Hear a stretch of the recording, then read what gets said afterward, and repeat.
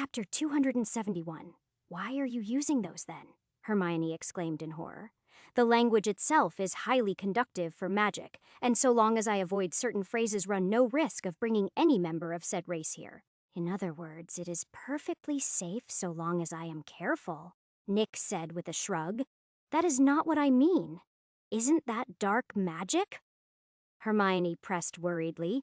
It is just a language, so it is not inherently evil, just like how Latin is used for many dark spells, and yet isn't banned. There is nothing inherently evil about it, relax. Nick said reassuringly.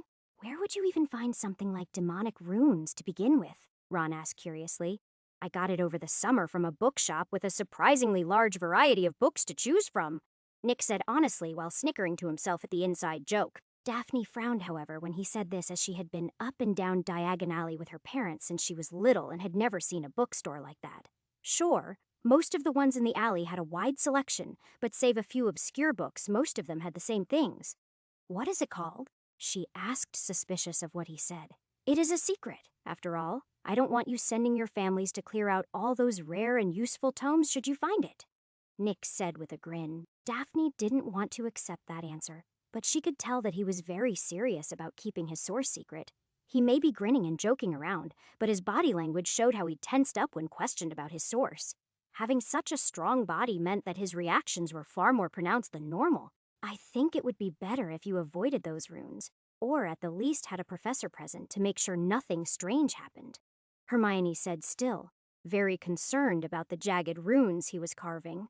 Nick just waved off her concern, though, since even if something miraculously went wrong, none of the professors would be able to handle it either. For example, if he somehow summoned a Dremora, they would pretty much all be fucked, since those things were legitimately immortal and stupid powerful. That reminds me, for whatever reason.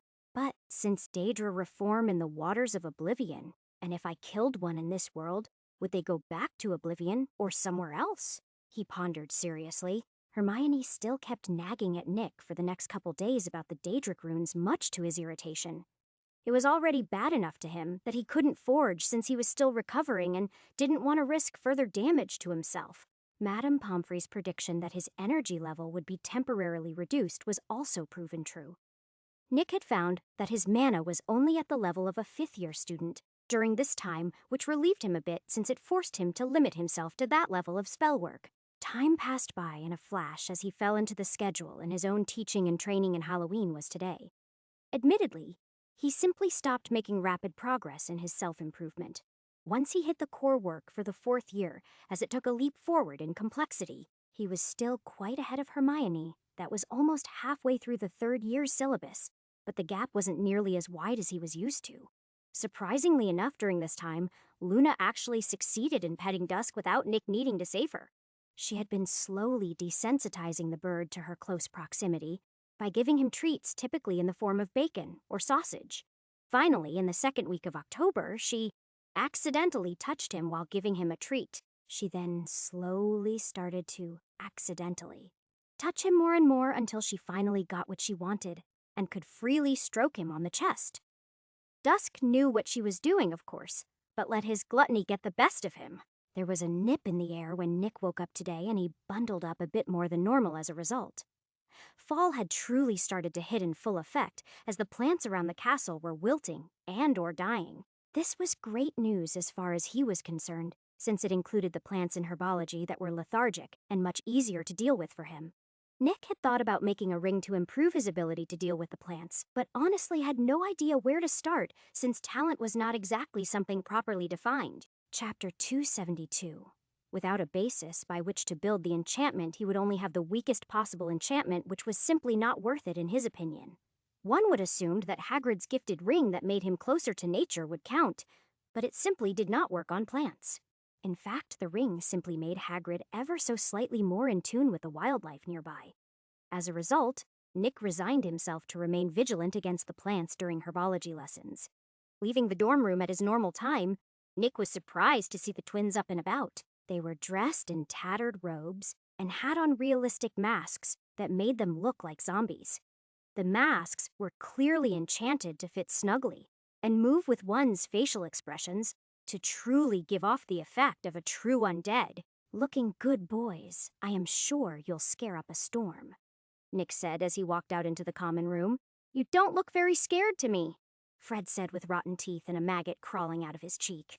Nick scoffed. The glamour enchantment might work on most people, but I regularly use illusion spells, so it is barely acceptable in my opinion, he said honestly. Oh yeah, we'd like to see you do better then, George challenged with a raised eyebrow. Nick grinned and drew his wand before pointing it as tip at himself. Lupi Videtur, he spoke, and an illusion spell flowed over him, but from the fearful and amazed looks of the twins' rotten faces, the spell worked as intended. From the outside perspective, Nick's appearance was replaced with a huge, densely muscular, silver-furred creature that looked like a perfect mix of man and wolf. Unlike actual werewolves that were pale, furless, malformed creatures, this appearance was much fiercer looking. This illusion spell had been created by a wizard a couple hundred years ago when he, for whatever reason, felt the need to terrorize a village that had mocked him. As a result, when Nick moved, the wolf and monster moved in the exact same way, with each contraction of it, his powerful muscles being visible. Nick slowly walked around the furniture of the common room while staring down the twins like a predator patiently stalking his prey. Smiling widely, Nick watched the nervous expressions of the twins as they watched him leisurely close the distance. He stopped in front of them and looked down a little, which had the wolf monster appear to be staring down at them from at his high height. Boo, he said with a grin, and both of the twins gulped in fear. Satisfied, he raised his wand again and pointed it at himself. Finite, he said, and the illusion faded away like fog in the summer sun. Good enough, he asked smugly. Oi, mate, you have got to teach us that spell. I've got goosebumps just thinking about it, Fred said excitedly. Compared to that, these trinkets aren't worth a single nut, George agreed wholeheartedly with his twin. No can do, I am afraid. This is my trick to scare the bejesus out of everyone today. If I taught both of you, it won't work. I've got one for a Dementor, though, if you are willing to do me a bit of a favor, Nick said with a mischievous smile. The twins recognized that look and smiled widely. What can we do for you, friend? They asked at the same time, and Nick leaned forward to tell them his plan. A few minutes later, he walked out of the common room with a smirk while the twins were cackling to themselves. With a single part of his plan in place, Nick quickly moved through the hall towards Flitwick's office to set up another piece of the plan in advance, with no life-threatening or terrible villain in the background for this year. After he had gotten rid of the diary, Nick wanted to still put on a grand performance, as should be tradition at Hogwarts. This required the aid of several different people to pull off perfectly. Once Flitwick's assistance was acquired, Nick went straight to the next person who he needed assistance from. Soon enough, the day passed by and it was dinner time in the castle, and all the preparations had been made. Nick himself was currently sitting on his broom, hidden under disillusionment, alongside Fred and George on their own brooms, within the enchanted sky of the Great Hall, as students started to fill the hall. Dumbledore had already instructed most of the staff not to interfere no matter what happens tonight, so this performance will go down without a hitch. Once everyone was in attendance, Fred and George made their moves as they covered themselves and their brooms in the Dementor illusion while the Great Hall's temperature dropped. Chapter 273. The disillusionment spell on them was dispelled slowly, and they seemed to manifest in the Great Halls. Sky out of nowhere, eliciting screams from several students as they slowly flew down and over the heads of the Fours Houses students while making haunting raspy breathing sounds that the real Dementors were known to have. Dumbledore stood up at this time and spoke. Be not alarmed, as I shall deal with these creatures, he said dramatically, which caused Nick to roll his eyes as the old man pulls out his wand. Expecto Patronum, the old man's voice boomed, and from the tip of his wand a bright white light shot out towards the twins, solidifying into a phoenix along the way. Hi-yes! The twins hissed as if in pain as the Patronus approached them and began to try and fly away from the corporeal spell chaotically. This resulted in a chase of light and dark in the air overhead, much to the students' awe. Eventually, though, the twins saw the signal from Flitwick and flew towards the headmaster, as if they were going to fight to the death with him. Flitwick then stood up and pointed at where Nick was flying overhead with his wand. Lupus Dia, he spoke loudly, while a bright flash of light appeared, which Nick used to appear in his wolfen illusion form. He then stored away his broom and started to fall towards the two twins under the stunned gazes of the entire student body. Nick's illusion self-wrapped. It is claws around the two twins' throats, making it look as though he had captured the two of them and roared loudly thanks to a voice-changing potion like a savage beast. Rheateo! His voice filled the whole room, raising plenty of goosebumps in the process. Dumbledore then waves his wand and the Patronus crashed into the twins, exploding in a burst of light while they hissed in pain. Nick opened his mouth wide, and under the horrified gazes of the students, had his illusion self bite down on the heads of both of the twins, who went limp before vanishing in a whirlpool-like manner. When they were in fact simply just disillusioned again, Nick raised his head towards the sky and howled in triumph. Ah, woo woo woo!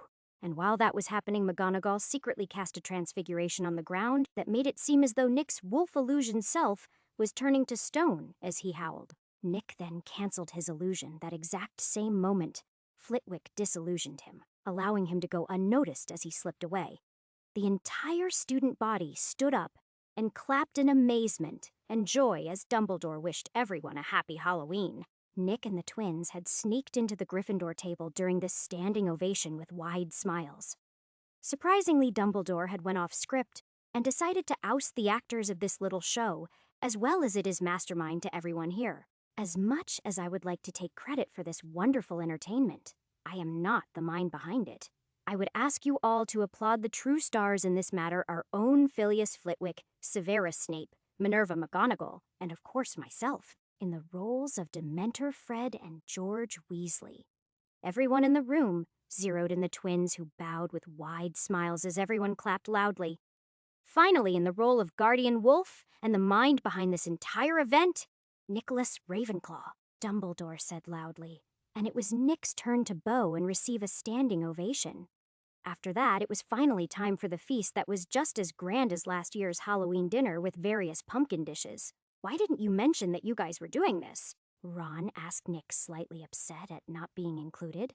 And ruin the surprise for everyone. Never, Nick said, and the twins at either side of him nodded in agreement. Besides, these two are natural actors, and you have to admit played the role of Dementor perfectly, he added while patting the twins on the shoulder. It was brilliant, mate, Harry said with a smile.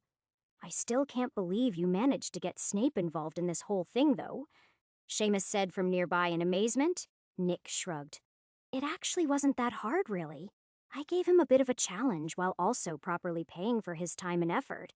That voice-changing potion was something he had to come up with on the spot, and only just finished before it was time to perform. He said honestly, bloody hell, I can't even seem to brew a potion from the book, and he made one out of nowhere, Ron asked incredulous. Chapter 274. Nick shook his head. Not exactly brand new, since there are already several potions that can change one's voice. What he had to do instead was use the information from those potions to figure out how to create a potion with the effect you saw previously. Compared to actually making a totally new potion, this is many times easier to do, he explained honestly. It is still really impressive either way, he added seriously. Nick spent the rest of dinner chatting with his housemates about the show he had put on. Without the diary around to open the chamber and sick the basilisk on a cat of all things, October ended nice and quietly, minus the monthly sacrifice, of course. Nick felt it, however, when his core finally recovered, as he was suddenly filled with much more energy than he had gotten used to. As a bonus, he also made a breakthrough in his wand, making runes thanks to him experimenting with Daedric runes in place of the normal ones. The meaning behind the runes was the same as the normal ones, but the effects were multiple times better. The reason for this was, ironically, the affinity Daedric runes had for souls and flesh. To put it simply, the use of Daedric runes instead of normal ones made the connection between wand and user much tighter than normal, which increased the efficiency of magic use by nearly 3 times as much as a normal wand. Ollivander would sell his left arm if it meant he could learn this information, Nick thought with a chuckle as he stored away the ebony and unicorn hair wand in greed. He had been reading up on space magic over the last month when he wasn't busy with his friends or normal schoolwork. Unfortunately, that subject was extremely advanced, and he had made absolutely zero progress in learning it. The reason for this was simply the fact that the stuff was heavily built upon arithmancy, which Helena refused to teach him for some reason. Oh, he had definitely asked several times, but she always avoided the subject somehow. The worst part, in his opinion, was that she never explained why she didn't want to teach him the subject. Left with little option, he was forced to try and figure it out himself via the books in the library. This was, honestly speaking, horribly inefficient for him, as all the books recorded was the rules and a few equations for various deductions. Normally, this would be enough for, say, spellcrafting and general easy predictions, like who will sit where. The trouble came in the form of permutation and additional variables in the situation that each had their own rules and equations. Arithmancy could, in theory, predict literally everything that could happen, or will eventually happen, if one took every possible conclusion and variable into account. This was what it meant to be omniscient, in fact, to know all things at all times. Unfortunately, reaching such a state was impossible for limited minds such as Nick's. The closest a limited mind could get was the ability to divine the future. That was actually what set seers apart from advanced arithmancers. Seers peered directly at the results of an impossibly large number of events happening simultaneously. Arithmancers instead deduced the step-by-step process of reaching an outcome, which was in fact way harder. Obviously, Nick wasn't trying to reach that point, since there was honestly no point in doing so for him. Despite this, it was still stupidly hard to get the hang of even simple arithmetic predictions. Today was a Saturday, however, and Nick had plans that involved killing a very large and very old snake. He had prepared for this by transfiguring 5 of Hagrid's roosters into marbles that he kept in his pocket. He had also brought Dusk along to the second-floor girls' bathroom as a distraction for the basilisk. Since the bird was immune to the instant kill effect of its eyes. The bathroom was fairly well maintained, despite the fact it was unused due to the last victim of the basilisk, Moaning Myrtle. She was a 14-year-old when she was killed for discovering the Chamber of Secrets, and had twin-tailed brown hair, bad acne, and glasses. This appearance had remained after her death until today, as she haunted the bathroom where she was killed. She very rarely left the bathroom, which was what made the events of the second year originally improbable, since she rarely left the bathroom and couldn't be killed again since she was a ghost. So she would definitely have known about the possessed Ginny opening the chamber the entire year. Getting revenge on the person who killed her would definitely be something she would do with her spiteful personality. Chapter 275. Myrtle's bathroom was rather primitive, all things considered, as the toilets and sinks were very primitive in functionality. The sinks were obviously an original part of the castle, since they were basically magical water basins, like those in his own manor on Ravenclaw Island. The toilets, however, were definitely added on later, since the Founder's time didn't have them. Nick wasn't here for an architecture tour, though, and ignored most of the bathroom. "Come to mock poor, helpless little Myrtle, have you?" A feminine voice spoke up mockingly from nearby. Nick turned to look at the source of this sound, and wasn't surprised to see the ghost haunting this bathroom acting like she was sitting on the stall walls. "Not at all, Myrtle. I am merely here to use a secret passage hidden in this room," Nick said with a smile. Clearly, his reaction to her sudden appearance caught her off guard, as she went silent for a bit before snorting and leaving with a silver blush on her ghostly face. People like Myrtle were easy to deal with, thanks to their almost paranoid levels of self-depreciation that made them very uncomfortable when spoken to kindly or with respect. It is sad that merely acting like a decent person was enough to make such people flee, but Nick couldn't do anything to fix that, so he ignored it. Finally alone, Nick slipped on his parselting ring and walked over to the circular sinks. "Open." He spoke with authority, and the sinks magically started to move in order to reveal a wide, long pipe that he couldn't see the bottom of. Removing the parseltongue ring, Nick points at his feet. With his chest, Aranerum Petids. He speaks, and a blue streak hits his chest. Carefully placing his foot flat on the vertical surface of the pipe, he takes a deep breath and leans into the foot. Normally, he would immediately start falling if he did this, but thanks to the spider walking charm, he now stood on a vertical surface, like gravity was not a factor. He was slightly nervous taking that first step, but since the spell was working as per usual, he smiled and started to jog down the pipe. Thanks to his strong body and incredible stamina, he had no problem at all, jogging for the entire hour it took for him to finally reach the chamber's true entrance. There were bones of various kinds all over the ground, as well as a large amount of white powder that he recognized as bone dust. On top of all of that was a huge green snakeskin that shone faintly in his magical senses. Nick walked over to the skin and ran his hands along. It is scales that were smooth and sharp like push daggers. Unlike most snakes that didn't actually shed their hides, the basilisk was clearly different, as this snake skin was no different from natural leather. It still held some of the natural magic of the beast as well, making it very valuable for crafting. Nick folded the 80-foot-long shed up by tapping it with his wand before storing it away in greed after transfiguring it into a small block of wood. He didn't have enough room in greed to keep it full-sized after all. Once that was collected, he walked forward, ignoring the crunching of bones underfoot as he found the large metal door with various snakes carved on it alongside incredibly enough Parseltang runes.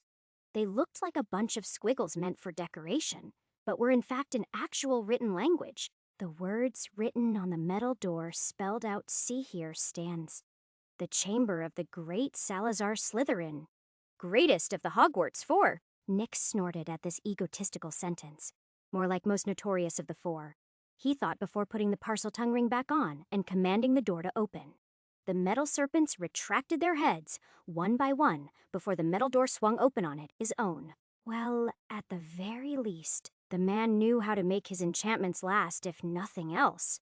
He admitted as he stepped into the true Chamber of Secrets.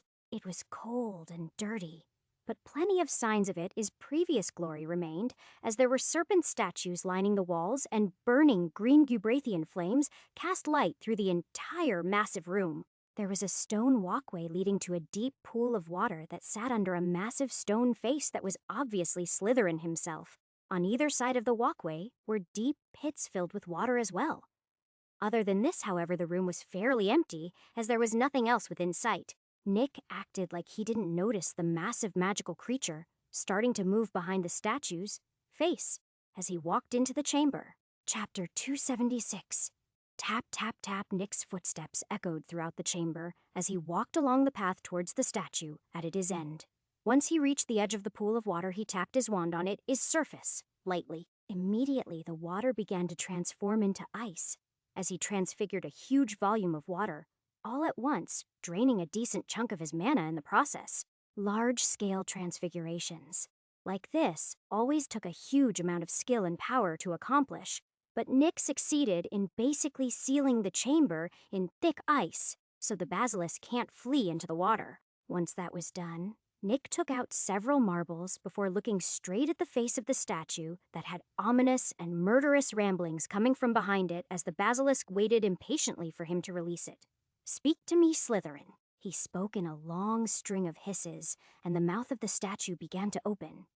Immediately, Nick retreated backwards and conjured a massive amount of smoke to obstruct his vision of the basilisk with the Fumos spell. This was proven wise as the beast slithered out of the statue's mouth head, first before loudly and angrily hissing, when it noticed that he wasn't the master of it. Dusk flew off of Nick's shoulder and through the smoke before beginning, it is part of the plan, and distracting the giant snake. Nick tapped on the ground and the stone rippled and transformed into chains that rapidly wrapped around the body of the King of Serpents.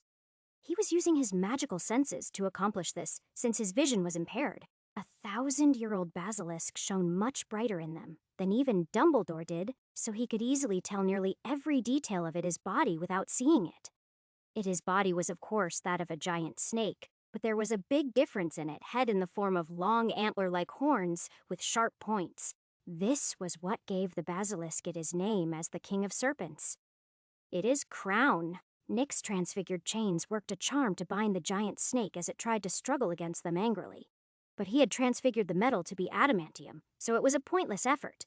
Once he was confident that it was well and truly bound, he smashed the marbles containing the roosters on the ground, turning them back into their bird state.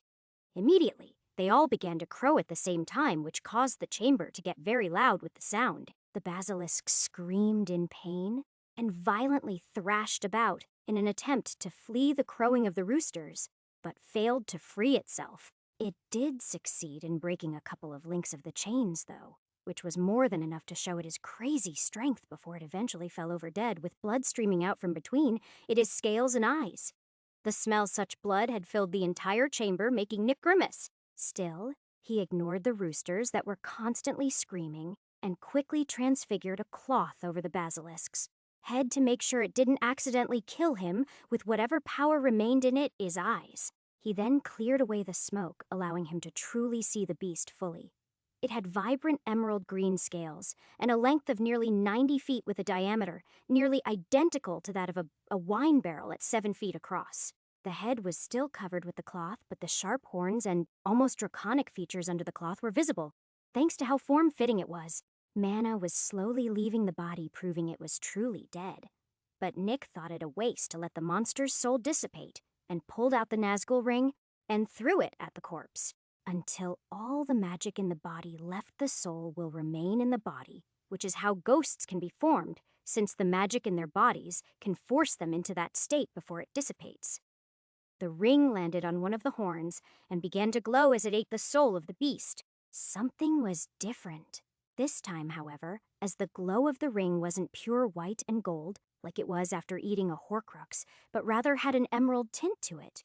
Nick frowned at this, but he could feel from the wavelength of the ring that the ring considered it good for him.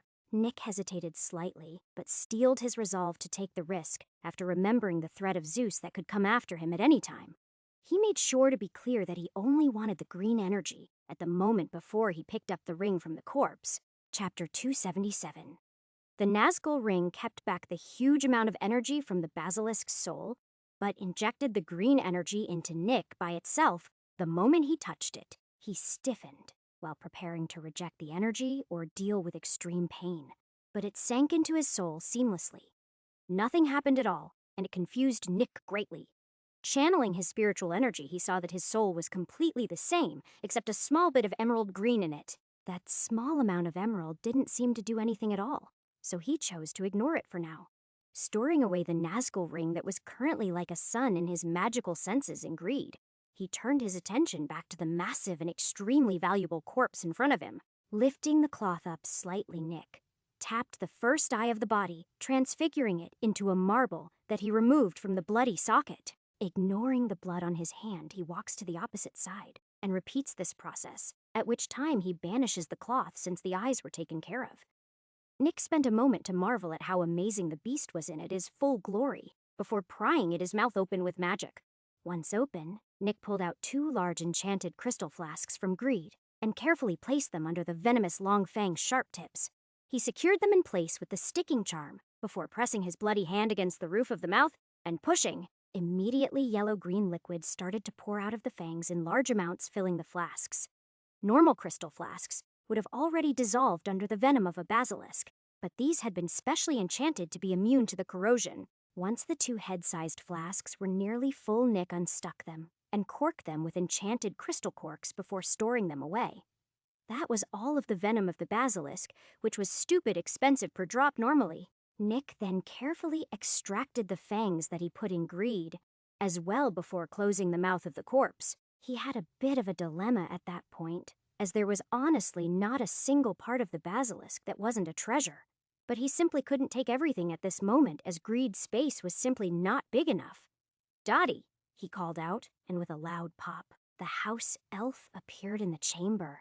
"Twepaha!" Ahashbadati screamed in surprise and terror at the massive dead snake covered in blood nearby once the surroundings were taken in. Nick honestly didn't blame the house elf, since even a dead basilisk like this one was a terrifying thing indeed.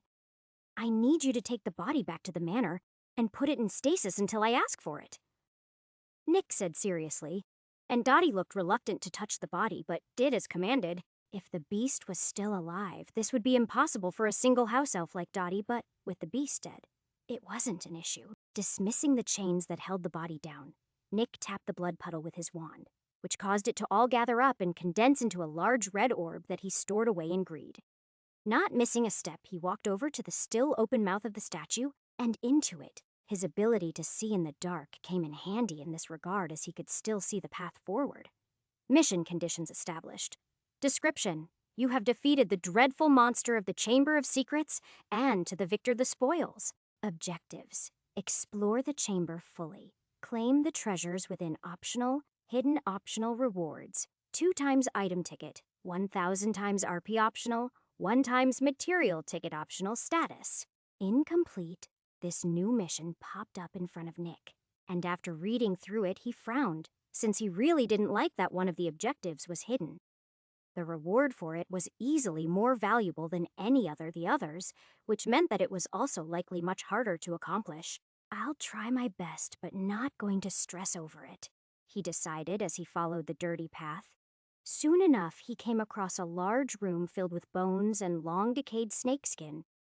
This was definitely the nest of the basilisk, but there must be something else here, or the mission wouldn't say it, he thought seriously. Looking around the large room carefully, Nick finally found the hint he needed in the form of a very small snake statue in the corner. It had an arched back that made it obvious that it was a handle of some sort. Chapter 278. Nick gripped the handle and pulled, but nothing happened. So he instead tried to twist it left or right, and that did something. Pish! The sound of pressurized air getting released came out, and Nick retreated cautiously. Click! A loud click echoed through the room before a small hatch popped up out of the ground with the handle on it, his top. Nick carefully pulled the hatch open and was surprised to see that it was a stairway leading deeper underground. Cautiously, he started down the stairs while leaving the hatch open behind him.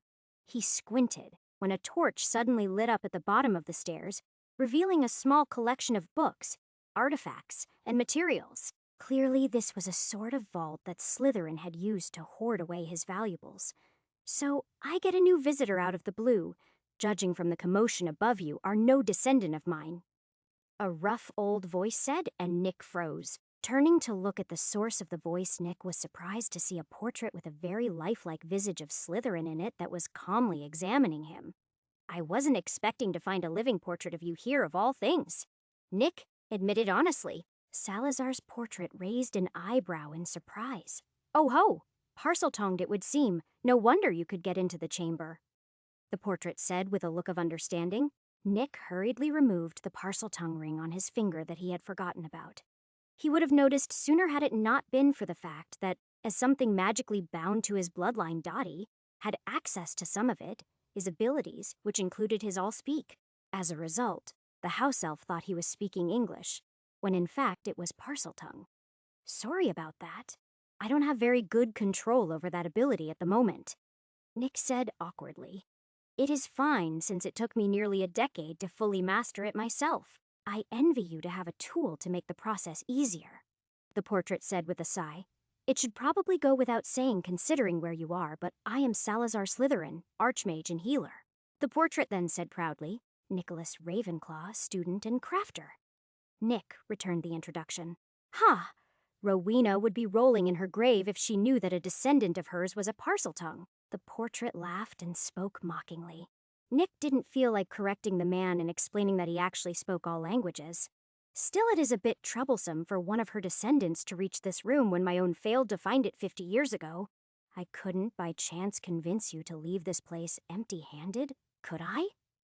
The portrait asked hopefully. Hang on, Voldemort failed to find this room 50 years ago? Nick asked, surprised to learn it. Yeah.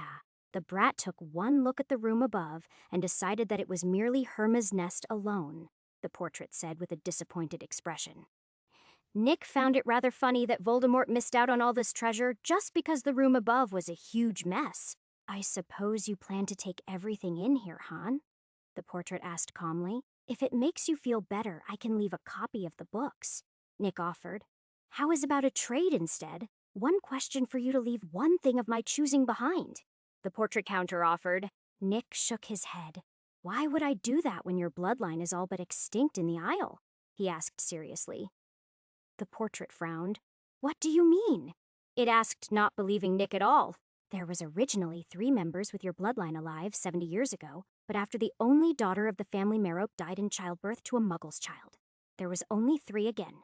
That child grew up and killed off the other descendants of yours, becoming the only one. And soon enough he too will die without an heir, thus ending your direct line, Nick explained calmly. The portrait looked distraught. Is there no way to save the last member of my bloodline until they can sire an heir? It asked sternly. Nick shook his head. He does not even have a body at the moment, and is merely a specter bound to the earth via Horcruxes. Those are being systematically destroyed so he will soon be forcefully sent to the afterlife. He explained generously. Nick had no reason at all to lie to a mere portrait without any power to act on it his own. That said, it didn't mean he was going to tell it that he was the one cutting away the last remnant of it, his likeness's bloodline. Chapter 279. Why would he create Horcruxes? Surely not to extend his lifespan, since he should only be about 60 or 70 at the moment, the portrait said with a frown. I can answer that question, actually. His greatest fear is death. The idea that no matter how powerful he gets, all it takes is a single mistake for all of his effort to be rendered void terrifies him. So he split his soul into, at the moment, 6 Horcruxes that he hid away to try and be unkillable. Nick explained, and the portrait sighed. I can't exactly fault him for such a fear, as it is perfectly natural, but the way he accomplished it is simply dreadful. To use that old fool Herpo's flawed method to stave off death will only lead to madness, the portrait said, with a look of disgust. Wait a moment, you said flawed method to describe the Horcruxes, which implies a perfect method existed. Nick pointed out with a very concerned look. How could he not be concerned when even Horcruxes were a pain in the ass to deal with, and they were highly flawed? A perfected version of that same sort of magic would definitely be way harder to destroy. You've been sincere enough, so I suppose I can tell you about that subject. You see, after old Herpo lost his Horcrux, and had his power crippled, he sought a way to recover and even perfect his creation in his madness. And he succeeded. Unfortunately, the perfect method required one to have a complete soul, and his was fractured and missing a part, which allowed us 4 to kill him and take his knowledge and treasures for ourselves. Rowena took a strange tree and a few books in ancient or unknown tongues. I took the staff of Asclepius and his research on basilisks. That fool Godric took the tomes of combat magic and magical swordsmanship. Helga, on the other hand, was more than happy to take all of his wealth instead. All of us agreed to destroy the perfected method he created, however, as it was beyond twisted and sacrilegious. Did you know that that madman thought that binding one's entire soul to an item and existing as a mere projected body was a good idea? Dreadful stuff, even by my standards, and I am no saint, as you probably know, the portrait said seriously. Nick racked his brain when he heard the name Asclepius, as it sounded very familiar, and then he figured it out and was shocked. Asclepius was the god of medicine, according to Greek mythology, and his staff was very likely to be a genuine divine artifact. Nick didn't find it strange that Salazar would have taken such an artifact, since the staff was said to have a serpent permanently coiled around it and fit his affinity for the creatures perfectly. Looking around the room, Nick frowned when he didn't see the staff anywhere amongst the treasures. The portrait scoffed when it saw this. Did you think I would leave a literal divine artifact behind when I was chased out of the castle? Everything here is merely that which I no longer had a use for, but was too valuable to trade away. Don't look down on these things, though. They were nearly unheard of even in my time, much less 1,000 years later. The portrait said arrogantly. You probably know where your likeness took the staff, don't you? Nick asked sternly. The portrait tutted at him, however. Now why would I tell you that when you have no relation to me at all? It asked mockingly. It was abundantly clear that the portrait throwing a parodied version of Nick's own words earlier back in his face. Nick realized that the portrait was merely stringing him along to try and get what it wanted this entire time, and finally chose to ignore it and pack up the loot. The portrait wasn't lying about the rarity of this stuff either, as Nick couldn't directly identify 90% of it when he was storing it away. The 10% he did recognize were various valuable metals, such as star metal, night iron, and even what looked like liquid gold in a bottle, but was a stupidly rare metal known as God's blood. The reason for the name was that, according to myth, when a god was wounded, they bled golden blood. God's blood, however, was very much a metal, that had nothing to do with gods at all, but rather was the result of a freak magical incident, with as little as a point. 1% chance of happening. The stuff was the best metal for enchanting, bar none, and was so valuable and rare that most people didn't even know it existed. Chapter 280. Nick himself wouldn't have known about it, had it not been for him seeing it in the system shop, at a staggering 8 million points per drop. Looking at the vial of the stuff in his hand, Nick estimated there to be at least 10 drops worth of the stuff in it. This alone makes the trip worth it for me, but the rest of this stuff is just an added bonus. Nick said with a smile while the portrait was scowling angrily. You probably don't even know what that is, so your attempt at antagonizing me is pointless. The portrait scoffed. God's blood, and to be fair, I normally wouldn't know what it is, but I am a bit special in that regard. The things I can accomplish with this stuff gives me goosebumps just thinking about it. Nick said honestly. He wasn't joking either, since a single drop of this stuff was enough to create enchantments so complicated, it may as well have been a runic reconstruction of every gene in a species' DNA, though the enchanter would need to have the appropriate level of skill to accomplish such a thing to begin with. Tootsk! It is not like I can stop you anyway, so fine, take everything, and I hope you choke on your greed. The portrait said angrily. Nick chuckled, but chose to ignore the portrait and focus on removing the curses attached to some of these items. The portrait grew more and more somber as it saw this, since it became clear to it that none of it as likenesses trapped items were going to work. One needed to keep in mind that while not as skilled in the art of enchantment as Rowena Ravenclaw, Salazar Slytherin was still extremely skilled at it. Hiding curses from detection was a simple matter for him, and yet Nick was countering and removing the powerful dark curses easily. Are you a seer? How can you remove these curses with so little effort? The portrait couldn't help but ask, as it simply couldn't figure it out. Most seers had some sort of mental peculiarity that made them strange in conversation, yet Nick had none of that. Nick merely smirked while removing yet another curse and storing away the item it was attached to. For people like Salazar, mysteries were maddening things, so Nick's actions were driving the portrait nuts as it racked at his mind for an answer. It couldn't come up with a single answer that made sense, however, and as a result could only grit at his teeth in frustration. Soon enough, Nick had packed away the various artifacts and materials, and was moving on to the books as well. He could only shake his head at the many layers of curses on each of them that he had to strip off one by one. He could understand cautious, but this was getting ridiculous, as there was way more than necessary in place on all this treasure. Amongst the books there was one that caught his attention, however, that was a journal bound in leather. Flipping it open, Nick was surprised to see that it was nothing less than a step-by-step guide to the perfected method of Horcruxes. Salazar was definitely correct in saying that it was dreadful, even by his standards, as unlike the original Horcrux method that merely used murder and a ritual. To create a Horcrux, this version burned the souls as fuel to slowly transfer one's own soul fully into an object, while Lita Ving a connection to the body. Yeah, souls as in more than one at a time. Nick was disgusted by this information, as to burn souls in this way was to erase them from existence fully. It was heinous beyond measure, and only someone mad or totally without conscience would be willing to perform it. There is nothing worth knowing within these pages, Nick said, and used his ability to cover the book in his hand in violent flame, reducing it to ashes. I can't blame you for that decision, but that is so wasteful. Do you know how rare soul magic is? The portrait said, slightly regretful at the journal's destruction. Nick snorted and channeled his spiritual energy into his hand, making it glow for a brief instant before he stopped.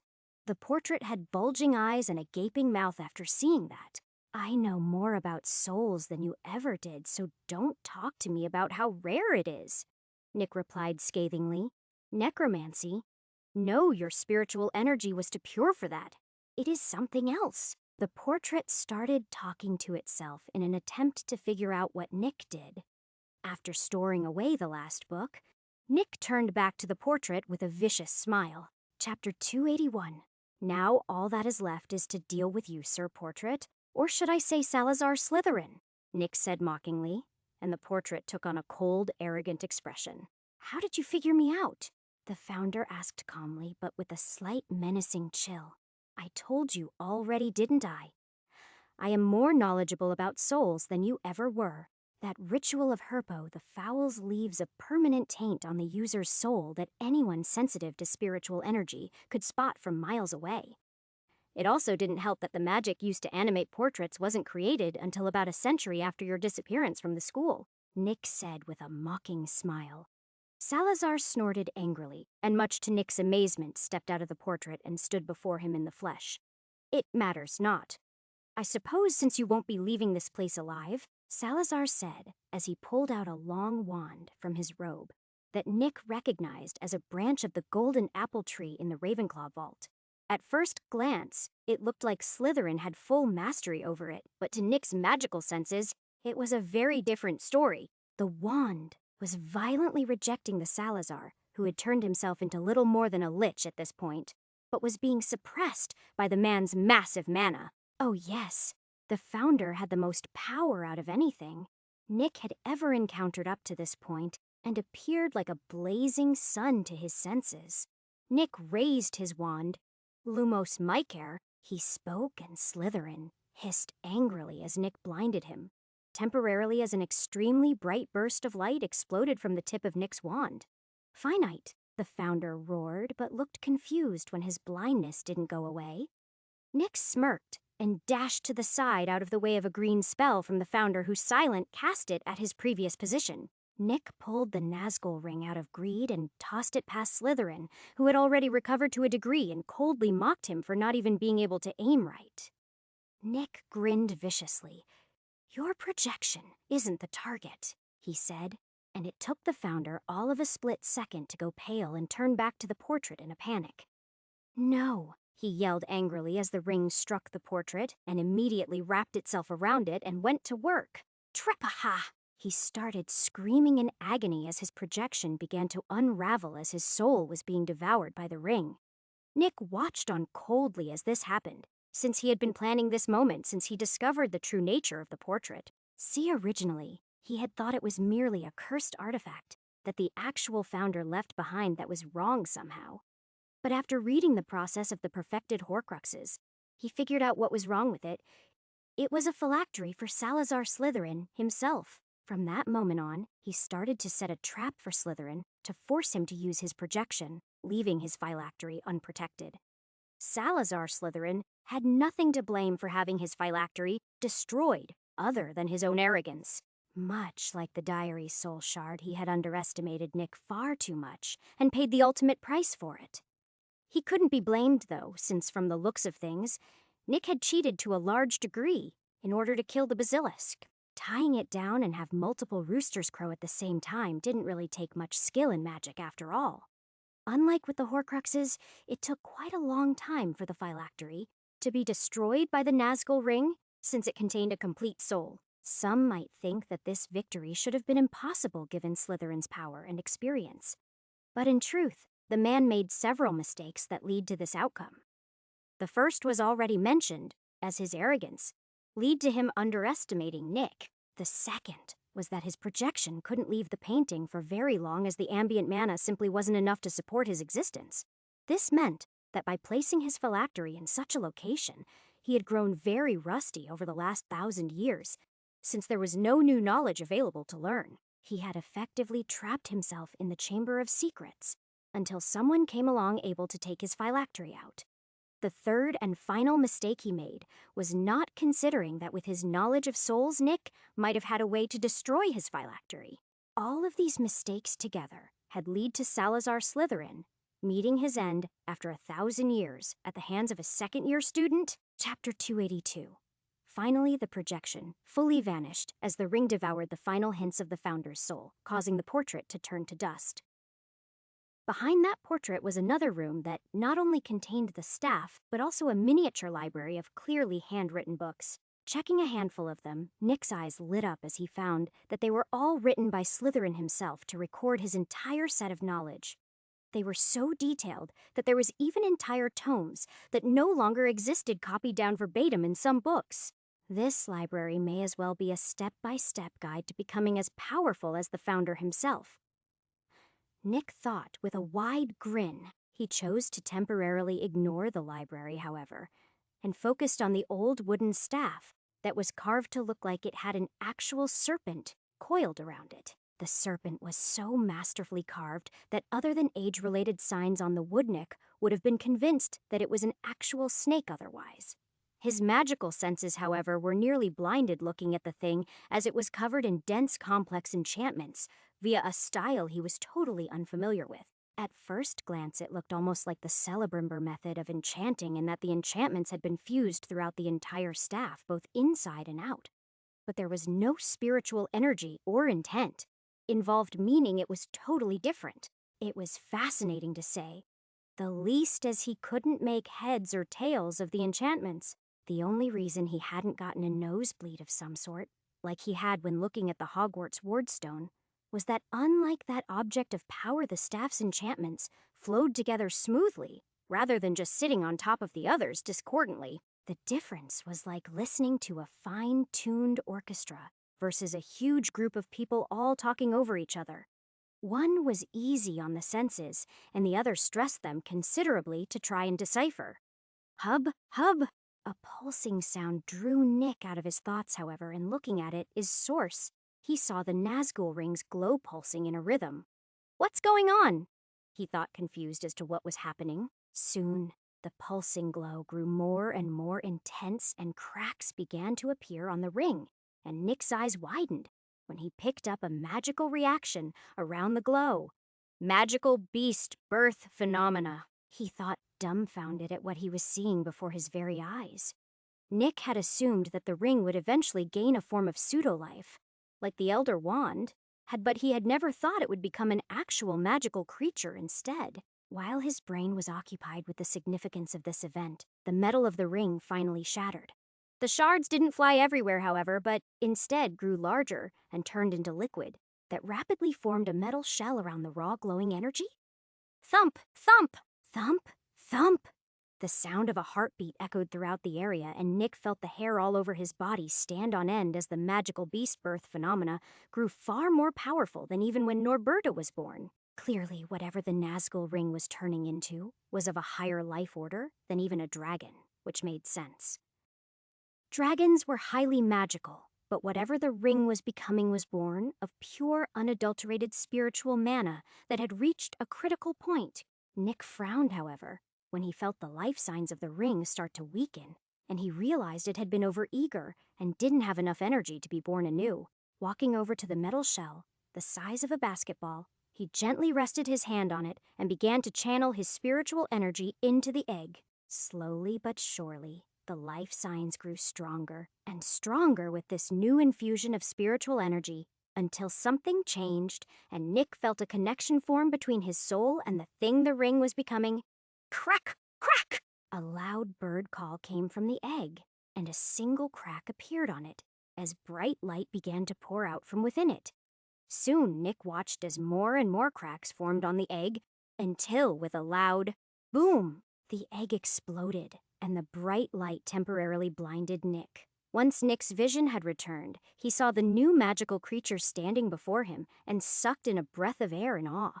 It was a bird that had a body shape much like that of an eagle, except much smaller and narrower. It was covered in smooth, shimmering black, white, and golden feathers from head to tail. Chapter 283.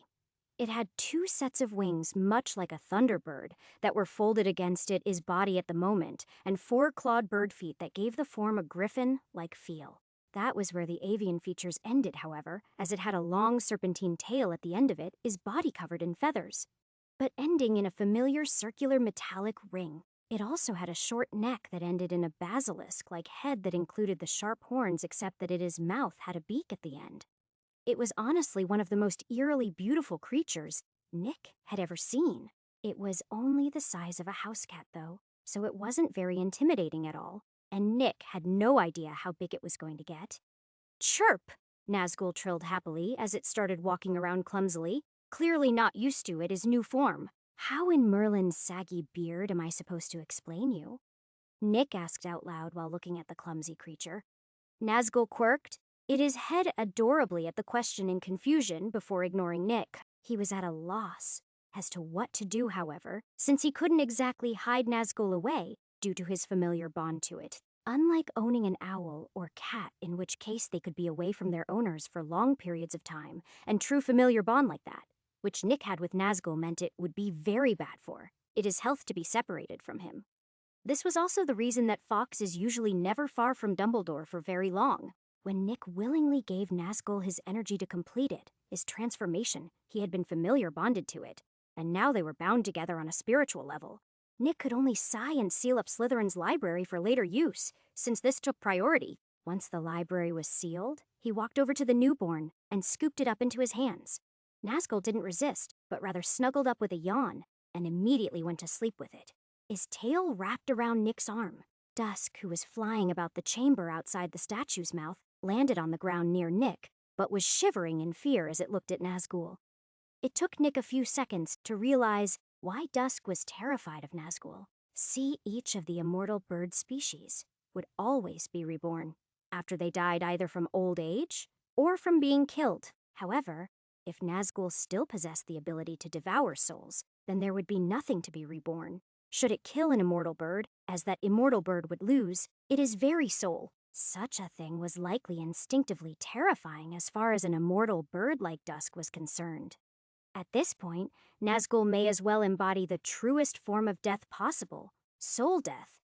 "Calm down, mate. She won't hurt you, I promise," Nick said, reassuringly, and Dusk relaxed a little, but still refused to get near Nazgul at all. Helpless Nick could only leave the Chamber of Secrets with Dusk following behind at a distance. As it turned out, it required yet another few miles of walking on the long pipe's wall to get out again.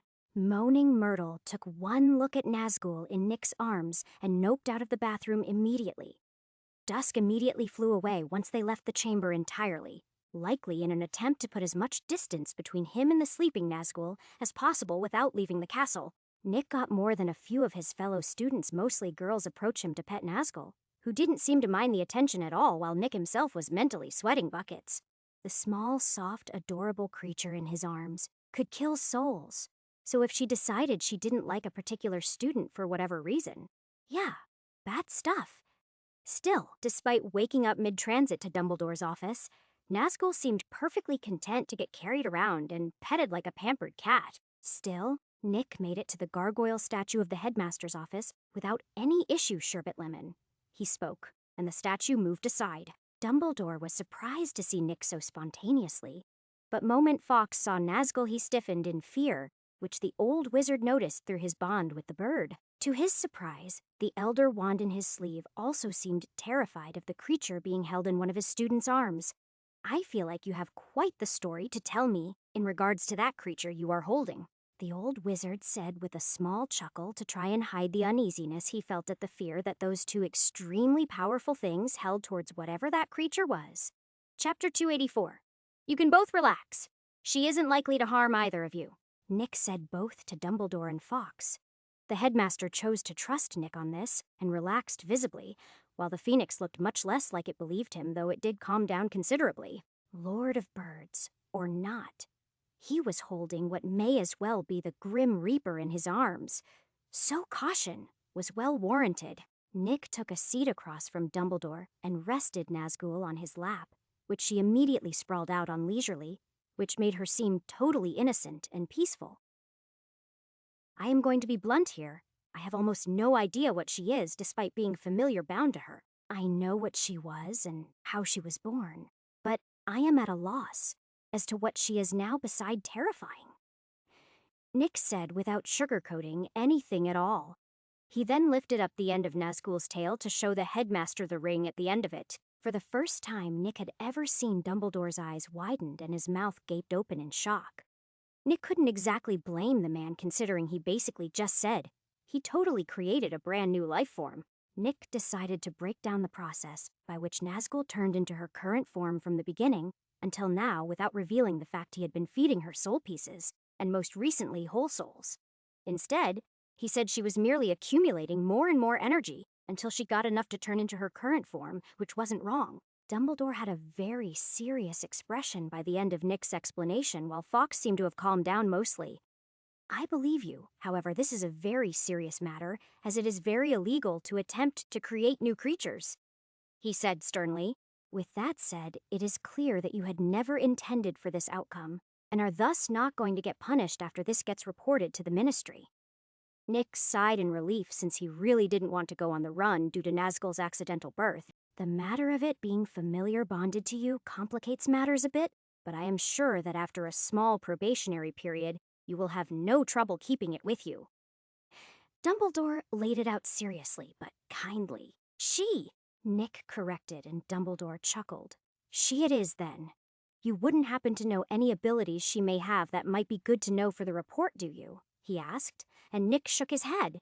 Honestly speaking, I have an idea, but I can't definitively say whether or not they are true, he said helplessly. It was true 2 cents until Nazgul showed off any abilities she might have he honestly wouldn't know. Even the ability to eat souls might have changed in some manner. He had no idea. System appraisal also didn't work on animals, so that idea was out. Dumbledore didn't seem surprised to hear this at all, since it was not unusual for new species to have unknown abilities. If that is all I expect, you ought to go introduce the little one to your friends, the old man said, and sent Nick out of the office. Looking over to Fawkes, he sighed. You couldn't by chance tell me what was so dangerous about that little thing, could you? He asked, and the reply he got back was a single concept, an idea if you would. Death. Nick, on the other hand, was once again walking through the halls with Nazgul in his arms comfortably. It didn't take long for him to get to the workshop that was unlocked and occupied by his little group. Luna immediately lit up and rushed over, forcefully interrupting her duel with Harry the moment she saw Nazgul. Dusk was also in the room, but was hiding behind the furnace nervously. Hello, aren't you just the cutest thing ever? Yes, you are, Luna said, while snatching Nazgul out of Nick's hands and giving her a spinning hug. I only took the other girls a heartbeat after that to follow suit and shower the newborn with affection. Nick looked at Steve. Looks like you aren't the cutest thing around me anymore, mate, he said with a chuckle, and Steve just looked confused. Anion. One else going to notice out that the angry bird looks terrified of whatever that is. Ron pointed out how freaked out Dusk was of Nazgul. That got everyone's attention as they looked, and indeed Dusk was cowering away from the newborn fearfully. Now that you mention it, what even is this anyways? Tracy asked, confused. She is Nazgul, and she is my familiar. As for species, it doesn't have a name since she is the first of her kind, Nick said while taking a seat to relax. Chapter 285. You know it is illegal to create new animals, right? Daphne asked with a small amount of worry. The law says it is illegal to do it on purpose, whereas she was about as accidental as it gets. That reminds me for whatever reason, but don't make her mad or she might eat your soul, Nick said casually while all of his friends stiffened. Why am I not surprised that a creature you made, accidental or not, can eat souls of all things? Tracy asked with a sigh. To be fair, I am not 100% certain on that ability since she had it as a ring, but as she is now, there is no telling what she is capable of, Nick said with a shrug. He had long since accepted that his life was going to be strange beyond belief, so he was starting to get desensitized to crazy shit happening around him. Clearly, his friends were right there next to him as they recovered from the shock of learning that the adorable monster they were cuddling could probably eat souls in a heartbeat. So basically, she looks all cute and stuff, but is probably ridiculously dangerous, Daphne asked for verification purposes. Yeah, that about summarizes it nicely. As a plus, though, she seems too lazy to try and hurt people, Nick said with closed eyes. You know Hagrid's gonna lose his mind when he sees her. Man thought a dragon was cute even after it set his beard on fire, Ron said, exasperated. I wonder if I should tell him about Aragog? Nah, no need to make him avoid Hagrid over something deep in the forest, Nick thought to himself with a chuckle. Zap! A loud sound, like a small spark of electricity going off, filled the air, and Nick felt a sudden weight on his lap. Opening his eyes, he was left speechless as Luna was sitting on his lap, with a confused expression with Nazgul in her arms. What just happened? Nick asked, confused. She teleported in a bright flash of lightning, Harry said with wide eyes.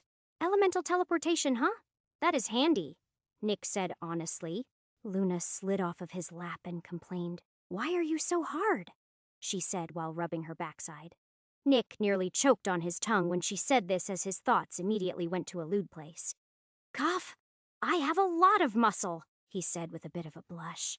Nazgul wiggled out of Luna's arms and flapped her wings a few times to move through the air and crash into Nick's lap hard. He winced in pain at that, but chuckled and scratched her on the top of the head. Need to work on your landing, little one, or I am going to have a lot of bruises, he said with a chuckle. Luna looked heartbroken to be left by Nazgul, but chose to grab Steve instead. The hefty Niffler was perfectly okay with that too. It took a while, but Dusk slowly grew more comfortable with Nazgul after seeing she genuinely had no interest in him. No, she was far more interested in taking a nap with Nick on his reclining chair than anything else. Rather than continuing to bother Nick, his friends went back to what they were doing when he arrived earlier. For most, the sound of crafting and dueling would be loud and impossible to sleep through. But for Nick, it was a wonderful symphony, lulling him to rest. He got shook awake a couple hours later by Harry since it was dinner time.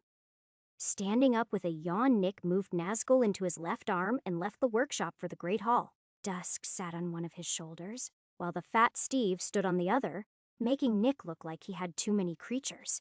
Steve and Dusk were things everyone was used to seeing, but Nazgul drew quite a bit of attention. Nick sat her the table in plain view of the entire Great Hall where she, much like the other two magical beasts, ravaged the food on the long table. Nick was, of course, doing his damage to the food as well, but the beasts had him beat hands down.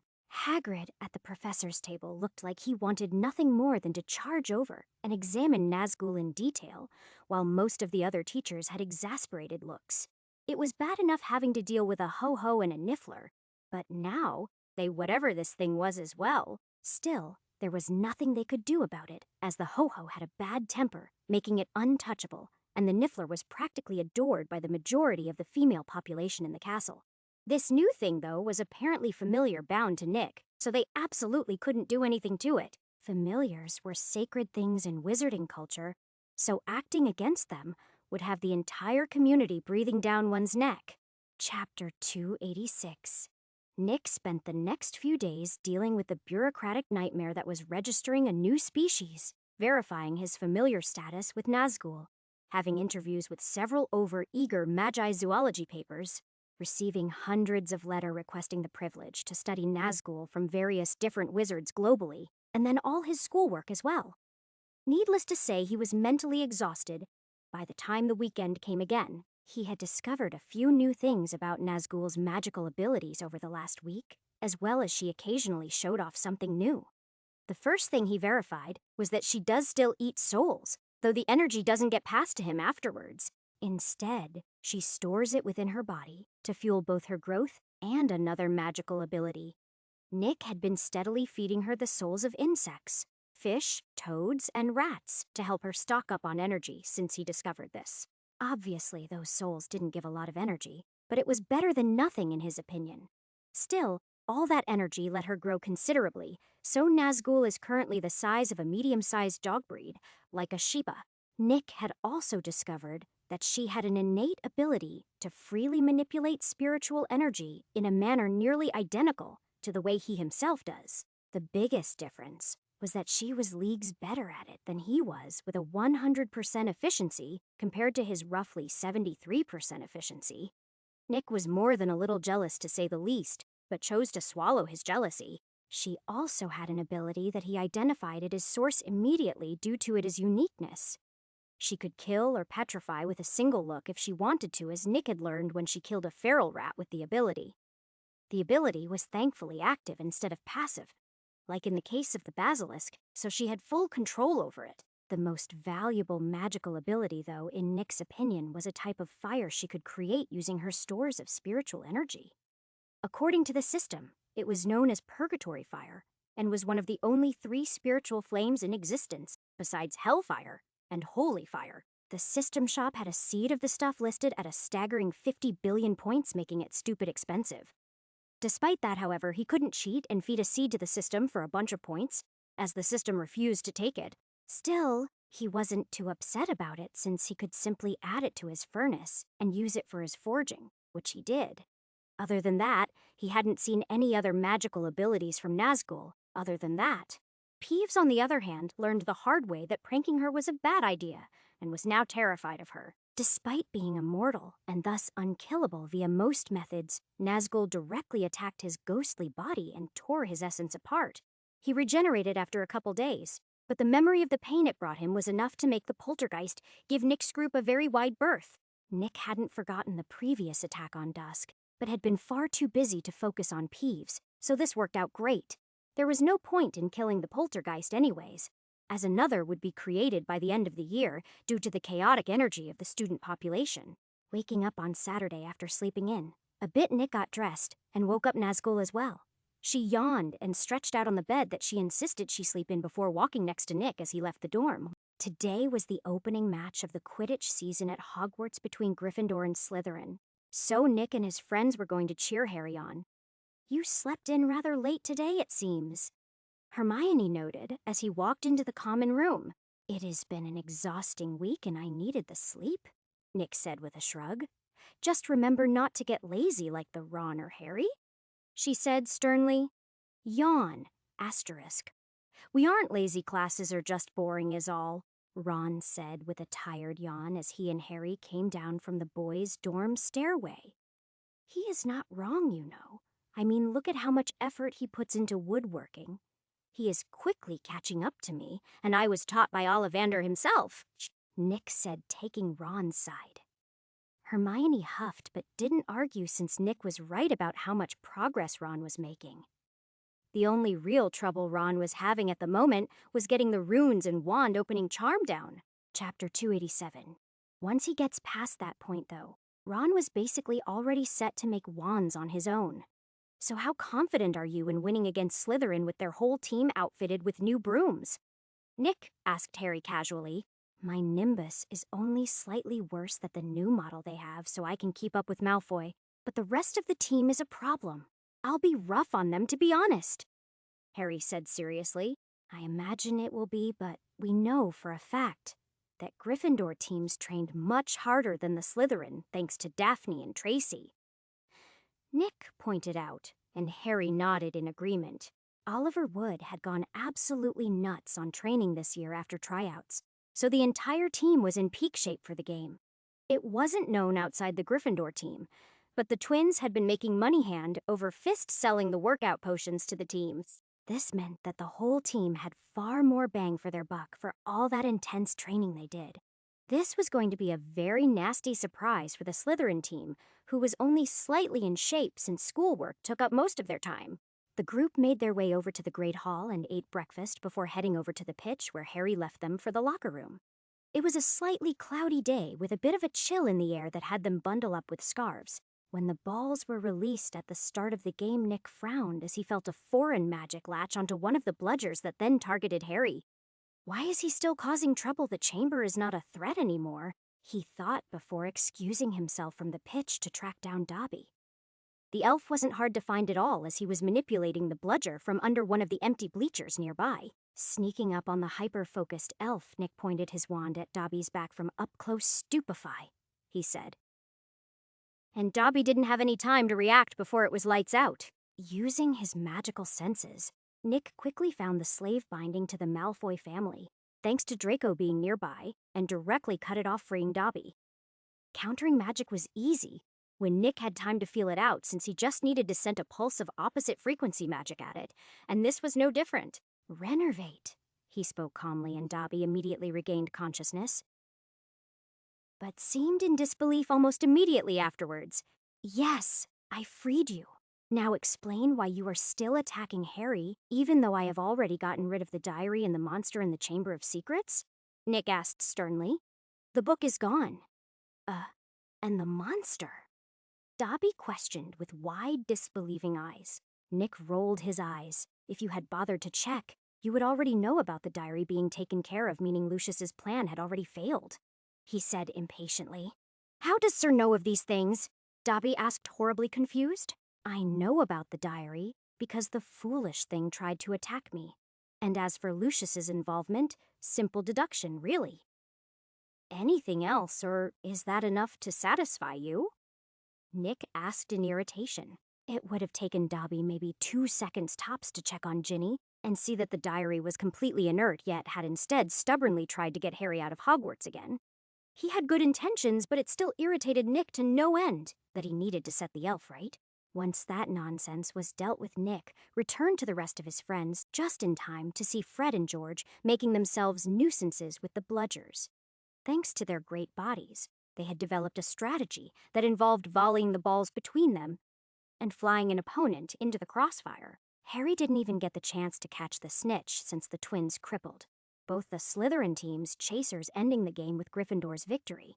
It was a rule that the game ended when no one could fill a position on a team due to injury. Was it frowned upon to win like that? Yep. Did the twins care? Not even a little.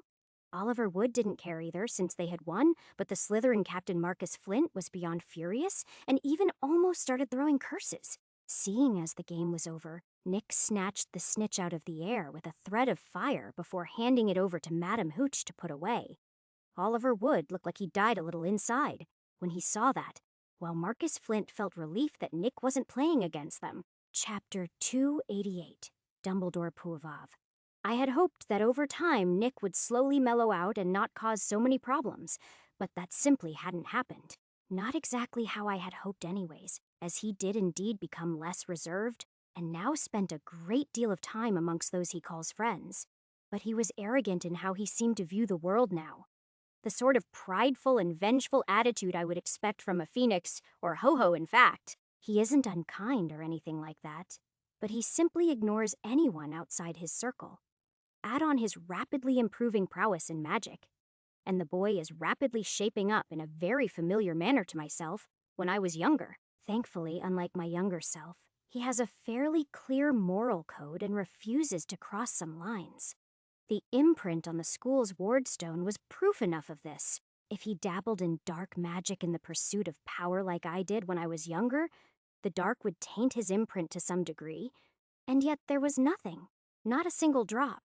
I was both eager and worried about what the future under him will look like as a result. Everything that made Gellert and I great was found in the boy, but there was also negative points as well. He was charismatic, powerful, attractive, and skilled in magic. But he was also proud, ambitious, and burdensomely gifted with many magical abilities. The last one doesn't seem like a negative point, but people grow the most under pressure, and with so many abilities at his beck, and Call the Boy can casually coast his way to glory. He simply can't find the pressure needed to grow as an individual. This was why I was surprised to learn that he was teaching his friends his knowledge. It was out of character. The boy was many things, but charitable was definitely not one of them. And yet, I can't figure out why he was suddenly deciding to do this. It was almost as if he was suddenly subjected to an extremely heavy pressure and was trying his hardest to adapt. The thought that he may have figured out what Gellert's sacrifices were crossed my mind, but I had only barely discovered their purpose myself after much effort. In the end, I decided to just accept this good news and focus on the newest headache Nick had given me. Just this morning, I had received a letter from Gringotts, telling me that one Harold Rich had donated a staggering 200,000 galleons to Hogwarts for class expenses and wages. This act had Nico's fingerprints all over it, and I quickly pieced together why he had done this as well. It is not a common thing to have someone come into my office and have Fawkes personally deliver a letter to Nico after all. Yes, the boy hadn't even tried to hide what he was doing from me, but was completely obvious about it. I could only sigh and accept this donation, since as much as I am loath to admit it, the funds were desperately needed. The only other person aware of exactly how close to bankruptcy Hogwarts was is Minerva. She had long been helping me manage the various legal aspects of the school, and thus knew just how badly the Data Curse had sapped away the school's funds. It was for this reason that I had to reject Phileas's proposal for crafting classes beyond the rare alchemy class I teach if demand is high enough. Now, though the school is totally recovered, thanks to the sudden injection of funds that brought us back to full capacity, I owe it all to that stubborn child who refused to accept lack of funds as an excuse. It was an odd feeling for me to be grateful for one of my own students being a troublesome individual. But here I am. My current greatest concern is not with Nick, but rather Gellert and the repercussions of what he intends to do. It was unpleasant, but I had warned the various ministries of the world what he sought to accomplish not long ago. Few have noticed it, but each ministry is slowly bracing itself for the massive war that the whole world will soon be embroiled in. I used arithmancy to determine the amount of time we have left to stop Gellert, and came to the answer of 2, almost 3 years. If we fail to stop him in that time, the entire world will be flooded with magic ruining centuries of the Muggles' hard work, and ousting wizarding kind from hiding by force. The predicted death toll was a staggering 3.5 billion lives, as the Muggle society collapses and wizards are forced out into the open. Chapter 289. Nick did not know that the secret of Grindelwald's plan had basically been revealed to everyone who needed to know at this point, but he would be happy if he did. In fact, he would be thrilled at that fact, since it would explain why Arthur Weasley had all allegations against him dropped at the Ministry. Nick assumed that it may have been due to the goodwill the Weasley family earned because of the capture of Pettigrew. If he knew about this leak of Grindelwald's plan, however, it would change his thoughts entirely. After all, why would the Ministry punish Arthur for the magical car when it may be the last functional car on the planet in the next few years? Instead, the Ministry had encouraged Arthur to disclose his car's enchantments so they could secretly try and fill the Muggles' vehicles with them. It wasn't much, but the Ministry hoped it would lower the death toll at least a little. There was one tiny little hiccup in that plan, however, in the form of Arthur not actually knowing the enchantment by heart. See, he had been very secretive when doing the enchantments, and thus didn't write them down, meaning he simply didn't know what they were by heart. It was like writing a long essay for school, and then being asked to recite it verbatim without having it in front of you. Most people would fail at it. This, funnily enough, led to the Ministry trying to track down the vehicle in the Forbidden Forest for the last week. It was only at this point that the Ministry learned the true extent of what all lived within it is bounds after several Aurors were attacked by various unfriendly creatures, including Acromantulas. They found the car, though, and managed to extract it from the forest semi-safely. It didn't show up in the paper, but the whole school was aware of it, since the Aurors had fled the forest with the car in the middle of the day, making quite the commotion when they did. 3 of them even had to be treated by Madame Pomfrey for acromantula poisoning. Nick knew that the car had gone wild in the forest, but didn't know that it had also decided to take up residence in the acromantula territory. It was only after sneakily eavesdropping on the Aurors' conversations that Nick learned why they were after the car. The Ministry wants to replicate the enchantments on the car. Why? The information confused him greatly, as he simply couldn't understand it at all. Even stranger was how, despite the sheer amount of pure bloods in the Ministry, they weren't throwing a huge fit over something as major as this. It was more than a little suspicious, to say the least. Still, he decided it wasn't any of his business. What strange ideas the people at the Ministry came up with, and ignored the matter. Instead, he was far more interested in his most recent treasure, the Staff of Asclepius. Staff, snake, wood, hydra, heartstring grade. Legendary abilities, poison synthesis, poison immunity, Parseltongue, healing affinity, Hag's blessing, mana focus, medicine domain, mythical ability, healer's blessing. Once a day, the wielder can return an unhealthy person to peak health, regardless of the severity of their injuries or diseases.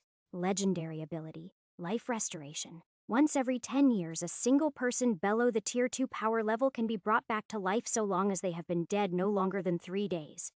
Needless to say, Nick was very interested in the staff after seeing this appraisal from the system. It certainly lived up to the hype of being a divine item. How could it not, when it literally allowed someone to be resurrected with fairly easy to fulfill requirements? The staff also perfectly fit the description of Asclepius, perfectly with all of its abilities. With poison synthesis, one could on the spot generate any sort of medicine by diluting the poison to a helpful level. The fact that the staff also gave Parseltongue fit, since according to mythology, the god learned from a snake the secrets of the medicinal arts. Nick had also finally learned what grade was past mythical thanks to this staff, so he knew what he needed to shoot for now. Till now, he hadn't made a single mythical item, because he didn't know how exactly, but after comparing the staff with his wand that was mythical, he had a rough idea. Mythical items were actually not much different from high-end rare grade items, except one difference: the ability. In order to be classified as a mythical item, the thing needed to both have a certain level of complexity, as well as a single transcendent ability that doesn't necessarily need to be related to the other normal abilities. Chapter 290. With this information, Nick intended to create his first mythical item, but he didn't want to half-ass it and get a barely good enough product. With that in mind, he knew exactly what his first mythical ring was going to be, since it had been bothering him for quite some time now. He was going to create a far better version of greed that was all around improved. It wouldn't even be all that hard to accomplish either, since the original greed enchantment has a vast amount of room for improvement. Nick had several very large pieces of metal sitting in front of him that he needed to melt down to form the new greed's base form: mithril, adamantium, orichalcum, goblin silver, god's blood, star metal, water bronze, fire gold, cloud iron, and timanium. In this selection was a few of the metals he retrieved from Slytherin's hoard in the Chamber of Secrets. With them, added in Nick, included all 4 base elements, as well as both space and time, and even painstakingly chose to part with a drop of God's blood. To push the enchantment to it is absolute limit according to his ability. Nick had waited until after he was dismissed from class on Friday and locked himself in the workshop with Helena and Flitwick because he will need both of their help for this particular venture. He had taken into consideration how long it would take him to complete this ring, and including resting to replenish his energy, it will take no less than 2.5 days. Helena and Flitwick's role during this time was to ensure that the enchantment never stabilized as he restored his energy. If it ever did, he would be forced to start over again, ruining all his previous work. Flitwick and Helena were both informed of this, and thus were extremely serious as they waited for Nick to begin. First, he cranked on the furnace and switched it over to conjunction fire since greed was always meant to be a storage space first and foremost. Nick then started to place each and every metal in the furnace to melt. The metal in the furnace boiled and rumbled before every type of metal finally liquefied, and Nick wasted no time throwing the single drop of God's blood into the mixture and pointing his wand at it. Remenya Kanana Goiana Nua, he spoke in glowing gold. White and green mist sank into the liquid metal from the tip of his wand. The liquid began to swirl violently in the center, and soon the various colors of the different metals fused together before vanishing. Nick hurriedly removed this new metal liquid from the furnace and sent it into a large mold he had prepared beforehand. It was an open face mold in the shape of a huge ring, so it contained the roughly gallon of liquid metal without issue. While they waited for the metal to solidify, Nick turned off the furnace and took out a whole loaf of lembas bread. Nick ate the entire thing after the metal showed signs of turning solid and stood tall as he closely watched the mold. His stomach began to hurt a bit from the dense amount of nutrients within the loaf of bread, but he ignored it since the metal had cooled into shape. He removed the mold using transfiguration and placed the glowing black metal ring on his anvil. He switched over to his hammer and began to channel his spiritual energy with the intent and knowledge of greed's enchantment, but far stronger and more in-depth. He poured all his knowledge of boggarts, space, time, and the world into his spiritual energy and slammed his hammer down onto the black ring. Boom! A loud shockwave of energy exploded from the ring in a rainbow light, but passed harmlessly through everything. The black ring morphed immediately into the ring like but amorphous visage that greed normally had. Nick wasn't surprised considering he had injected majority of his energy into this single step of the process. Helena took the first shift, keeping the ring's enchantment unstable, while Nick sat down and meditated to restore his energy faster. 2 hours later, when he finished, he stood up and approached the anvil again whilst holding his hammer. This time he began to channel his energy with the intent of fire and the roles it plays in the world. His glow turned red and violent like the element he was imbuing into it before he struck the ever-shifting ring the moment Helena removed her influence on it. Nar Runya Uraloki Anar. Fire, flames, volcano, sun. He spoke, and the energy radiating off of him seemed to gain actual substance as a wave of heat rose from him and dried out the air of the workshop. Chapter 291. Helena turned incorporeal to escape from the intense heat while Flitwick started to sweat heavily, but refused to tear his eyes away from the spectacle before him. Nick raised his hammer, and for the briefest moment both Flitwick and Helena had the illusion that the sun itself had manifested on the head of it before Nick struck the ever-changing ring. In an instant, the scorching heat vanished as Nick sent most of his energy into the ring yet again. Flitwick took the next shift in keeping the enchantment unstable, while Nick soundlessly sat down to meditate again. After 2.5 hours, he recovered his energy and stood up to move on to the next part of the enchantment. This time, when he started to channel his energy, both Helena and Flitwick braced themselves for whatever insane phenomena he manifested next. Nen Tuinir, Ross Helka, water, river, ocean, rain ice. He spoke firmly, and the energy around him turned azure while heavy and flowing like the various forms of water he was channeling. This time, the room grew horribly humid and sticky as the concentration of water in the air shot up. Once again, the phenomena vanished when Nick brought down his hammer. Nick's body started to ache horribly as the strain of this intense forging started to take his toll on it. From an outside perspective, it seemed as though he had only swung his hammer 3 times so far, but in each of those swings, he imbued the vast majority of his energy before resting the bare minimum amount of time needed to recover. Such an action puts an incredible strain on his body, leaving him sore at the moment. But he wasn't not even halfway done yet. Sitting down, Nick sips a bit of Wiggenweld potion to ease the strain on his body before meditating. While this was going on, a single person outside the workshop knew that an incredible amount of energy was being thrown into this forging session. Dumbledore was quite connected to the wards of the school as the headmaster, and as such the fluctuations of power from the workshop were transmitted from this connection. He was not surprised about this, however, as Nick and Flitwick had already warned him that they would be unavailable for the next 3 days due to an intense crafting session. I wonder what sort of amazing thing will come out of that room this time, he thought, with a small amount of excitement. Nick's meditation was taking longer and longer the more he used it to restore his energy, as this time it took 4 hours for him to recover fully. This is the last part for today, since I will need true rest after this, he said seriously, and both of his helpers nodded in understanding. Channeling his energy once again, Nick closed his eyes and fully calmed himself before he started to speak. Ambalit's Orontinor, Stone Sand Mountain Land, he said firmly, and the energy immediately turned hard and brown, while the phenomena this time was far more oppressive than the previous 2. For both Helena and Flitwick it was if they had been buried alive, as the air pressed on them from all directions. It vanished just as soon as it came, however, as they watched and fell into the illusion of a grand mountain being held in Nick's hand as he brought the hammer down. Like that, they were done for the day, with the exception of Helena, who, as the only one not needing sleep, was in charge of keeping the enchantment unstable. Nick wasted no time at all conjuring a bed for himself in the workshop and falling onto it. Sleep overtook him immediately, as his exhaustion, both physical, spiritual, and mental, was paid. It is due. He awoke 9 hours later, refreshed in all regards and ready to continue the forging process. Much like himself, Flitwick had also conjured a bed in the workshop to rest in, but had long been awake, since his goblin blood meant he only needed about 4 hours of sleep to properly function. Helena was herself resting in a way, as she had taken her incorporeal form, as hours of constant magic use had left her a bit drained.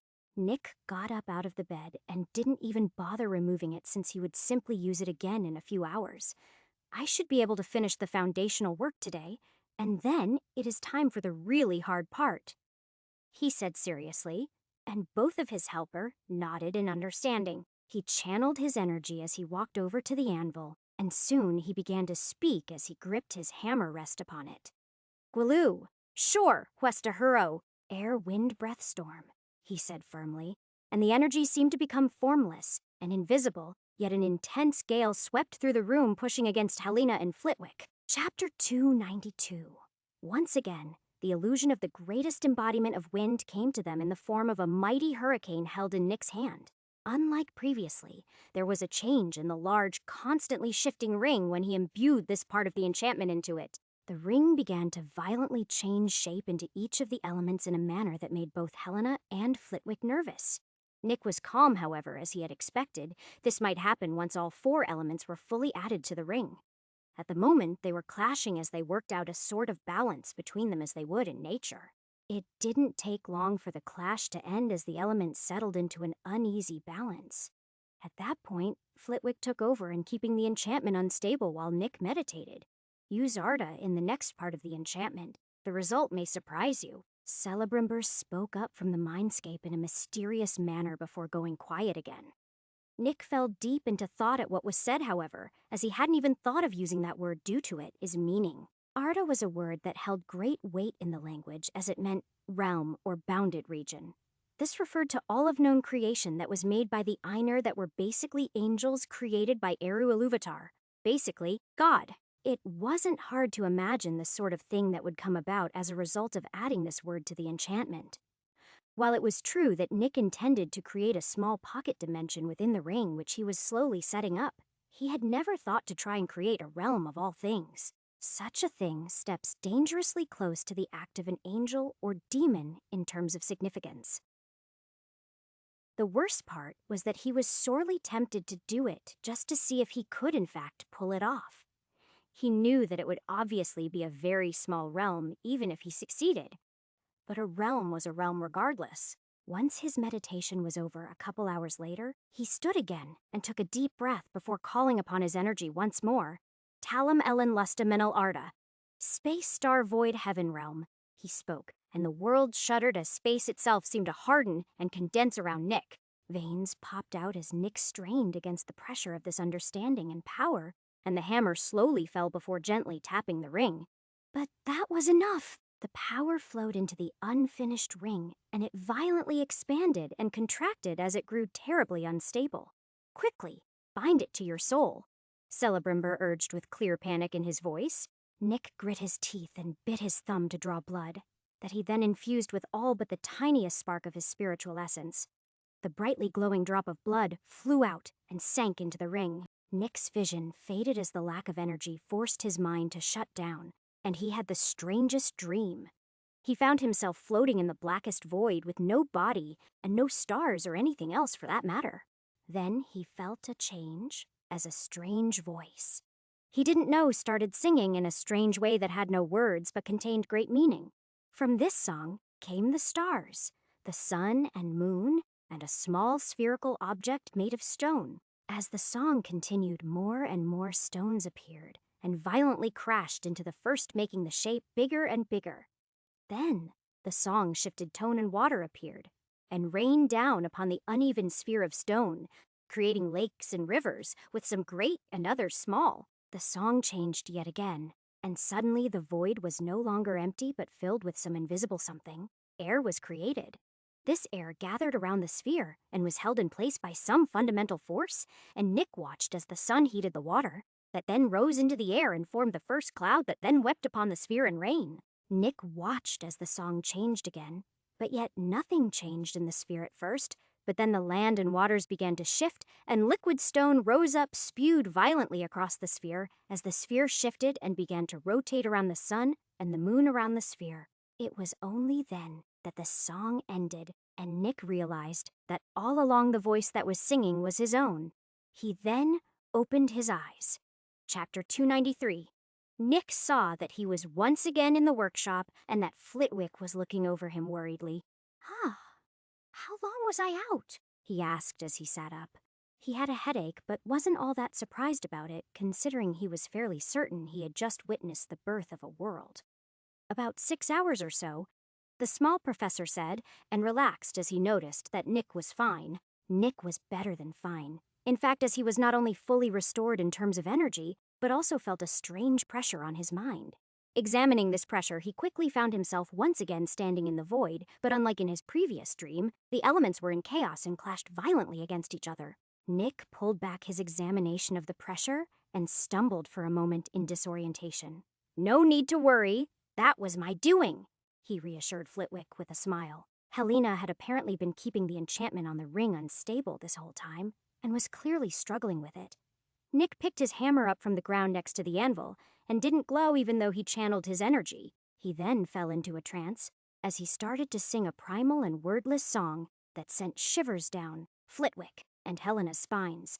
As he sang, his hammer rose and fell on the unfinished ring, sending an invisible magical shockwave from his body that every wizard in the world past the third threshold of power felt. They didn't know what it was, but the rhythm seemed to strike at their very souls and brought tears to their eyes, though they knew not why. Grindelwald wept freely with a wide smile and an unmistakable expression of joy. "So you have finally taken that step, it seems. I can't wait to see the world you build for myself." He spoke cryptically, much to the confusion of his subordinates nearby. Dumbledore also wept, but had a confused but calm expression. He knew what was causing this phenomenon, but didn't know how the person responsible was doing it.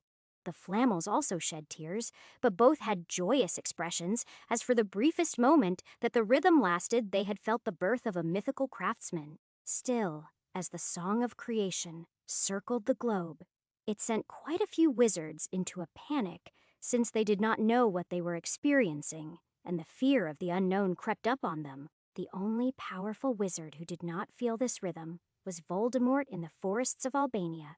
His incomplete soul and lack of a magical core, since he had no body, meant that the rhythm passed through him unseen and unfelt. The biggest phenomena, however, was that for this brief instant, every single magical beast on the planet was silent. They dared not make any noise as the song of creation resonated with each and every one of them. Soon Nick sang the final note of his song and struck the ring on the anvil one final time before he fell out of his trance. He didn't know why, but he instinctively knew that he needed to place Greed on this new ring, which he did without hesitation. Greed sank into the large shifting ring alongside all of it, is contents, and the ring glowed a bright rainbow light before solidifying into a strange glowing glass-like form. Nick spoke one last time to complete this forging session, and the ring Artemilmo of Avarice. Ring Artemilmi grade, mythical abilities, autosizing, formless, devouring counterattack, fear transformation, storage 3 cubic meters, bound Nicholas Ravenclaw, false world, growth mythical ability realm. A small pocket dimension capable of supporting life that can grow infinitely so long as it is fed enough materials. Description: a monstrous creation that was created to be a hellish defender of it is owner's belongings stored within. Much like a boggart, the ring doesn't have a set form and is deceptively plain until provoked. This ring contains a false realm dimension bound to it, is creator that can grow infinitely. System appraisal: a complex and powerful creation that deserves a place within myth created by an established ringsmith's Nick's eyes bugged out when reading the system appraisal of the ring sitting on his anvil, as it was far more powerful than he had even thought. He also had a sneaking suspicion that the only reason the ring wasn't legendary grade was because it lacked a second transcendent ability, and that its current realm was only 3 meters large. "Is it done?" Flitwick asked while looking at the strange glass-like ring on the anvil. Nick nodded and handed the half-goblin the ring, which shrank down to normal size the moment he touched it.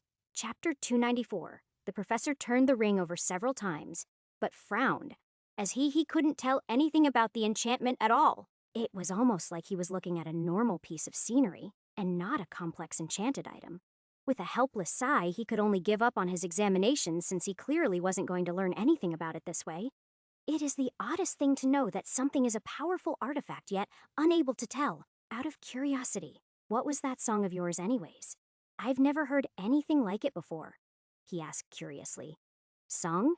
Nick asked, confused about what he was talking about since he fell into a trance during that period, and thus didn't remember what happened. You sang a song while swinging your hammer, don't you remember? Helena asked with a look of confusion. Nick shook his head. The only thing I remember was stepping up the anvil and then naming the ring to finish the forging. Are you saying I sang during that time? He sought verification, and both of them nodded. He frowned at that before Celebrimber filled him in on what exactly had happened. You sang the song of creation, the music of the Ainur that birthed my world so very long ago. It is truly an honor to bear witness to such a thing, the elf said with the most reverent tone Nick had ever heard from him. I don't remember any of that, I am afraid, Nick said honestly, causing both Flitwick and Helena to look disappointed. They truly wanted to know what exactly that song had been. But if Nick himself didn't know there was nothing to be done about it, it is not a thing to be remembered, but felt as it is the harmony of concepts rather than something physical, Celebrimber explained. Nick finally chose to turn in the mission he had gotten after the system updated now that he felt he wasn't cheating the system. This resulted in 1 item ticket, 500 galleons, and a crafting method ticket popping up in the new realm. It was weird as Nick could feel the whole realm as well as everything in it as though it were a part of himself. No wonder they all got so angry when Morgoth corrupted the realm. It is like someone pissing on your hand, he thought seriously. Nick didn't hold back on any questions Helena or Flitwick asked him about his new ring that sat comfortably on the ring that previously held Greed. They were mostly just curious about what it did as well as what sort of benefits it had.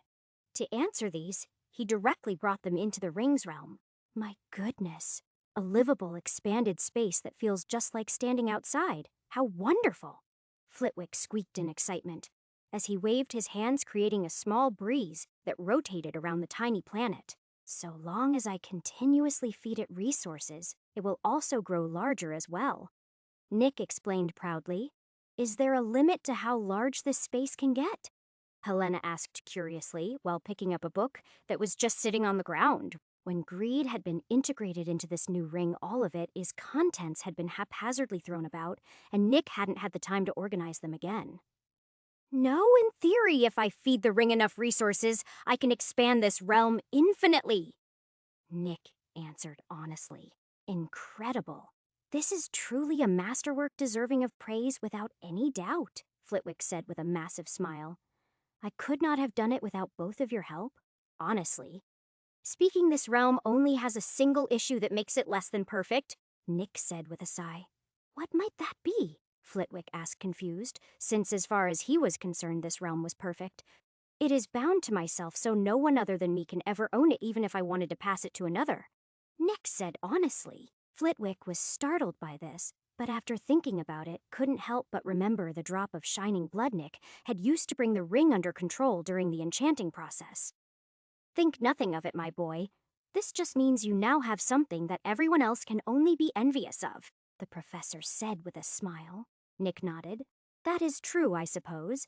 But now I have the headache of trying to figure out how to grow this realm without sacrificing huge chunks of our planet to it, he said helplessly.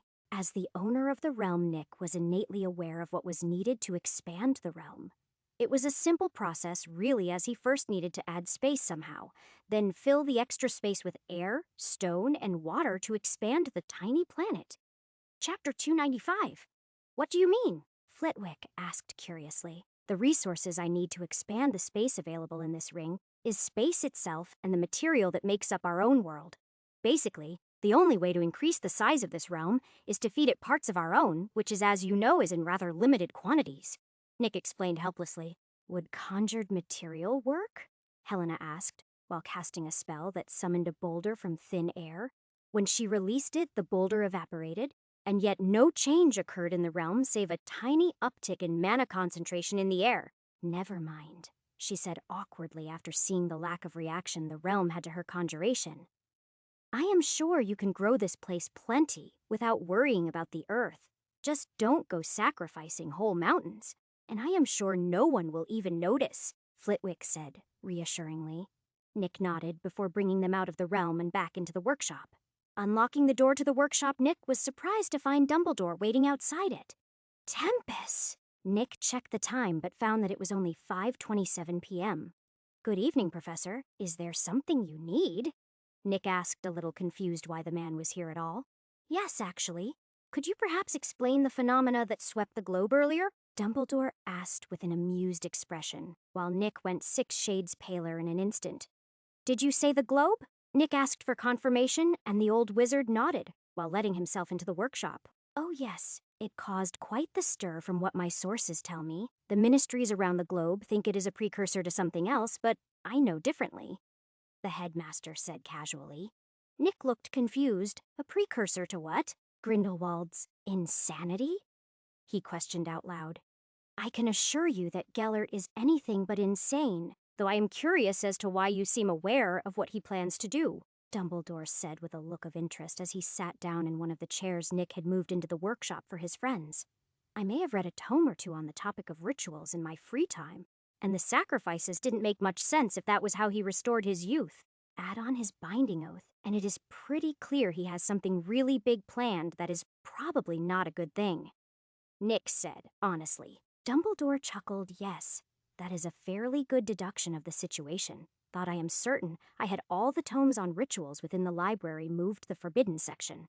He said with an amused look. There are more sources of information than just the library at my fingertips, you know, Nick said, dodging that verbal pitfall easily. I suppose that is true. We've gotten a bit off topic, however, the old goat said, not pressuring Nick at all on the topic of his forbidden knowledge. Nick shrugged. I don't remember that particular time frame, unfortunately. But these two can probably explain it a little better than I could since they do, he explained while pointing at Flitwick and Helena. Dumbledore seemed surprised, but after listening to the others' account of the situation had an understanding look on his face. A magical epiphany, quite the rare event even for mastercrafters, but one valuable enough that many would be willing to sacrifice much to experience it themselves. I am a bit envious, to be honest, as I myself have only experienced such a thing 3 times in all my experiences, the old man said with a smile. Why have I never heard of something like that until now? Nick asked with a frown. In this case, I am afraid you are a victim of your own success. Should you have learned crafting in the traditional manner, you would likely be well aware of this information, as it is an open secret amongst crafters like us. By creating your own methods, however, you lack the knowledge of the traditional crafters, and as such, weren't aware of such a thing until now, Dumbledore explained helpfully, and Nick grimaced since the old goat was probably right. His knowledge of crafting was based on the information within Celebrimber's inheritance, and as such only included what he deemed important to the craft. The fact the elf himself had also not mentioned this topic at least once meant he was probably unfamiliar with it as well. Perhaps it is a phenomena unique to this world's magical energy. Nick wondered to himself. With that answered, I find myself curious as to what you created during that event, Dumbledore said, with a curious gaze at the glowing glass-like ring on Nick's hand. Chapter 296. Nick basically gave the old goat the same tour of the realm that Helena and Flitwick got while also explaining how he could expand the size of it, as well as it is bound nature. In the end, Dumbledore surprisingly offered to support the expansion of the realm, since, as an alchemist, he could make spatial items fairly easily. And buying large amounts of stone is something people have been doing for centuries, and is also fairly inexpensive for a wizard. Nick explained that while the spatial items would be appreciated the stone he could get himself, the old goat was more than willing to accept that answer, and even explained that he was only offering it to begin with because he was fascinated by the sheer potential the realm had. According to him, it was a rare and valuable opportunity that he had no intention of missing. After that, everyone went to dinner after getting into a deep conversation on crafting, since every one of them had a unique viewpoint on the topic to add. Helena had the stuff from the Founder's time, Dumbledore his knowledge of transfiguration and alchemy, while Flitwick was a master enchanter himself. It was a fruitful conversation for everyone involved, with even masters, like Flitwick and Dumbledore, getting valuable insights that they had never even considered before. Nick, though, had the biggest takeaway, as he was the most inexperienced amongst all of them. When they all entered the Great Hall together chatting away, many gave them surprised looks. Nick sat at the Gryffindor table and was preparing to dig in when Hermione spoke up. "What have you even been doing this whole time?" "You never returned to the common room at all," she questioned sternly. Nick flashed his new ring. "I was busy making this with Helena and Professor Flitwick," he said, honestly. "Bloody hell, for 2 whole days," Ron exclaimed, and Nick shook his head. "Obviously, we took a few breaks, but for the most part it was near constant work for at least one of us," he said seriously. "Must be a mighty valuable piece of jewelry if that is the case." Seamus butted in while looking at the ring in question curiously. "Oh yeah, only one that I'll ever make because of what it does," Nick said honestly. "What does it do?" the twins asked at the same time, very interested. "The same thing as the ring it replaced, but like 1,000,000,000 times better. Not only does it let me store things in it, but I can also keep living things within it like plants or animals. I can also make the size of the storage infinitely larger so long as I feed the ring enough materials," Nick explained with a grin. Everyone listening to him was left dumbfounded. "Does that mean you could eventually have an entire planet all to yourself?" Dean Thomas asked with a doubtful expression. Nick nodded. "Yeah, if I give the ring a planet's worth of resources." He said honestly, "That is nuts." Dean exclaimed in shock. "There is also no point in stealing it either, since it is bound to me exclusively. Even if I died, it wouldn't work for anyone else. I won't ever make another one, so it'll be a priceless artifact forever," Nick said with a grin. A few people complained about how they really wanted a world to themselves too, but it was mostly joking. The ring continued being a topic of conversation for the rest of the night as Nick happily gave tours of his realm. He didn't do this for free, though, but rather traded for whatever the others had to give. Money, knickknacks, potions, you name it. And he accepted it all, since after sacrificing it to the ring made his realm more and more perfect. Magical things, for example, broke down into mana and base elements that were fused into his mini-planet of his realm. Interestingly, this extra mana didn't dissipate back into the real world, but stayed in the realm and increased the concentration of mana in the air. He cheated a bit once he found that out, and took a trip into the realm to purge out most of his mana into the air, which caused the concentration to rise greatly. Once he re-entered the real world, he passively refilled his stores using the ambient mana, which made him smile widely. He figured that if he sacrificed all of his leftover mana at the end of the day, his realm would likely become super saturated by the energy, eventually so long as he didn't expand the space too fast. Once he had the time, though, he carefully reorganized all of his stuff in the realm as well, since it was a mess. Chapter 297. Dumbledore was not joking about his support in expanding the realm at all, as over the next few days, he gave Nick no less than 30 miles worth of expanded space items that were fed to the ring, dramatically increasing the amount of room the planet had to fit in. The headmaster loved sitting inside the realm and casting spells that struck the edge of the realm before sacrificing a spatial item and then checking the distance improvement again. The old goat wasn't alone in this either, as despite Nick's insistence that he could afford to get the stone himself, Flitwick had purchased a large hill's worth of mixed soil just for this purpose. Helpless Nick could only indulge the two older wizards and watch the planet double in size. After the third day, though, things got busy for everyone, as something came out of nowhere, ruining the peaceful school year. Harry woke up screaming at midnight on the night of November 15, having received a vision of someone in black robes and a skull mask, sacrificing nearly 20 people to repair the decrepit body of Voldemort. Nick, Harry, and Ron immediately broke curfew to seek out Dumbledore. The old man had a grave expression after hearing the tale from Harry. "Are you certain about what it was you saw?" he questioned severely. Harry still had a horrified expression as he nodded, and despite noticing the old goat using legilimency on Harry, Nick said nothing because of the perspective of the vision Harry received. Voldemort had turned Nagini into a Horcrux 2 whole years early, and also had someone serving him when all his followers should be either locked up or ignoring him. Nick thought concerned. This was a massive change from the events of canon and made Nick very worried. Voldemort's early return spelt serious trouble for the future, because not only was the madman aware that Nick had destroyed one of his Horcruxes, but he was also likely to start checking the rest of them as well, considering Voldemort would definitely re-hide the ring once he noticed that all but that one had been destroyed. Nick guessed he had at most 3 days to get rid of the thing, as well as retrieve the Resurrection Stone. Harry, Ron, you go ahead and head back to the dorm.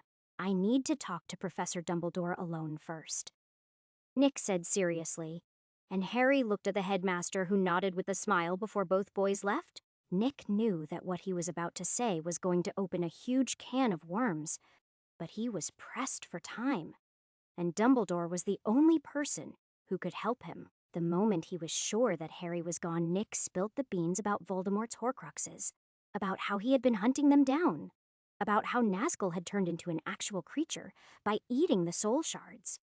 Everything he knew about the Dark Lord. At first, Dumbledore was in disbelief, then anger, and finally acceptance. I won't lecture you about how serious this matter is, since it is clear to me that you are well aware. Know, however, that I very much disapprove of you keeping this information to yourself, and even the actions you have taken knowing it. Right now, however, as you have said, we have a more pressing concern in the form of the last inanimate Horcrux. You say you have tracked it down, but have not had the time to collect and destroy it yet? Correct, Dumbledore says sternly. Nick nodded. It is located inside the residence of the Gaunt clan, which is a shack in Little Hangleton, he said seriously. Don't try and go to that place without me, as not only do you lack the means to destroy the cursed thing while I have it, but the things have a way to ensnare the spirit which doesn't work on me. Nick added, shutting that thought down before Dumbledore could even have it. The old goat stared at Nick sternly. I cannot in good conscience allow you to continue to act against Voldemort in such a reckless manner, he said firmly. Nick snorted and immediately started pulling out the ex-Horcruxes from his realm. The diadem, the locket, and the goblet. I am already inextricably involved in this matter and refuse to stop until that man is gone for good. Will you help me, or must I take drastic measures to get it done? Nick said, staring the man straight in the eyes. The two locked gazes for an entire minute without backing down, as the very air felt stifling as their magic pressured and clashed against the others. Eventually, Dumbledore relented. So be it, but you must follow my orders without hesitation, understood? He said, and Nick nodded in agreement. Chapter 298. Nick returned to the dorm room after that, while Dumbledore said he needed to prepare for the trip. Harry and Ron grilled Nick when he got back to the dorm about what he talked with Dumbledore about. Nick chose to trust them and told the truth about the matter, and they got mad at him for keeping it from them. It didn't have anything to do with either of you until now, so there was no reason why I should have told any of you, Nick defended himself. Besides, what good would it have done, huh?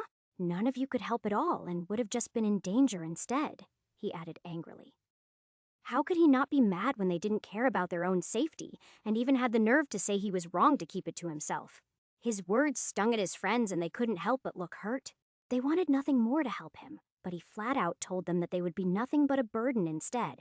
It stung and made them feel like bad friends as Nick stormed out of the dorm as well as the common room. Half of Gryffindor heard them and woke up from the commotion. Nick went straight to the room of requirement and vented his anger on some defenseless targets. Shattered and burnt wood littered the room within the hour as he violently attacked the dummies with his elemental abilities. Huff, huff, huff, again, he yelled while out of breath, but the room no longer reset itself. Nick was confused at this until Helena spoke up from behind him. You know, when Mother made this room, she added a special rule that we could always enter it regardless of what the person currently occupying it wanted, she said calmly. What do you want? Nick asked venomously as his anger got the best of him. Helena merely chuckled at that. I was angry and bitter for hundreds of years. Having someone else get angry at me is nothing, she said. And Nick snorted and turned to leave since she had decided to play the part of therapist. He didn't need nor want it and refused to accept it, but the door of the room vanished entirely. He growled in frustration at that and raised his wand at the wall. Bombarda, he shouted, and a wave of concussive force flew from the tip of his wand into the blank wall. He wasn't angry in the same way as when Lockhart attacked him or when Dumbledore stole his blood to get his heritage revealed. This time, it was more frustration than anything else, and thus he hadn't accidentally created bad weather or released his magical energy haphazardly. The thing about frustration is that it can be a tricky thing to get rid of permanently. Like it can get buried for a long time before something triggers it, and it erupts like a volcano. That was the state Nick was in at this moment. And so his mind wasn't very clear when he decided that since the wall stood in his way, it deserved to be destroyed. Nick had felt the pressure of Zeus and the recovery of the earth weighing down on him. Voldemort returning early was the last straw that broke the camel's back and caused him to snap. The force from the spell didn't destroy the wall, though, as the room's wards sprang up and blocked the attack entirely. He was stumped by this enough to regain his sanity and clarity of mind. Feeling better? Helena teased, and Nick looked embarrassed since he must have looked like an Angschild to her. This wasn't to say that he was suddenly happy or anything, merely that he could at least rationally think about why he was upset now. Is it so wrong that I kept all this stuff from them? He asked, slightly lost. Helena shook her head. It is not wrong at all. But that doesn't mean it didn't hurt to get told that they were basically dead weight. In time, I am sure they will understand, but for now you all will need time to settle, she said honestly. Nick sighed. You are probably right, but man, if it isn't irritating, he complained. She let him leave the room after that, and Nick spent the night in the workshop with Nazgul, Dusk, and Steve all nearby, or literally on top of him in Steve's case. The next morning, he ate breakfast in his workshop before Dumbledore arrived to head out and retrieve the ring from his hiding place. The man looked exhausted when he arrived outside the workshop, but considering the pressure he was under, it wasn't all that surprising. Chapter 299. Need a moment to collect yourself? Nick asked with a raised eyebrow. This is a simple extraction and destruction mission, not a battle to the death, so I'll be fine, the old man said reassuringly. Nick looked like he didn't believe him, but chose not to mention it any longer as he sent Nazgul into his ring. Apparition is forbidden in Hogwarts, so are we going to Hogsmeade first, or is Fawkes taking us? Nick asked calmly. Dumbledore seemed surprised by the question, but quickly recovered. It is best we go to Hogsmeade first, he answered, and Nick nodded. They left the castle after that, and took a carriage to the small wizarding town near the castle. It was a quaint little place with various shops that were clearly only there to profit off the students of the school that regularly frequent the town. Each shop was less business and more personal, which made sense, considering most of them were family-owned and operated. Other than the shops there, was the shrieking shack at the top of the hill on the far side of the town, as well as various homes dotted about the place in the strange, haphazard manner wizards were fond of for some reason. Nick noticed the slightly conflicted look Dumbledore gave the seediest pub in the town known as the Hog's Head Pub. Knowing that the place was run by the man's brother Aberforth, he chose to leave the matter alone. Nick may not like Dumbledore all that much, but that didn't mean he was going to purposefully dig at his old wounds for no reason. The death of his sister Ariana, and thus the resulting falling out between the two brothers, was an extremely sore subject to the old man, and Nick knew it. "Take hold of my arm so that we may be off," Dumbledore spoke firmly, and Nick did as he was told as he had agreed to. As always, apparition was a dreadful thing to experience that felt like getting sucked through a straw gut first. Nick felt the magic with his magical sense, but like before he couldn't make heads or tails of it as the spatial interference warped the feedback he received. The next moment they arrived in Little Hangleton, which was a sleepy place with an almost equal mix of wizards and muggles. Despite the large amount of wizards, the whole place was well covered in wards to prevent the muggles from paying too much attention to their unusual neighbors. Nick and Dumbledore arrived in an alley with a semi-loud pop. That apparition was well known for. Nick shuddered for a moment as he fought to settle his stomach from the nausea that he felt after the translocation. Dumbledore seemed amused about this, but remained stoic as he led Nick eastward to the dark and run-down building hidden behind the trees. Nick couldn't help but notice the obscene amount of magical energy that tainted the place from the long-term occupation of a wizarding family there. The ambient mana was seemingly permanently stained with the residual traces of the Slytherin bloodline that drew many snakes to the area instinctively. The serpents avoid the two strangers on this land, however, as both felt dangerous. Soon the two of them arrived outside the building that still bore faint reminders of the long-lost glory of it, his previous occupants, yet was now merely a ruined and cursed place. That last part was meant very literally, as Voldemort had placed several dark enchantments in and around the building to protect his treasure. Step lightly. This place is full of dark magic, and not just the one we are after, Nick said seriously, and Dumbledore nodded as all signs of fatigue vanished from him once the adrenaline started coursing through his veins. Both pulled out their wands before moving forward with determination in their eyes. Each of them covered the other as they disarmed each trap carefully and with precision. Together, they made fast progress into the building and towards the living room that Nick felt the unmistakable magic of a Horcrux in. The defenses placed in this part of the shack were the firmest and slowed down the duo considerably as they needed to be very careful in dismantling them. The traps were intricately linked to prevent one from tampering with them one piece at a time, which meant the whole thing needed to be done at the same time. Still, they got through the cursed defenses and reached the place that hid the Horcrux. "It is here, under the floorboards," Nick said seriously, and Dumbledore flicked the Elder Wand, sending the boards up and out of the way. There in the dust and dirt sat a small box, tightly covered in curses and deadly traps. Chapter 300. Dumbledore and Nick went to work disarming the various curses and traps on the box.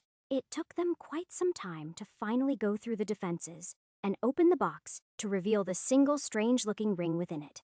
It was a thin golden band with a stone set on top of it that definitely didn't fit it as it was smooth, round-shaped and nearly 2.5 centimeters long.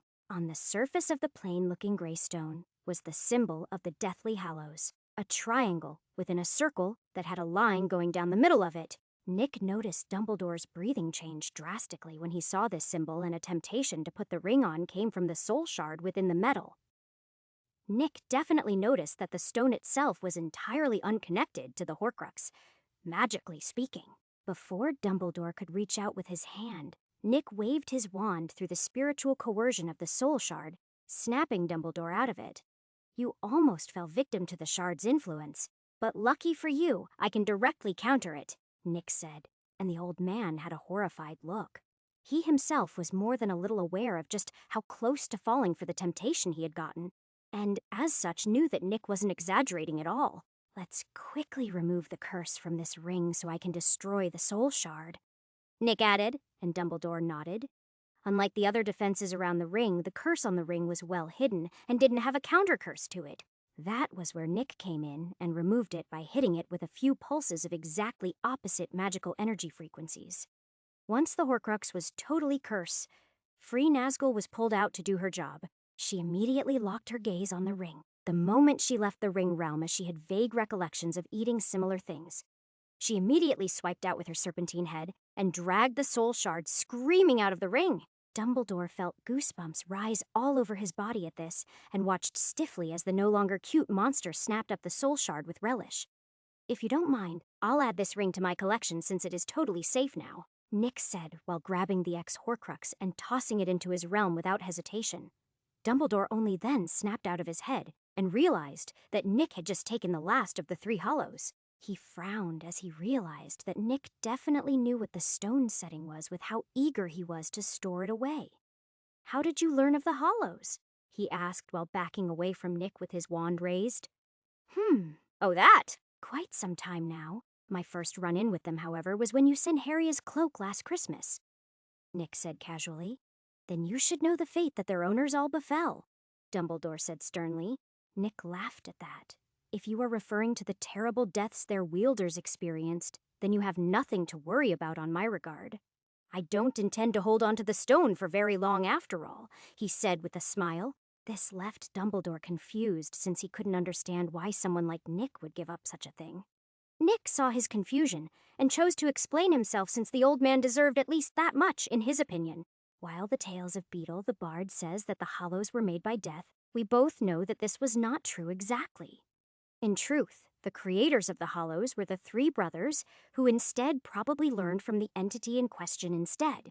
It goes to reason, then, that those same brothers likely placed an impossible-to-detect bloodline curse in the magic of each hollow so that only a Peverell could use them safely. This explains why the descendants of the 3 brothers tended to live fairly long lives in the case of the descendants of Cadmus, the Gaunts, and Ignatius, the Potters. I have no use for the stone, but my good friend, who just so happens to be the last descendant of Ignatius and current owner of the Cloak Hollow, might," Nick said explained calmly. "And I suggest you find a way to pass that wand to him as well, since it is already plotting your death most likely," Nick added, before walking past the stunned man with Nazgul, following along contented after a good meal. Chapter 301. This wasn't some spur-of-the-moment thing either.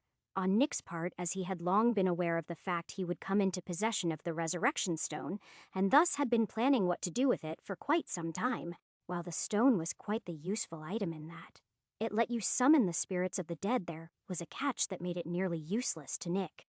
See, the stone had a limitation in that it could only summon those who were personally known by the person using it. The reason this was useless to Nick was that he couldn't summon, say, the soul of Kronos or Merlin in order to learn from them. That limitation meant that besides torturing himself by summoning the soul of a friend or family member, the stone held no value. Besides that, Nick was a firm believer that the dead have no place in the land of the living, and the description of the torment the souls brought by the stone felt proved it. Even when angry Nick was never one to purposefully torment others in any meaningful way in the hands of someone ancient such as Nicholas Flamel. On the other hand, the stone was a source of old and forgotten knowledge, since the man could summon the souls of people from throughout his long life and copy down their knowledge. Still, Nick knew that the stone would only show at its best in the hands of a member of the Peverell bloodline. Speaking of uses, Nick was currently analyzing the stone using his realm and was not surprised at what he was discovering. The stone itself was actually just a normal rock, like the sort one might pick up from the road. The person who made it into what it is currently, however, was a masterful enchanter, as each grain of the stones was positively covered in tiny complex runes that served as a part of the whole. Nick was fairly certain that if he studied the cloak as well in his realm, he would discover a similar thing. The hollows weren't created by Hades, but it was clear that he had given the 3 brothers their inspiration, and possibly even taught them via his projection. Why he would do something like this was beyond Nick's understanding, and would likely only be answered in the future when he met the god in person, assuming he survived that long, of course. It didn't take long for Dumbledore to find Nick after he left the old man to his thoughts, and apparate them back to Hogsmeade without a word. Clearly, the man was still caught up in his thoughts, as he simply left Nick in the village before apparating away again. Nick merely shrugged at this, and chose to treat the day as an unofficial holiday for himself, before letting out Nazgul from the ring realm. The two of them then made their way over to Honeyduke's candy shop to check for new or interesting treats. The owner of the sweet shop at the moment was Ambrosius Flume and his wife, who both didn't ask Nick a single question about why he was there during the week, since he spent close to 7 galleons on various sweets. He got some chocolate frogs, every flavor beans, lemon drops, and even a blood-flavored lollipop that was apparently an experimental product of theirs. Nick helpfully tried the scarlet candy while in the store, and admitted that minus the sweetness it held, it did indeed taste like blood. He even added that if they added a touch of cinnamon to the lollipop, it might prove fairly popular. Mr. Flume was grateful for the input and wished Nick well as he left the shop, still sucking on the sucker, for no reason other than he hated wasting food. He offered it to Nazgul, but she smelt the bloody smell of it and literally turned her nose up at it. Helpless, he could only eat it himself as he stopped by Scrivenshafts to collect some more ink and parchment for Hermione and Daphne, who went through the stuff very quickly with their rune practice. While he was there, he also grabbed another engraving pen, since his was also starting to wear down from all the sharpenings it has gotten. After that, he moved over to the Three Broomsticks Inn to indulge himself in a bit of butterbeer that was honestly closer to butterscotch soda than any proper alcohol. It was horribly sweet and had a very low alcohol content, meaning it was damn near impossible to actually get drunk off it. The owner of the inn, Madame Rosmerta, questioned Nick on why he was there during the week. But Nick explained how he was left here by Dumbledore, which plenty of people saw. Chapter 302. Still, after actually verifying that he had in fact been dropped off by Dumbledore, she was more than happy to take his business. Nazgul was also fawned over by the older witch, who simply couldn't get over how cute she was. This was nothing new for the spoiled creature, as she got similar attention from the females in the school as well. Colin Creevey had made a small fortune after taking a photo of her, and then getting several dozen moving copies made that he sold at 6 nuts a pop. Once Nick felt he had done everything he wanted to in Hogsmeade, he pulled out his broom from his ring realm before flying rapidly and freely into the sky. He of course disillusioned himself, since he didn't want to deal with the questions about why he got out of a day's worth of classes, without any of the teachers saying anything. Still, that didn't mean he didn't enjoy the short flight over to the castle before landing in the courtyard stealthily. Carefully creeping into the castle, Nick made his way over to the workshop, since he still needed to avoid people for the rest of the day until dinner in 4 hours. The room was empty, like it should have been after he made it clear that entering without permission was grounds for punishment previously. Sitting down in one of the chairs, he let Nazgul out of the ring realm and brought out his 2 reward tickets from it as well. First, he spun the item roulette to see what he got, and was pleasantly surprised to find out that he got the astral anvil. With this, as well as the hammer, he could now complete each enchantment much more efficiently, since the anvil would reverberate the energy he channeled. Per S-Trike back into the ring getting worked. He replaced his old anvil with the new one without hesitation, before moving on to the crafting style ticket that made him a bit nervous. The first style he got was the mainstay of his entire enchantment process, and he had only barely mastered 80% of it to date. So if he got another that was just as complex, he would greatly struggle to master both. The wheel that was summoned from the system after he chose to use the ticket was a bright rainbow color and shrouded in dense mist, much like it was previously. Soon the wheel began to spin rapidly before slowing down and landing on a glowing white option, and the congratulations notification from the system rang through his head. Congratulations on receiving the crafting style, Twilight. Nick read the name of the style, but was confused since he had no clue what it was about. Like when he got his first style, the roulette wheel burst apart, and the fog in the room all gush up his nose and into his mind. Nick closed his eyes to sort through the information that he had just received and couldn't help but frown a little.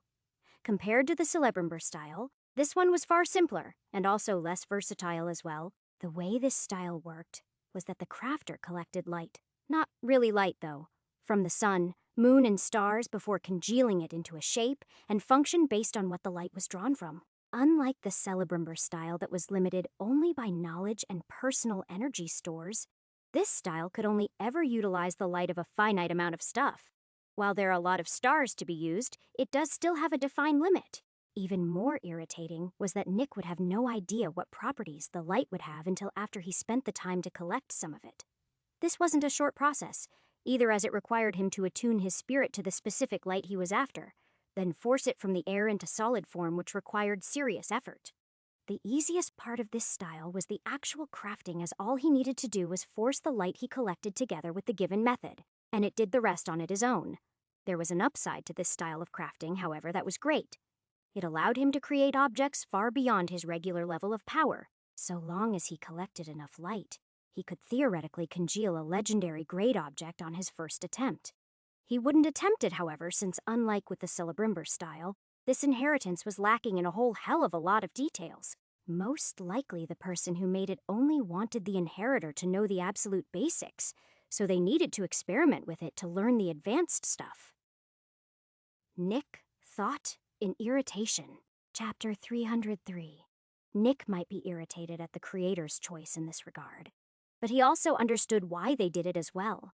See, crafting is an art, and much like painting or sculpting, each crafter went about the process in a different way depending on how they learned the craft. By giving only the barest minimum in basic information, the creator of this inheritance forced Nick to truly make the style his own, as he needed to do everything using his own methods. For example, it was probably possible to mix different lights together, but Nick needed to figure out how on his own, and whatever he came up with may be totally different than the method the inheritance's creator used. To put it bluntly, Nick had the foundation for this crafting style, but whatever he built on top of that would be his own work exclusively. Well, at least it shouldn't take me very long to master this new style, he thought with a shrug.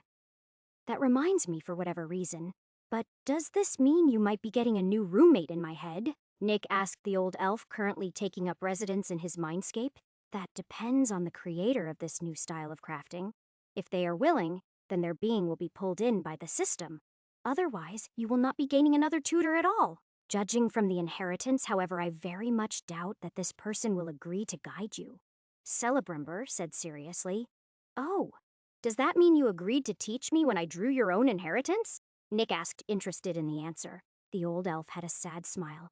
After I died, my legacy was forever tainted by the foul hidden plot of Sauron, and I had hoped that by guiding someone with my inheritance I could redeem it somehow. You have so far proven my decision correct, he said. Honestly, Nick chuckled at that answer, since he was very aware that he was by no means perfect and had plenty of flaws. Compared to what Sauron used the style to accomplish, though he was certainly redeeming it as a grand crafting style, and not an evil thing. Hell, his most recent accomplishment was using the style to forge a miniature realm of all things. An untainted one, no less. Nick dismissed his ego-inflating thoughts, though, and focused on a new plan. He wanted to create his first ring with this new style, and so needed to first collect light. The method to collect light was a sort of wandless silent magic involving hand signs.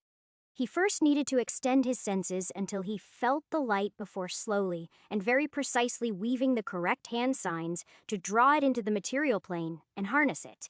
This created the ore that he needed to forge his creations.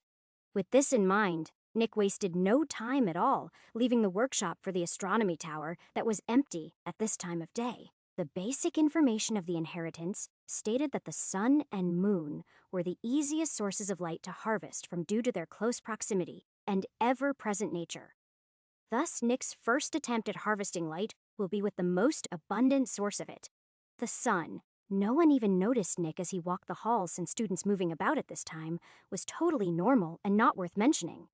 The astronomy tower was in fact empty, just like he had expected, so he reached the exposed top of it easily. Once there, he felt the heat of the sun touching his face, and closed his eyes to extend his senses in the way that his new style dictated.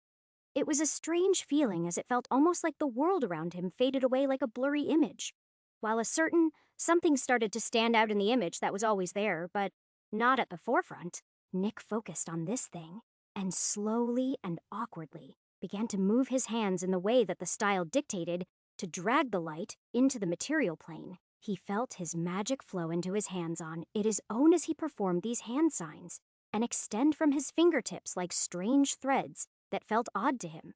But he couldn't say exactly why. The threads crept through the air and wrapped around the light loosely before retracting. As he cycled through the different hand signs, He was rapidly losing mana as they did so, since the light seemed very resistant to his actions. And in the end, he only managed to retrieve a pebble's worth of the stuff before exhausting the majority of his mana. Chapter 304. Nick opened his eyes after he felt the light touch his palm and examined its appearance closely.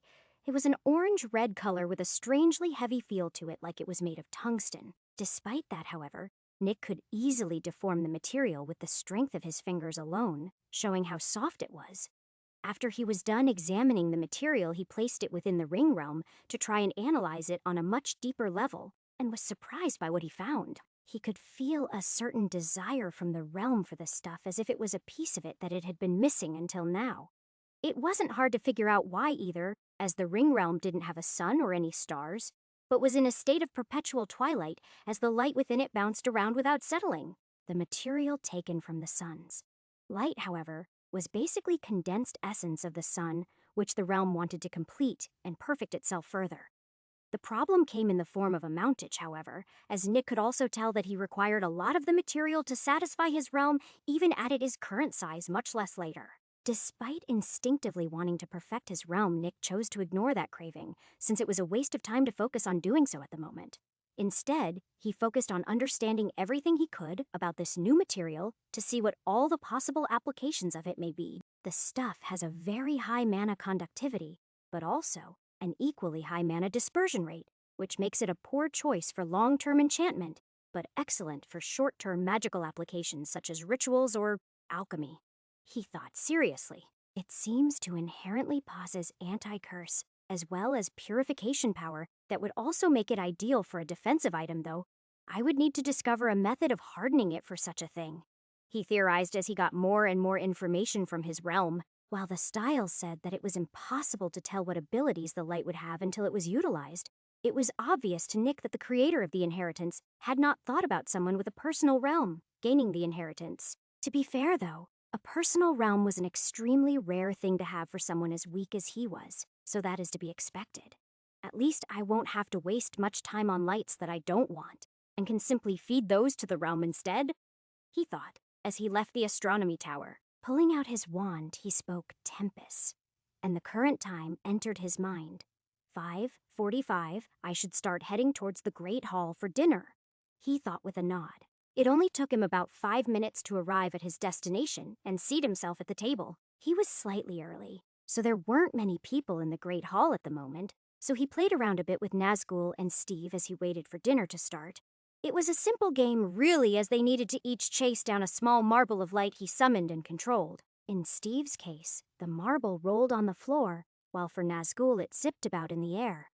Most of the students watched the two magical beasts playing happily in interest, since it was a rare sight. The professor started to arrive early and noticed the activity, and most smiled warmly at the cheerful mood it provided, while others, such as Snape, chose to ignore it. None of the teachers whose class Nick missed today said anything to him about it, since Dumbledore had already given them a vague excuse for it, which was enough. The only one that was truly aware of where Nick had been was Snape, due to him being the triple agent working for Dumbledore and Voldemort. It was a complex sort of relationship, as he fed information to Voldemort while also doing the same to Dumbledore, but he was actually working for Dumbledore. Still, once the students started to arrive en masse, Nick dispelled the marbles and brought the two creatures back under control. Poor Steve, though, was so out of shape that he was panting and looked dreadful from the workout. He did it to himself with all that food, and no exercise, Nick thought, while administering a small amount of workout potion to help the chunky niffler recover a bit. As an added bonus, Steve also lost a tiny amount of fat as well, so that was a plus, if nothing else. Chapter 305.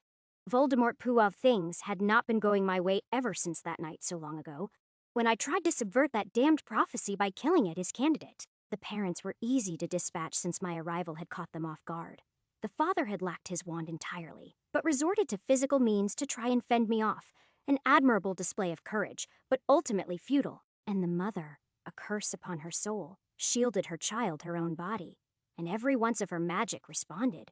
I was so caught up in my inevitable victory that I didn't even notice the ancient magic activating. I cast the killing curse on the child and fell into the trap. Pain racked my very soul, and my body shriveled and decayed as my immortality fought against the magical death that would have been apportioned me without it.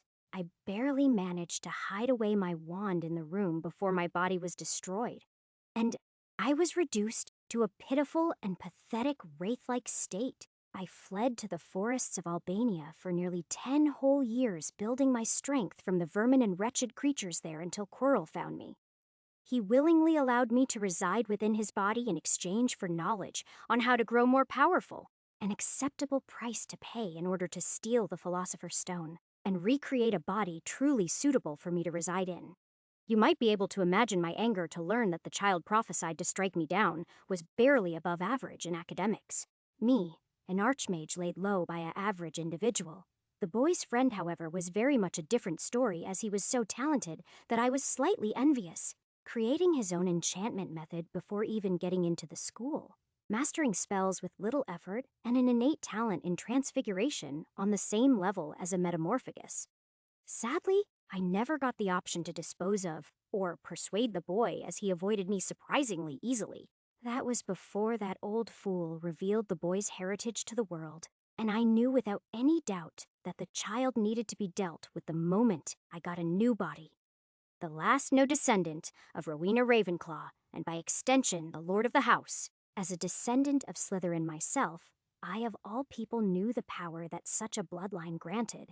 In the hands of a talented and clearly ambitious person, like the boy who was willing to work hard to excavate his full potential, reaching my level was almost a guarantee, and I simply couldn't allow that. Alas, things went horribly awry when the Potter boy confronted me while I was trying to figure out how to retrieve the stone from that blasted mirror. During that confrontation, I felt the defenses I placed around the diadem get triggered, and knew that I had been manipulated. The Ravenclaw brat had not gotten anywhere near the diadem, whilst I was disguised as Quirrell, so I had assumed incorrectly that the Grey Lady hadn't informed him of the artifact housing a piece of my soul. In truth, the brat had lulled me into a false sense of security before making his move whilst I was busy dealing with the Potter boy. In my moment of distraction, the Potter child shattered the stone, ruining any chance of using it, his power for my own resurrection. When I went to strangle the child in my rage, I discovered that the boy's mother had placed protective magic on him that made it impossible for me to touch a hair on his head. Quirrell's body, which was on the brink of collapse, hit the final straw at that moment, and finally fell apart, forcing me back into that wretched wraith-like state. I could only once again flee to the Albanian forests to bide my time while the Ravenclaw brat, no doubt, rapidly accumulated power. Fortune finally smiled upon me, however, when a strange individual arrived in the forests and swore themselves to me for vengeance against something that Brat had done. It was less than ideal, but I agreed to the creation of a ritual to create a rudimentary body for myself until I could perform another to gain a perfect vessel for my massive magic. It was rather ironic how, while the failure of a Dark Lord Grindelwald was conducting sacrifices himself, for some reason, I was using that to collect the sacrifices for my return. We held the ritual, and I finally had a body of my own, and immediately sought to learn all that had happened in my absence. It displeased me greatly to learn that Black had been released and Pettigrew executed, but it was only over the next few days that I felt rage burn inside me as I checked the hiding place of each of my Horcruxes, only to find them gone. Taken. Chapter 306. Nick ate dinner without any issue at all and turned in for the night quite satisfied with what he had accomplished for the day. He was completely unaware that Voldemort was practically screaming for his blood at the moment. After learning that his Horcruxes were missing, Voldemort was also horribly worried about his most recent Horcrux. However, as it was his last lifeline to immortality, as far as he was aware. As a result, he layered an unreasonable amount of protections on Nagini to stop any attack on her.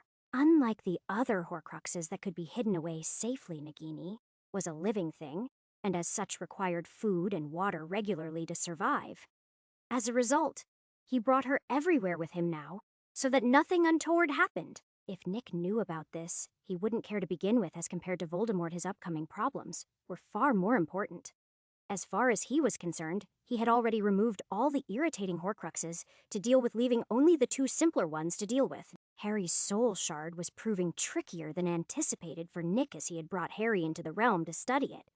While he was showing off earlier, and fully analyzed the connection between the shard and Harry. To put it bluntly, Harry's soul was firmly wrapped around the shard and needed one of two things to occur for it to be removed. The first was for Harry himself to gain control over his soul and fully devour the shard, removing its connection to Voldemort while also boosting his own talent and abilities. That was the best option in Nick's opinion and had only upsides with no downsides. The second method, however, was much worse. Harry needed to die. To be more specific, his soul needed to be fully removed from his body, allowing it to expand as bodiless souls, releasing the shard that without a vessel would disperse. The problem with this method was that Nick would then need to expend the decade-long ability of the Staff of Asclepius to resurrect Harry after the soul shard was gone. The method Dumbledore used in the books also worked, but required so much coincidences to play out that it was better to not use it at all. Nick obviously wanted to take the first method in a manner of speaking. See, he wasn't going to train Harry how to control his soul, but rather was going to give Harry the Resurrection Stone ring and secretly have Harry come into contact with the stone in his soul space and devour it. This way, Harry didn't need to learn a dangerous thing like soul magic and could still get the benefits.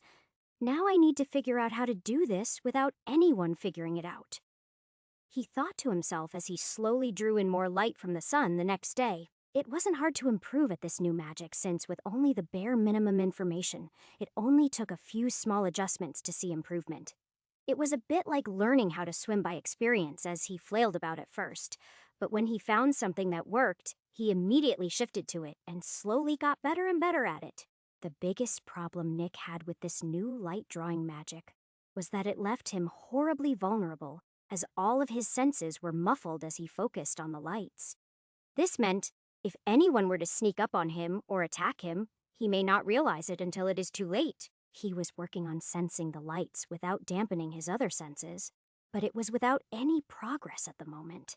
He was very tempted to use his first enchantment method to create a ring to passively stat the light-sensing magic onto his other senses, but he had this sneaking suspicion that may cause him serious problems later. Still, adjusting his light-collecting magic was far easier, so he now had a basketball-sized mass of the sun's light material ready to use. Interestingly, unlike metal ore that remained separate from other pieces of the same stuff, the light instead fused with other pieces nearby. Nick stood in his realm, holding the light material in his hands, as he began the condensation process of the crafting style under the analysis of the realm.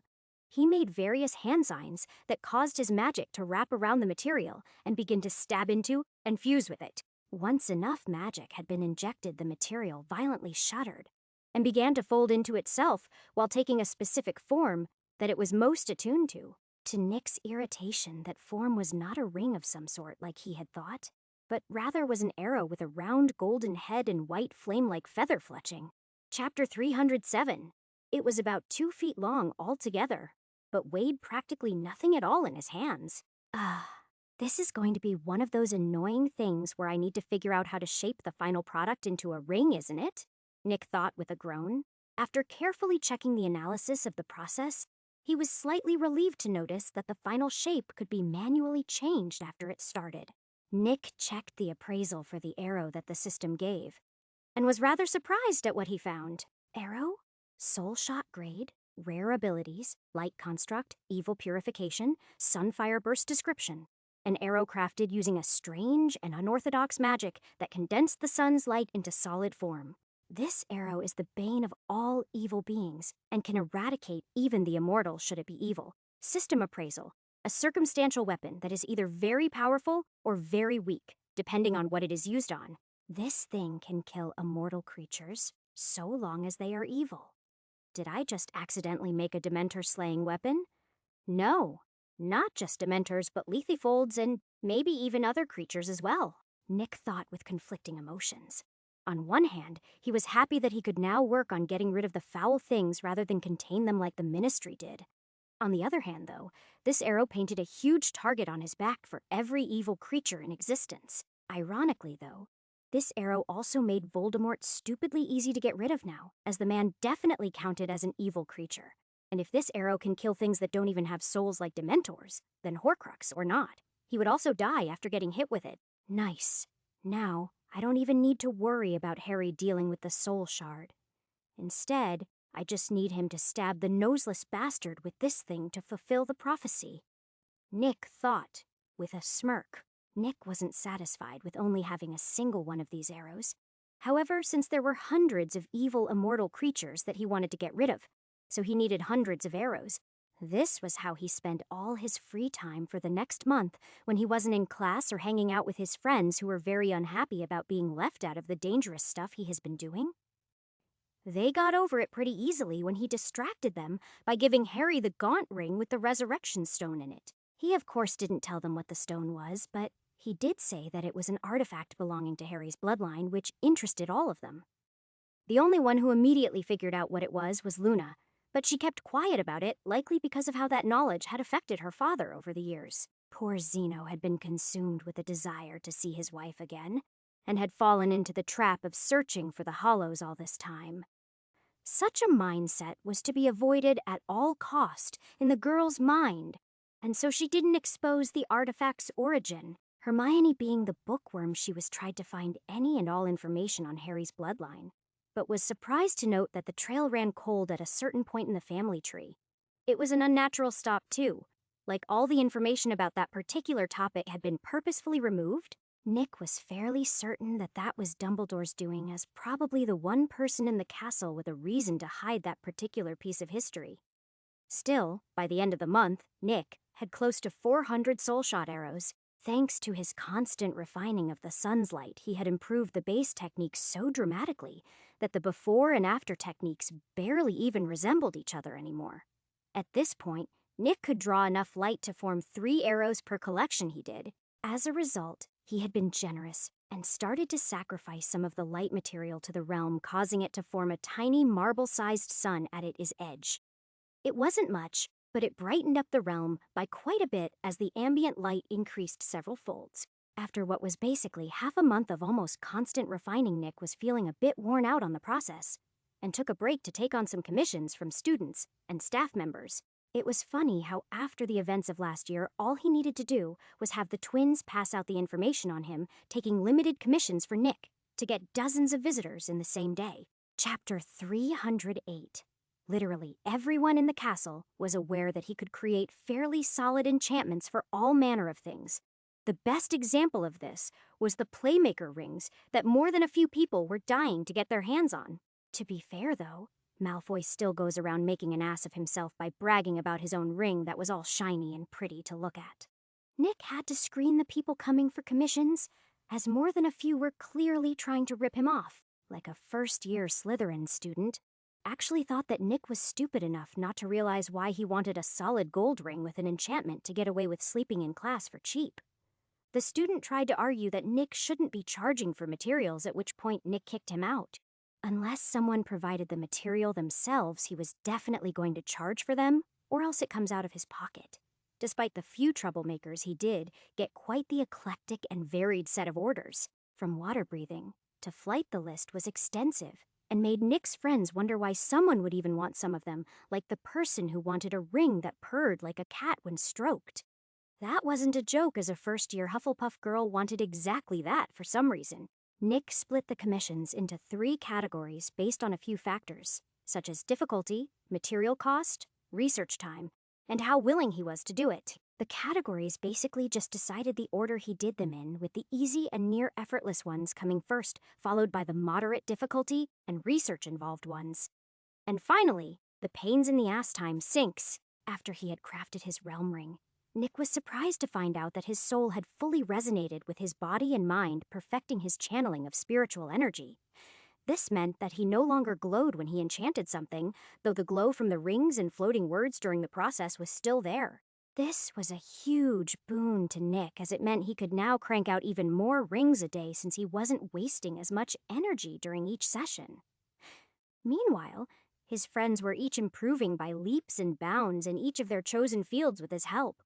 Ron finally crafted his first wand that was functional using a piece of unicorn hair that Nick let him have as his first core material.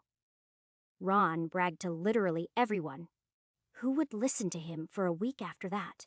Nick, on the other hand, was still studying the staff in his realm as he was constantly improving his veritology knowledge thanks to what he was getting. See, the staff was made in a far more advanced version of the subject that used hard-to-deduce methods. The core of the staff was from an extinct creature as well that was worth studying by itself. Hermione and Daphne were both quickly becoming fluent in Elder Futhark, as they rarely made any mistakes anymore when they wrote out sentences. Harry and Luna showed the greatest improvement, however, as when they dueled now, the only advantage Harry had over Luna was his much larger mana pool.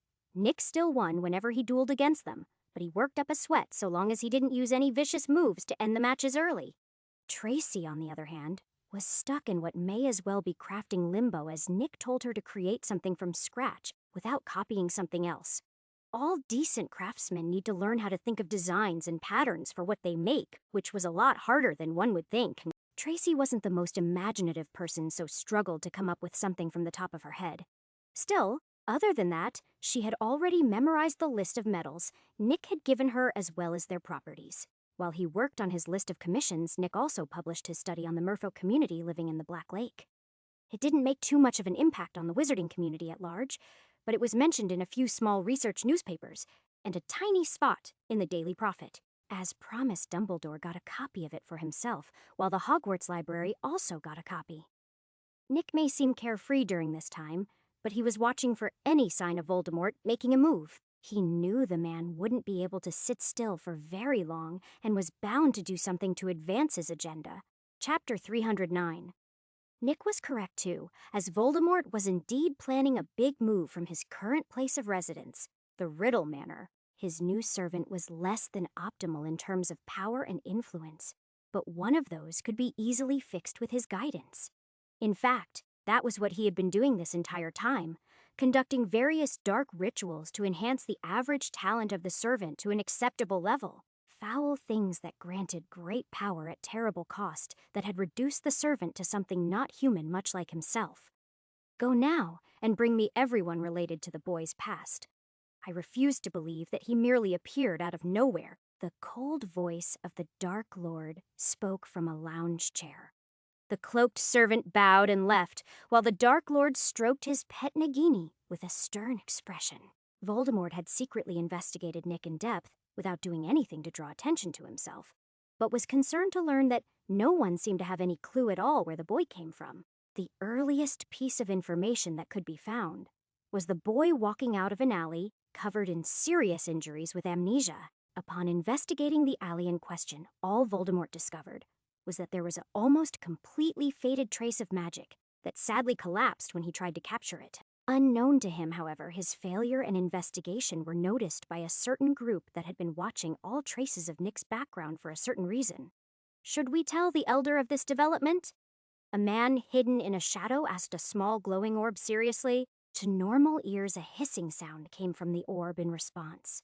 In truth, it was a female voice speaking in Parseltongue. No, we shall continue to observe the boy's activities and past locations for now.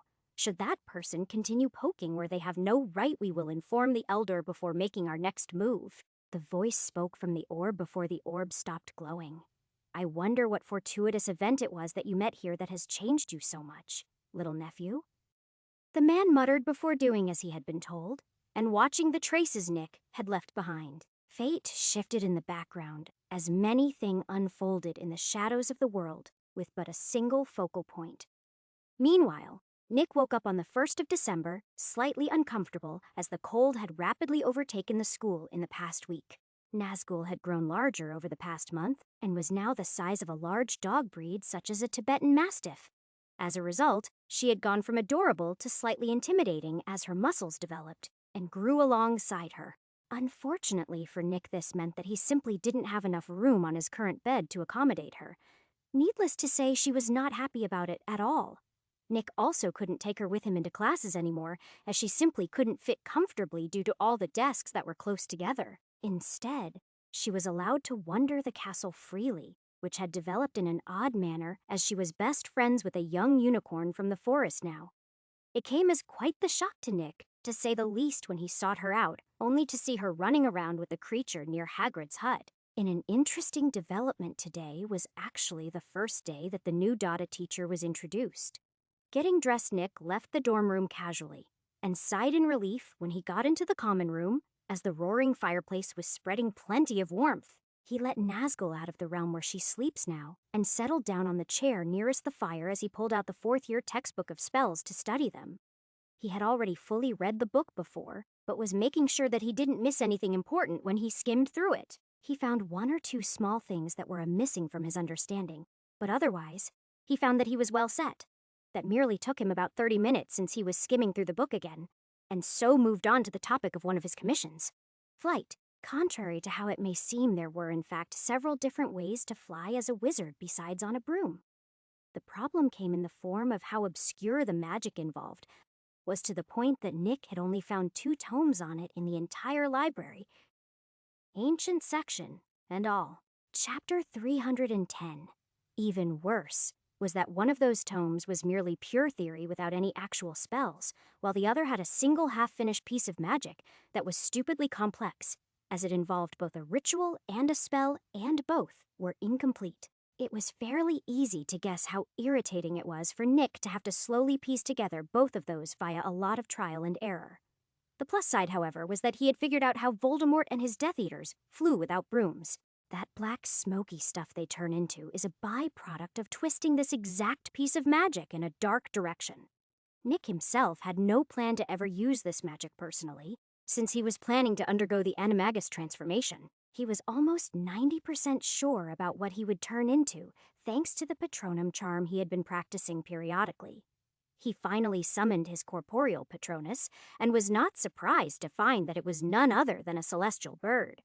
It was huge, by the way, like 12 feet tall huge. Appearance-wise, it looked most like a phoenix, with an extra set of wings directly below the first and long tail feathers.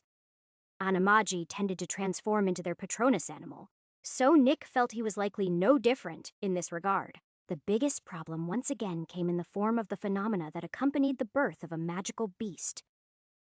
Him turning into an elf had not gotten that phenomena, since he was not being born so much as elevated to a higher state.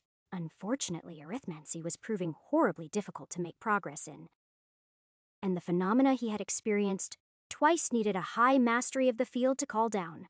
Shaking his head to clear away those thoughts, Nick went back to reading the theory tome on flight magic. While fairly complicated, the field of magic could be boiled down roughly into a group of 5 rules. The first was that the magic was almost always very draining on the mana reserves of the witch or wizard. The second rule was that the magic must always have a stabilization component, or the user will certainly go up, but at an uneven rate. The third rule was similar to the second, as it was that the magic must always contain a control component so that the user could steer. The fourth rule was that the magic must always have a way to negate the effects of gravity, or else the cost goes up dramatically. The final rule was the magic of flying through space was different than that of the atmosphere. Some of these rules made Nick think that the person who wrote this tome had definitely had their own method to fly, and had personally experienced these things. Wizards had tried to reach the moon several times, according to the history books after all, and someone with flight magic had a good chance of succeeding if they were prepared enough. Nick didn't put away the tome even after Hermione walked down from the girls' dormitory, since he had no need to hide this topic from her. "Is there actually a spell that lets one fly without a broom?" she asked curiously after reading the title. Nick nodded. "From what I can tell, based on this book and one other, there is likely several. The annoying part is that the library doesn't have any of them." "Well, complete spells anyways," he said honestly. "Perhaps they are in the forbidden section," she suggested, but Nick shook his head. "I checked there already. There weren't," he said with a shrug. Hermione frowned at that answer. "I can't believe you broke into the forbidden section. It is forbidden for a reason, you know."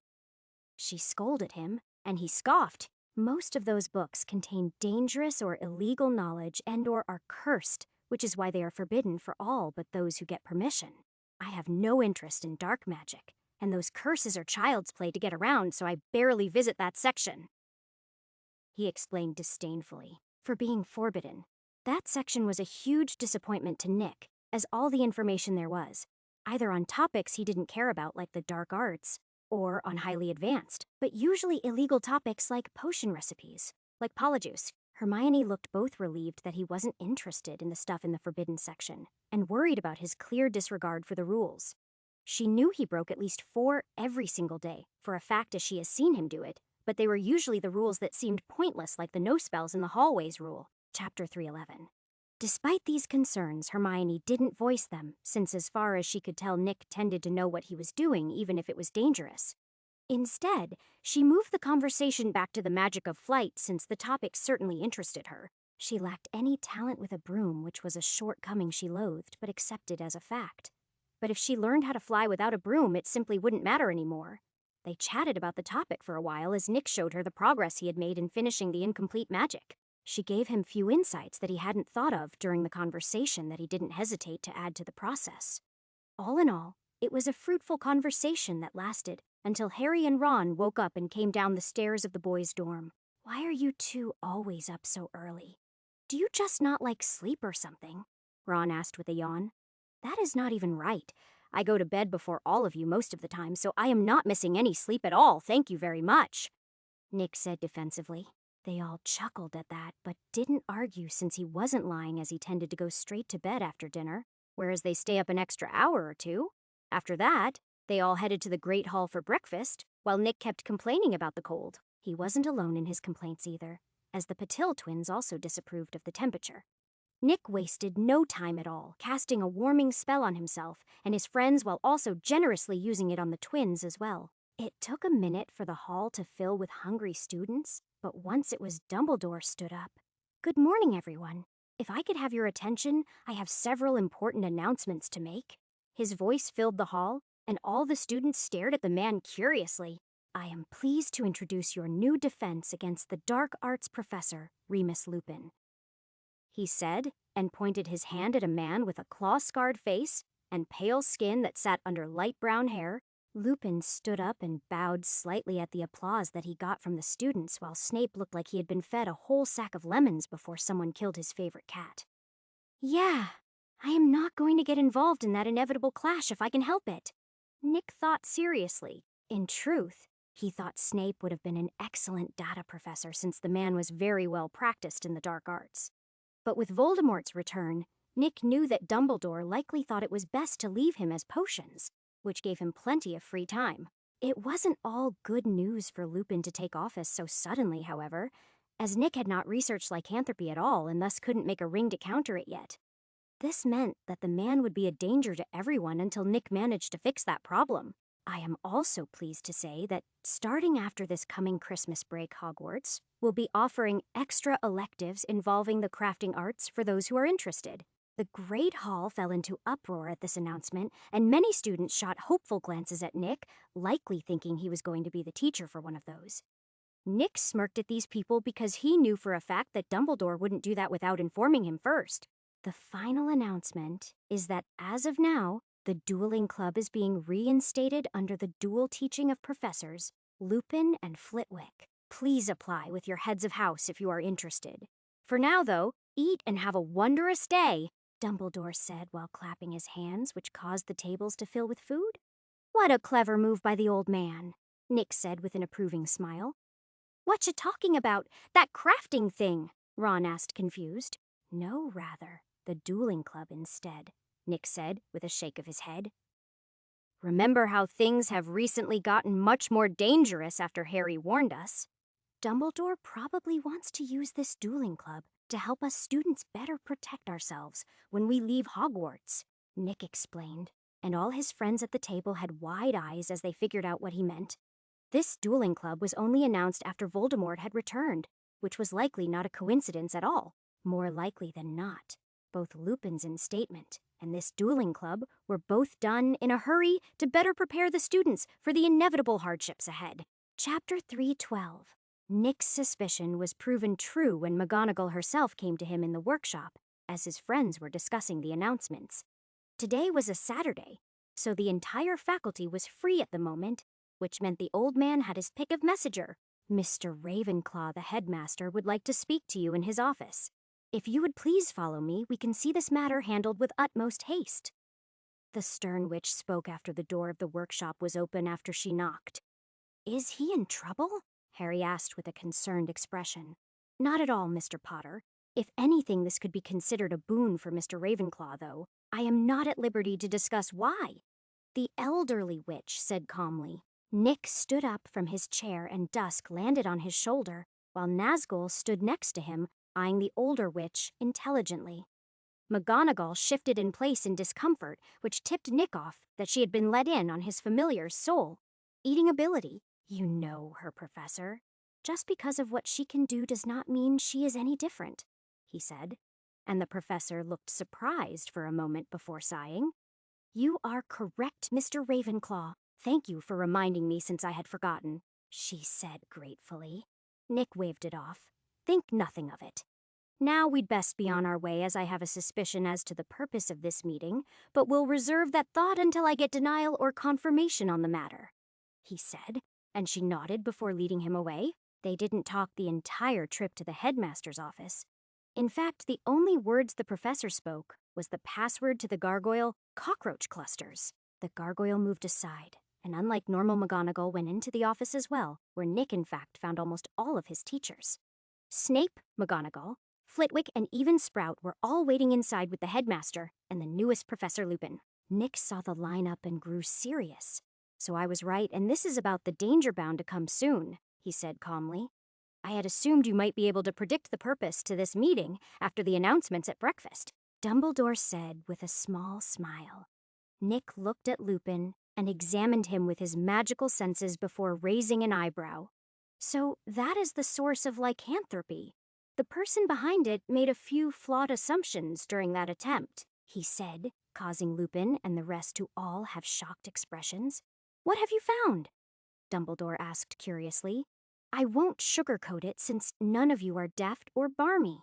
The source of lycanthropy is a flawed attempt by someone to complete the animagus ritual process, but modified to make the end result a magical beast instead of a normal one. They made several crucial mistakes, however, that caused the curse to be born instead," Nick explained disdainfully. "How did you come to this conclusion exactly?" McGonagall asked, clearly finding his answer probable if not accurate. She herself was an animagi as well as master of transfiguration, so she knew that if a few changes were made to the ritual, contagion, such as the way werewolves are created, is very much doable. The first piece of evidence is the fact that an animagi can't be infected with lycanthropy, which should only be the case if two types of the same magic clash, with the more perfect magic coming out on top. The second piece of evidence is the fact that the lycanthropy transformation is tied to the full moon, while the animagus ritual is tied to the new moon. Finally, is because I myself happen to know exactly what the reason wizards and witches failed to become magical beasts during the ritual is, and how the ritual should be modified to allow it," Nick said calmly, and everyone in the room looks at the resident expert on the subject for confirmation that she gives in the form of a solemn nod. "If it is nothing too secretive, could you explain what that reason is?" Dumbledore asked with a knowledge-eager expression. None of the professors, other than Lupin, doubted Nick's words since he had shown repeatedly that he does not boast about things he wasn't sure of. It is not that secretive since anyone who has personally witnessed the birth of a magical creature was exposed to it, though unknowingly. See, I am rather sensitive to the changes in magic near me, as most of you should have noticed by now," Nick said, and they all nodded. "Thanks to that sensitivity, I discovered that at the precise moment of birth, a magical phenomena takes place, like the world itself marking the creature as magical and therefore different from normal beasts. Witches and wizards lack this phenomena, and as such, can only turn into non-magical creatures," he explained, leaving all of them enlightened as they finally understood the problem. Chapter 313. If this is true, then why is there no records of such a phenomena? Snape asked critically. Nick knew that the man was merely being thorough in his understanding of the information, and as such was unbothered by the man's tone, for the same reason that no one here knows how to perform any of the grand works of magic that Merlin or the Founders performed. Time, as it flows ever forward. Time sinks information below it, is currents to either be rediscovered later or lost forever. The fact is that most powerful wizards have a great deal of secrets involving their powers, and once they die, those secrets are lost until rediscovered by another. As this process happens over and over again, due to the selfishness of the powerful wizards, as a whole lose more and more knowledge, as the powerful hide away things they find preventing any in the future from knowing them. While this information may exist in some form locked away in a forgotten place, the rest of the world simply won't know about it until it is publicized. Nick explained, honestly. No one argued with him either, as he was correct about those with power keeping their research and knowledge secret from others, as each person here with any achievement under their belt had done so themselves. What about lycanthropy then? If it is as you said, then why hasn't it been corrected yet, since it should be easy? Lupin asked, finding the solution to his curse was an easily fixable mistake hard to swallow. Nick smiled mockingly. The answer to that was sheer bad luck for the werewolves. Those who wanted to fix it lacked the ability or talent to learn how, while those who could fix it lacked the will to try. Basically, the entire werewolf problem was because no one actually cares about it at all until they themselves are afflicted.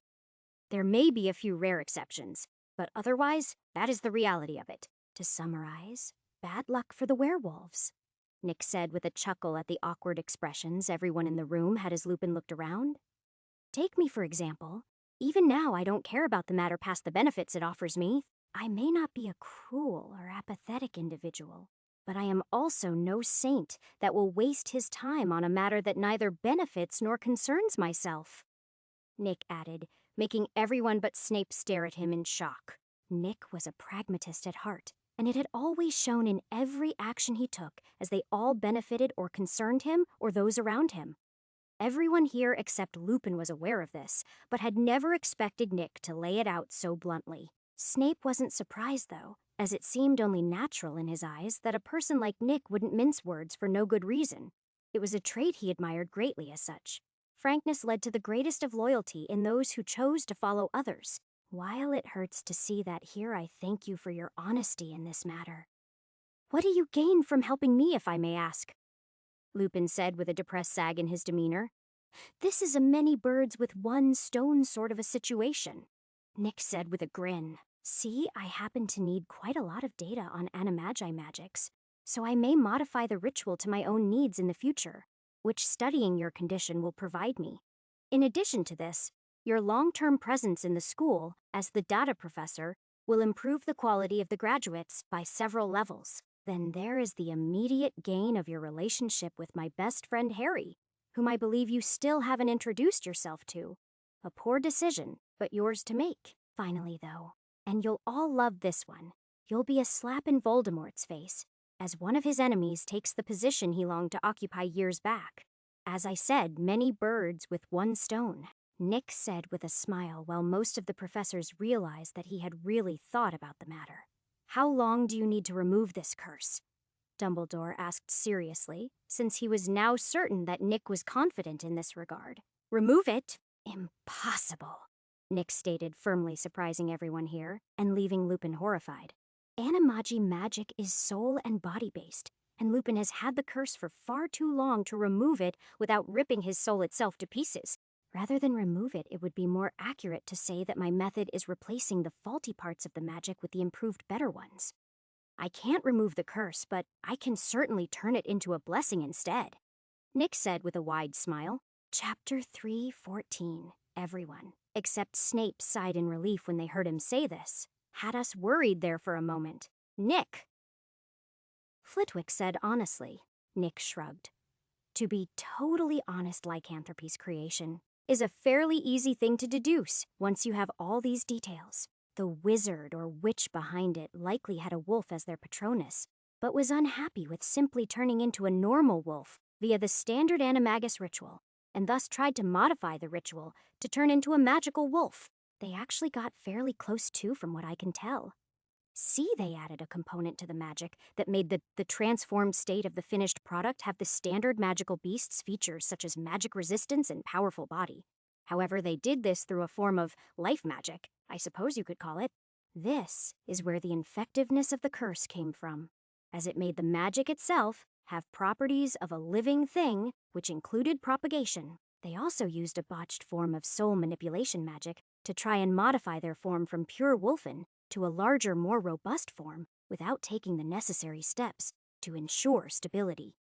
Altogether, this curse is a half-baked idea at best. Nick criticized disdainfully. I would need to witness a transformation personally before I can even consider trying to mess with the curse, though, since at the moment it is dormant, but at the time of the full moon it will become active and may have more nuanced aspects I can't sense at the moment. Nick added honestly. Dumbledore nodded in understanding. A reasonable request, considering the circumstances of the matter. As luck would have it, the next full moon is next week on Wednesday, he said calmly. Lupin looked horrified at the very idea of Nick being anywhere near him when he transformed. You need not worry yourself, Professor Lupin, as I doubt the old man would leave me without some form of protection. Nick pointed out to help calm the man. That is correct, as I myself, or one of the other professors, will be present to prevent any mishaps, Dumbledore said in agreement, which did help Lupin to relax a little. Before anything else is discussed, however, I believe it is time to talk about the true reason that you have been called here today, Mr. Ravenclaw. Dumbledore then spoke seriously. Exactly how far ahead of your peers in terms of studying? He asked sternly. Nick thought about it for a moment before replying. About the middle of the 4th year in most classes and postgraduate in the case of runes and transfiguration. I have currently been studying arithmancy, but have trouble with it since I need to be very careful as the tomes on the subject lack many details, Nick answered without holding back at all. Everyone in the room sucked in a breath of air at his answer, as they knew he was advanced, but not that advanced. As the people in charge of those subjects, they knew better than anyone how big of a qualitative difference the subject matter is from the 2nd year in comparison to the 4th. The matter of transfiguration was an entirely different thing since they had already been aware of that due to his regular use of the subject openly. Runes, on the other hand, was a surprise that came out of nowhere. Sure, they knew that Nick likely was a little aware of them thanks to his apprenticeship with Ollivander, but clearly he was far more than just familiar with the subject. I see. Then there is no problem with what we professors have decided to do in light of the return of Voldemort, as well as the value of your time. It was thoroughly discussed between all of us, and we have all agreed that your continued attendance of class with your peers for the moment is a waste of both your and their time. I am prepared to exempt you from all classes for the rest of the year, and possibly the next, so long as you pass the exams for this year's classes early. While we are reluctant to admit it, your time and talents would be better spent self-studying and preparing for the troubles to come. Those rings of protection you make, for example, are quickly becoming necessary for many, and we all agree that you spending your time helping prepare us is better than sticking so strictly to tradition. Dumbledore spoke slowly but seriously, and Nick's jaw hit the floor. It needs to be understood that in 1,000 years of history, since the school had been founded, not a single student had been exempted from class for more than a couple months, depending on the severity of the situation. Chapter 315. To say that Nick was surprised by this turn of events would be a huge understatement, as he was entirely speechless. He had at most expected that he would get 1 or 2 classes exempted or reduced to give him more time to improve himself, but full exemption had never even crossed his mind.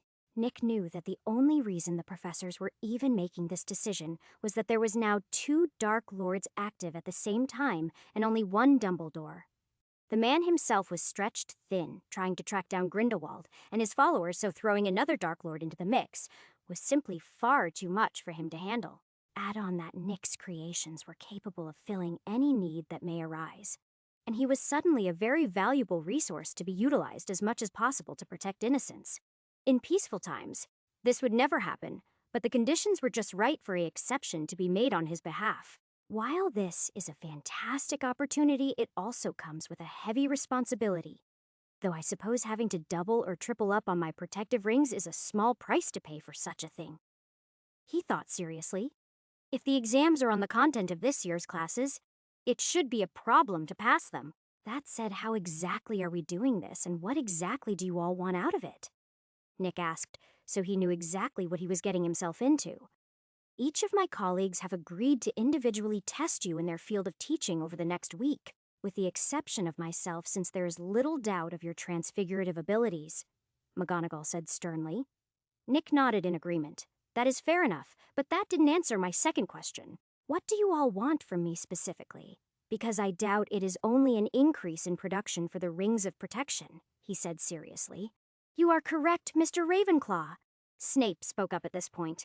In exchange for this exemption, you are required to not only provide many more of those rings, but also need to provide as many different types of offensive artifact as possible for the battle ahead. He spoke with a calm and cold tone that brokered no arguments. Nick ran through a list of different possible enchantments he could make for offensive means and frowned. That was a very long list, and while he doubted that he actually needed to provide all of those options to them, even a fraction of them would be enough to level a continent. Not all at once, mind you, since he wasn't that powerful. But if they were all used in separate locations simultaneously, the maps would definitely need to be redrawn. It should not be too much of a problem so long as the enchantments aren't very complex.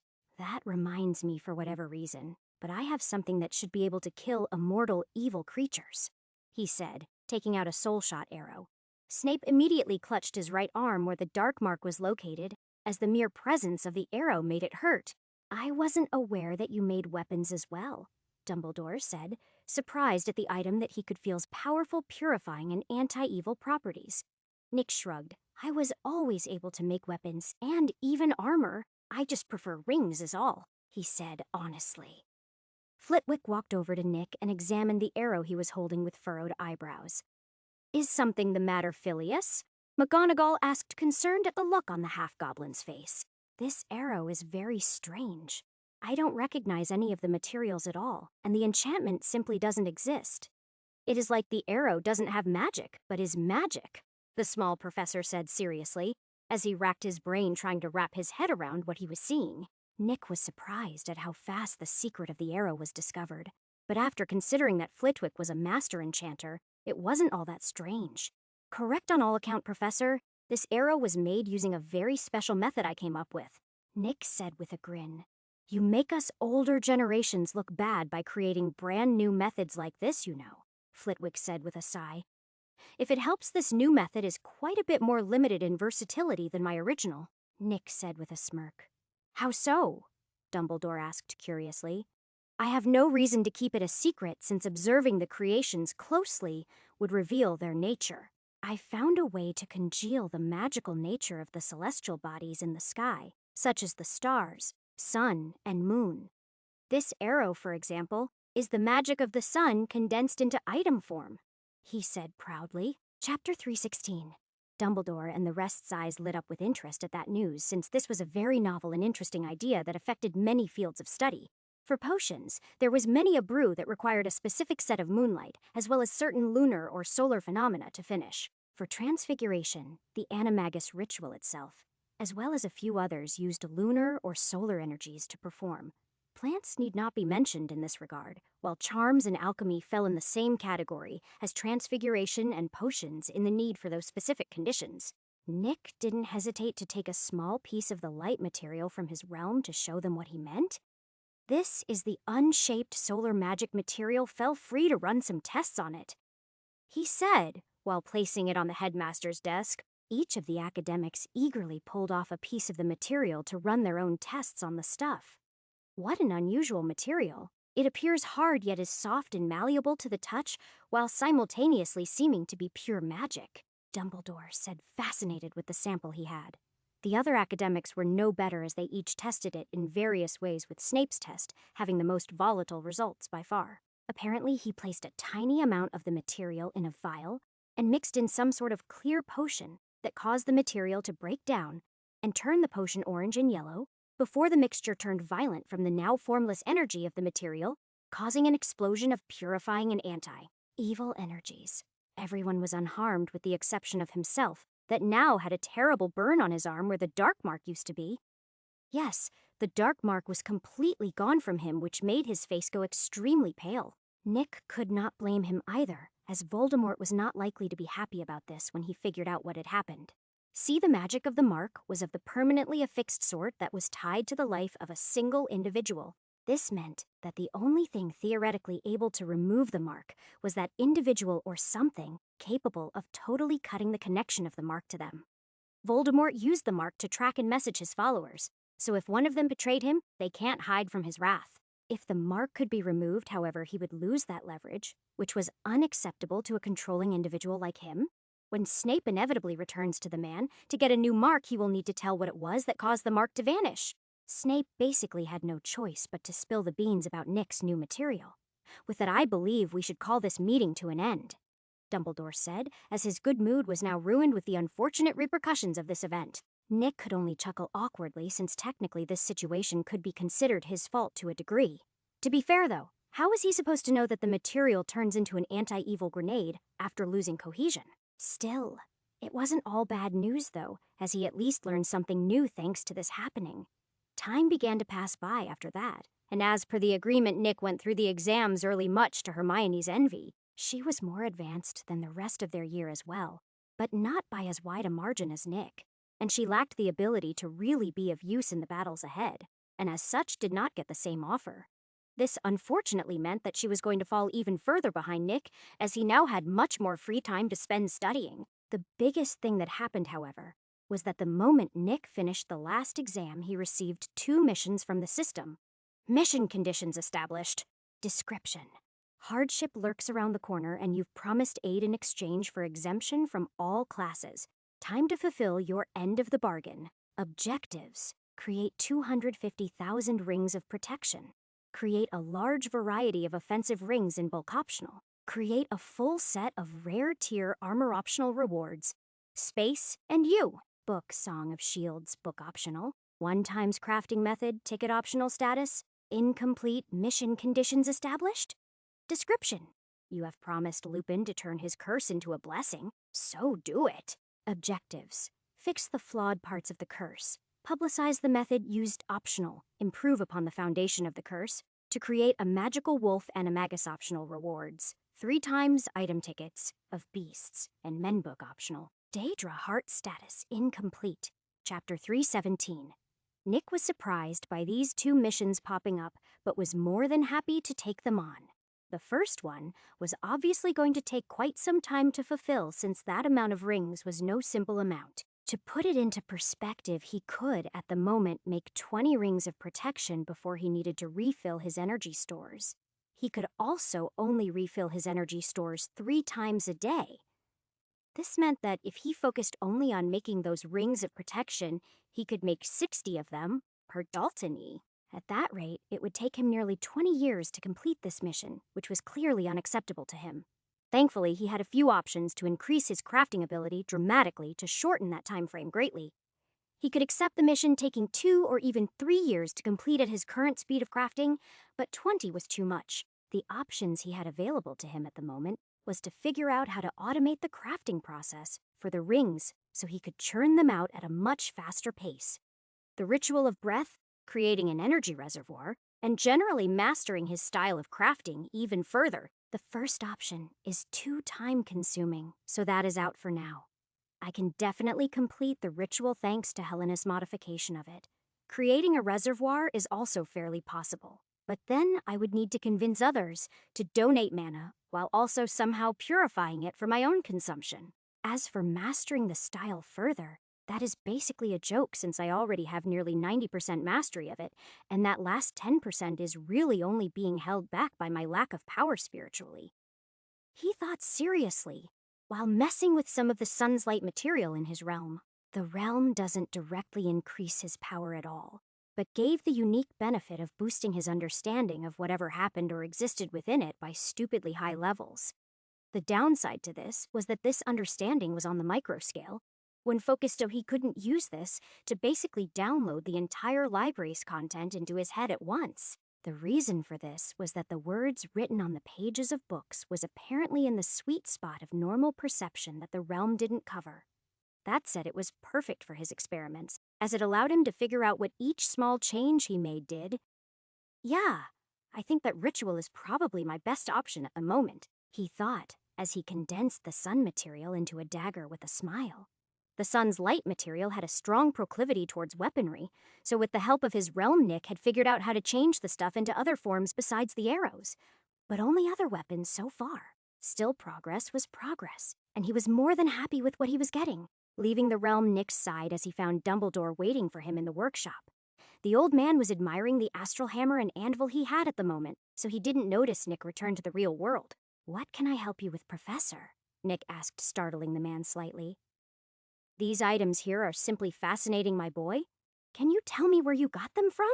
The old man asked curiously. "They came from myself, of course. I based them off of a mysterious place I found before school last year." Nick said casually. Dumbledore looked enlightened after hearing this. So that was what happened at that time. Nico and I were wondering where the craftsman who entered the astral realm vanished to, the old man said, making leaving Nick dumbfounded. "You entered that place shortly after creating your crafting and enchanting method, correct?" Dumbledore asked with a smile after seeing Nick's expression. "I thought—" Nick started before Dumbledore finished the statement, "that the astral realm was something only you knew about. Sorry to say you are both wrong and right at the same time," he said with a sad sigh. "It is a legendary place that all true experts in the crafting community are aware of, but has strict requirements to enter. You likely only managed to enter because you created something totally new and the realm acknowledged it. Judging from the time frame you entered, I assume you didn't leave an imprint on the realm to return at will?" Dumbledore asked, and Nick nodded in confirmation. "A pity, but to be expected, I suppose. Nico will be quite disheartened by the news. He was very much looking forward to meeting someone else with access to that place, you know. If it is not too much trouble, could I, by chance, purchase an item like these two from you? I believe they merit study," the old goat requested. Chapter 318. This request caught Nick off guard, but was fairly easy to fulfill, so he simply nodded. "Give me a bit of time, and I should be able to get another hammer to you. Consider it an early Christmas gift," he said, and the old man smiled happily. While Nick may not like the old man, he was also aware that having him at his back was worth doing, since after the mana concentration increases, he will likely quickly grow more powerful. Nick wasn't stupid enough to think that someone like Dumbledore was unaware of how to take that step to the next rank. A rank 5 wizard on his side will come in handy at the early stages of the world's recovery, when the gods haven't been unsealed yet. After that, though, Nick doubted that the old man was going to survive very long at all. Dumbledore was not the sort of person to shy away from a fight with a tyrannical powerhouse, and as a result would likely confront Zeus, which definitely won't end well for the old goat.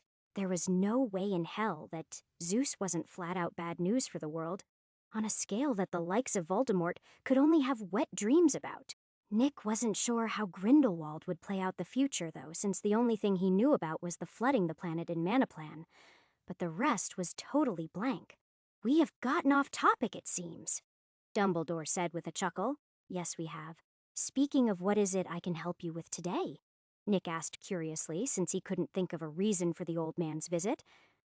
"I have received a rather interesting opportunity that I felt you may appreciate given your unique situation," Dumbledore said mysteriously. "Which part of my situation exactly?"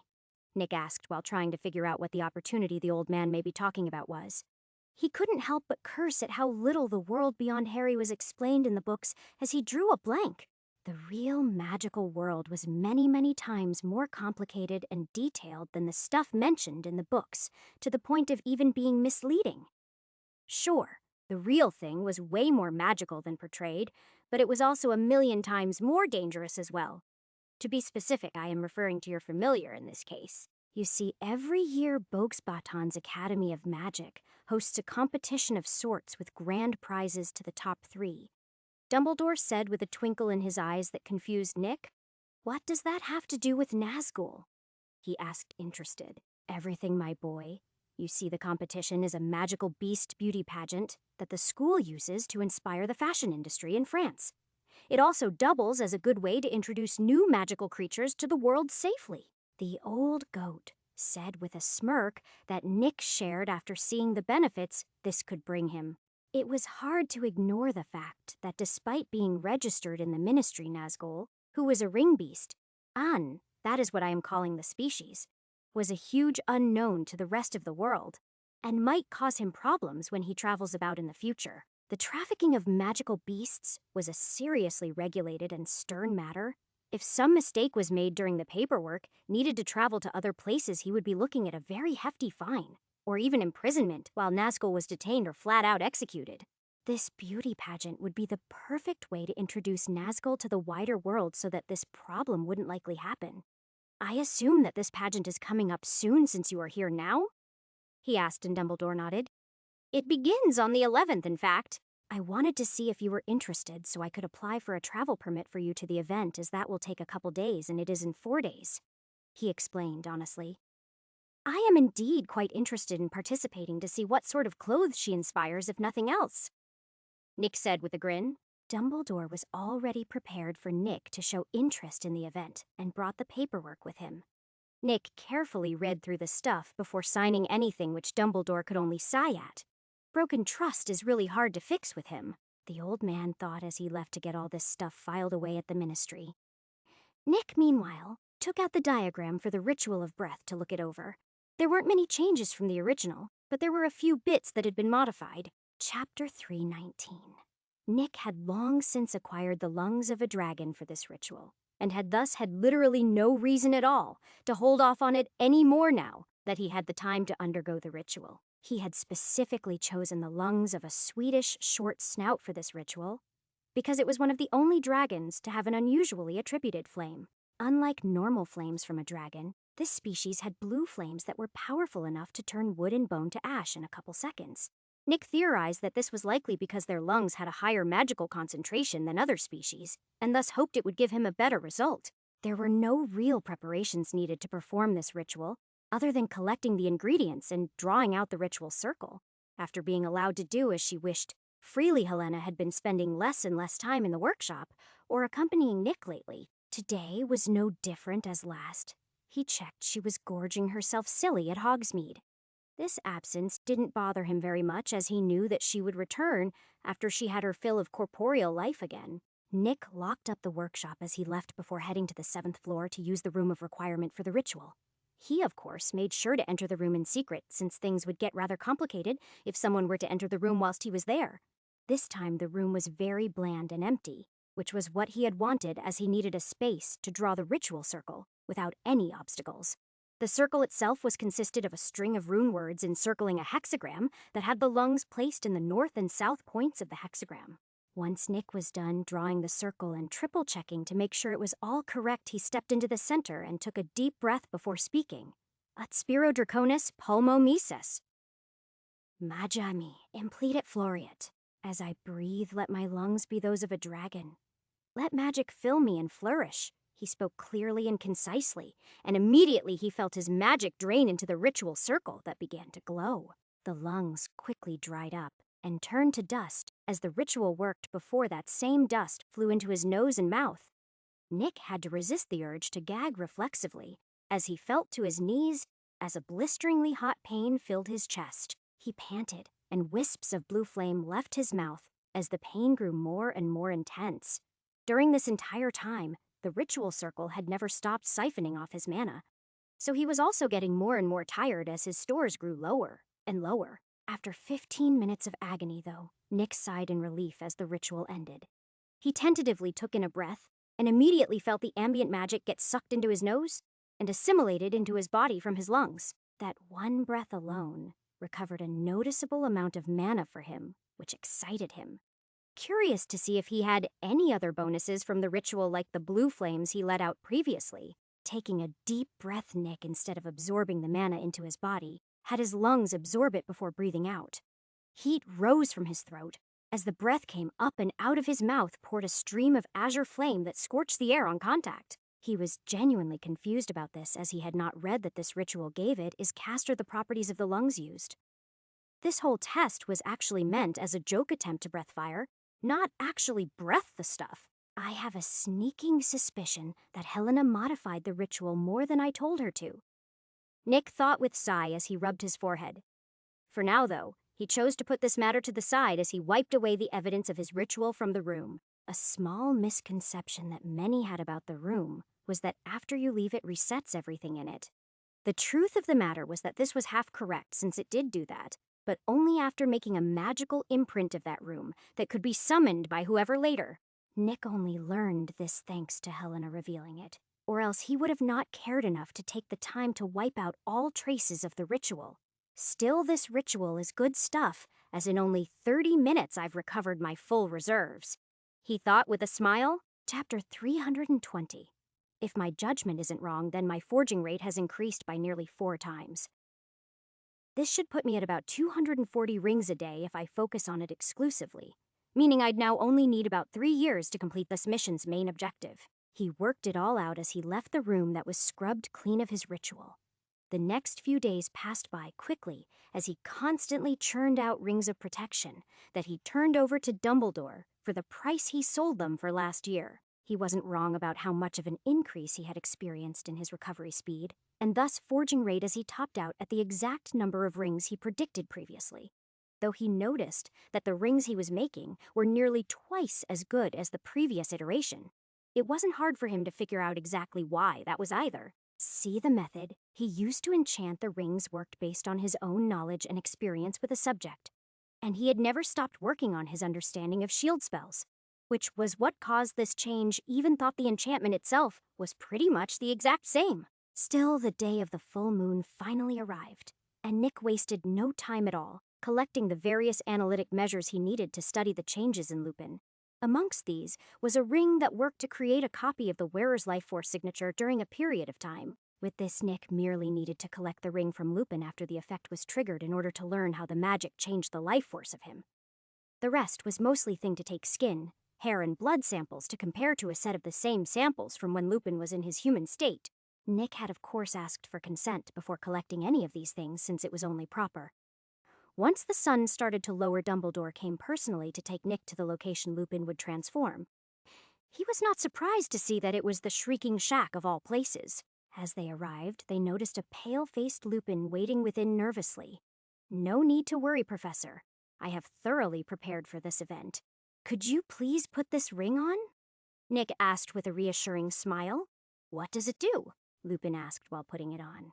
"It creates a recording of your life force that I can then analyze later to learn how transforming affects it," Nick explained, since he felt there was no reason to hide it. "You truly have prepared well, it would seem," Dumbledore said with a raised eyebrow. "I take my work very seriously," Nick said with a grin that seemed to relax Lupin a bit. He couldn't be blamed for being nervous, as he, of all people, was aware of the danger posed by his werewolf form. That was the cruel part of the curse. The werewolf remembers everything they did while transformed, as if they were a prisoner in their own body. "If it makes you feel better, I intend to paralyze you after you transform, so I can collect the last samples, so you will be no danger at all to anyone else," Nick added helpfully, and Lupin nodded before it changed into a waiting game. To pass time, Nick chatted with Dumbledore and Lupin on his progress with the Patronus charm. Neither of them were all that surprised that he could use it, since he was studying the Animagus transformation, and one's Patronus usually was also their animal form. Dumbledore was more than happy to share a few of the ways he had figured out how to use the spell, from delivering messages to driving off many evil creatures at once. Even Lupin couldn't help but relax and get lured into the conversation. Despite the way he has spent the last decade or so, he was a scholarly sort and loved learning new information. Soon, though, he started to groan as the moon's influence called to his curse. Nick stepped away from the man alongside Dumbledore, who drew the Elder Wand and held it at the ready. Bones cracked and shifted as Lupin began to change. But Nick was far more interested in the incredible difference between the active curse and passive one in his magical senses. The passive curse seemed broken, but quiet. But the active one was like a car that had the wrong parts installed, as it was louder and far more discordant. He frowned, though, when he noticed the damage that this transformation was doing to Lupin's body. No wonder werewolves feel terrible after they turn back. Their body is literally tearing itself apart, he thought seriously. Chapter 3:21. Dumbledore watched the scene of Lupin transforming with a sad expression, but didn't allow his mind to fall into the trap of melancholy. Freshly transformed werewolves seemed harmless at first, but the moment they noticed you, it was an instant shift in temperament to a savage and violent one. Nick was also very much aware of this, so when the transformation ended, he wasted no time at all, tapping his wand against the floor. The werewolf Lupin was startled as thick metal chains and shackles shot out of the floor and bound each of his limbs in 3 places before wrapping around his muzzle to prevent even the slightest chance of it biting them. Dumbledore waved his wand, adding his own layer of bindings to the struggling creature, preventing any and all movement. Without missing a beat, Nick rushed over and went to work collecting the samples he needed, as well as the ring on Lupin's digit that had served its purpose. We can leave now since I have all the information I can get without risking my possessions and placing him in my ring for deeper analysis. Nick spoke calmly as he left the growling and snarling creature behind. Dumbledore nodded and waved his hand again, covering Lupin's eyes as they walked out, at which point he quickly removed the restraints on it and locked the door behind him as they left. Nick heard the creature roar angrily and crash against the door in a worrying manner. No need to be concerned. This shack was specially reinforced so as to hold a werewolf during the previous headmaster's time, so the poor students with the curse need not worry about harming others during their monthly transformation. Dumbledore said reassuringly, "That is good. A werewolf released in such close proximity to Hogsmeade would be quite bad." Nick said, and the old man nodded seriously. "On to a better topic. I just this evening received your travel paperwork for tomorrow," the old goat said before, reaching into his robes and taking out a few items. The first was magical passport of sorts, with all of his information on it, as well as a magical imprint waiting to be filled by him. This was to make sure that even under Polyjuice, it was impossible for someone to travel legally to another country, even if they somehow stole his passport. The second item was a card that expanded to show all of his legal paperwork for his travel visa, so that he could just hand over the card when he arrived while showing his passport to legally get welcomed to magical France. Nick may not be a huge fan of bureaucracy in general, but he was willing to admit that it had its uses in some cases. "Thank you. I imagine you will be apparating us to the Ministry, so we could take the long-distance flu soon?" Nick asked, and the old man smiled mischievously. "Right now, in fact," he said before grabbing Nick by the arm and apparating in an instant.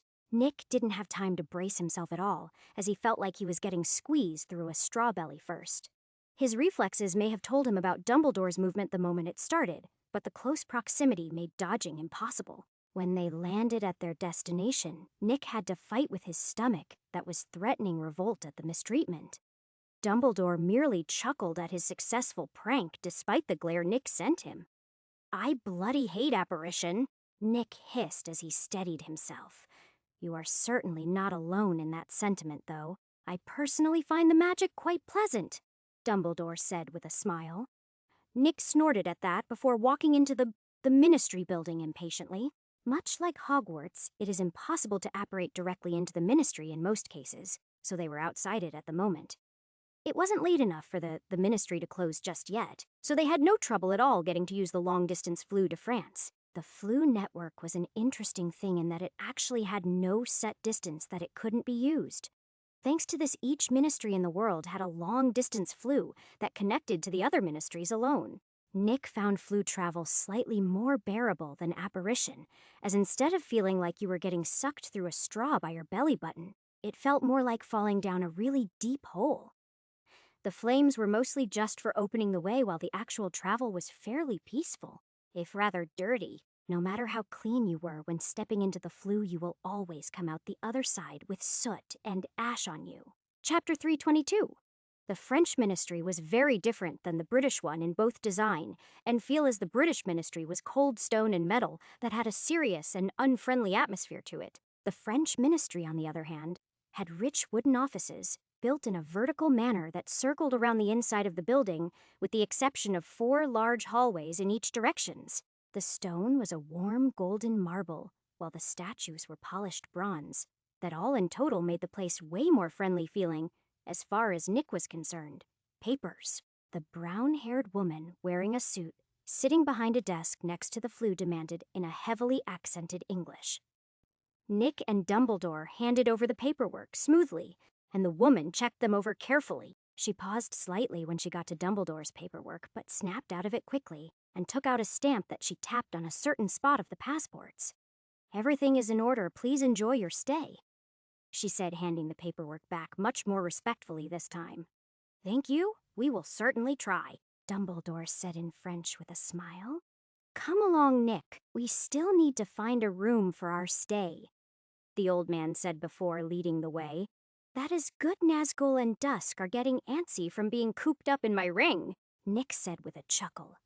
Dusk needed to be brought along since he both refused to be left behind and was sure to cause trouble if left to his own devices. Steve, on the other hand, was left in the care of Luna and the other girls who practically jumped at the chance. Even if Nazgul was the favorite of his beast companions, Steve was still adored by everyone. That reminds me, for whatever reason, but will Fox be joining us? Nick asked curiously.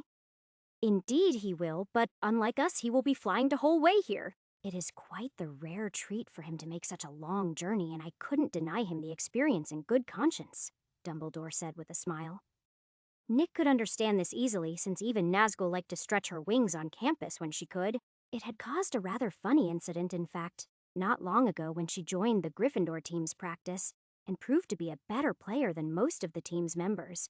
She was faster, better at flying, had very sharp eyes, and was horribly strong for her size. All of this combined meant she was able to steal the quaffle easily, beat off the bludgers, and snatch the snitch before Harry could even see it. Oliver Wood died a little inside that day. Anyways, it didn't take the two of them to leave the ministry, though.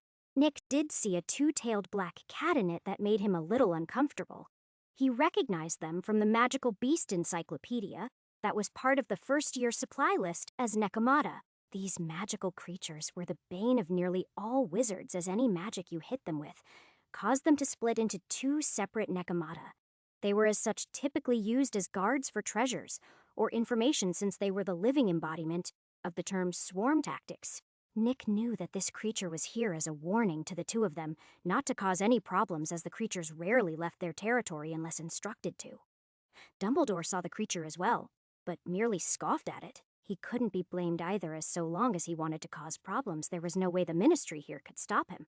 And they knew it, so the warning was stupid. Still, the Ministry of Magic for France was very different than the one for Britain, as it was actually located beneath the Muggle Parliamentary Building in the middle of Paris.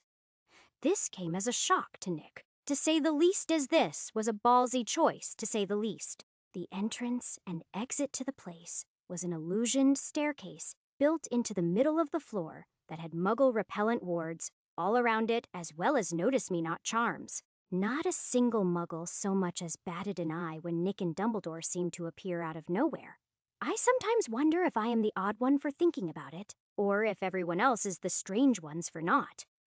Nick thought, as they moved through the large doors of the building and onto the street. Paris at nighttime was quite the sight, as the Eiffel Tower was lit up in the distance, and various colorful streetlights filled the city as the people in it went about their late evening business. Chapter 323. Now to find a place to stay for the night. If memory serves, there should be a place not far from here. Dumbledore said casually, before starting to walk in a certain direction.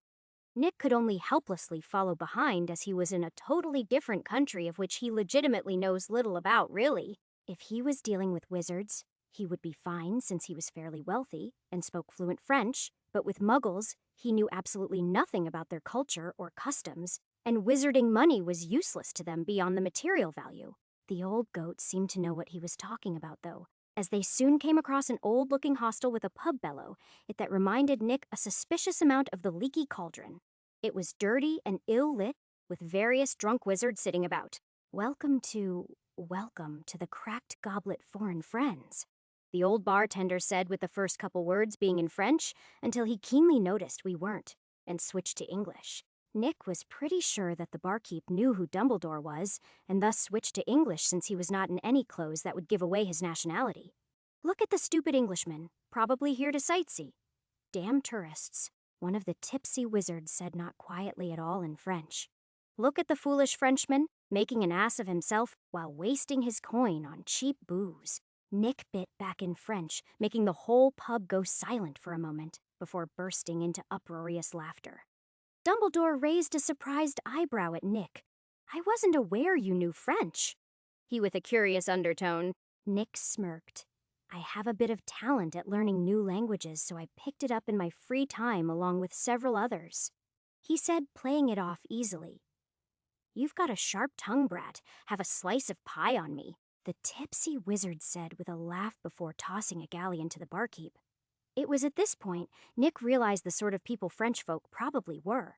They were probably passionate and brave people that wore their hearts on their sleeves and loved a good verbal sparring. Still, Nick wasn't one to turn down free calories and happily accepted the slice of apple pie.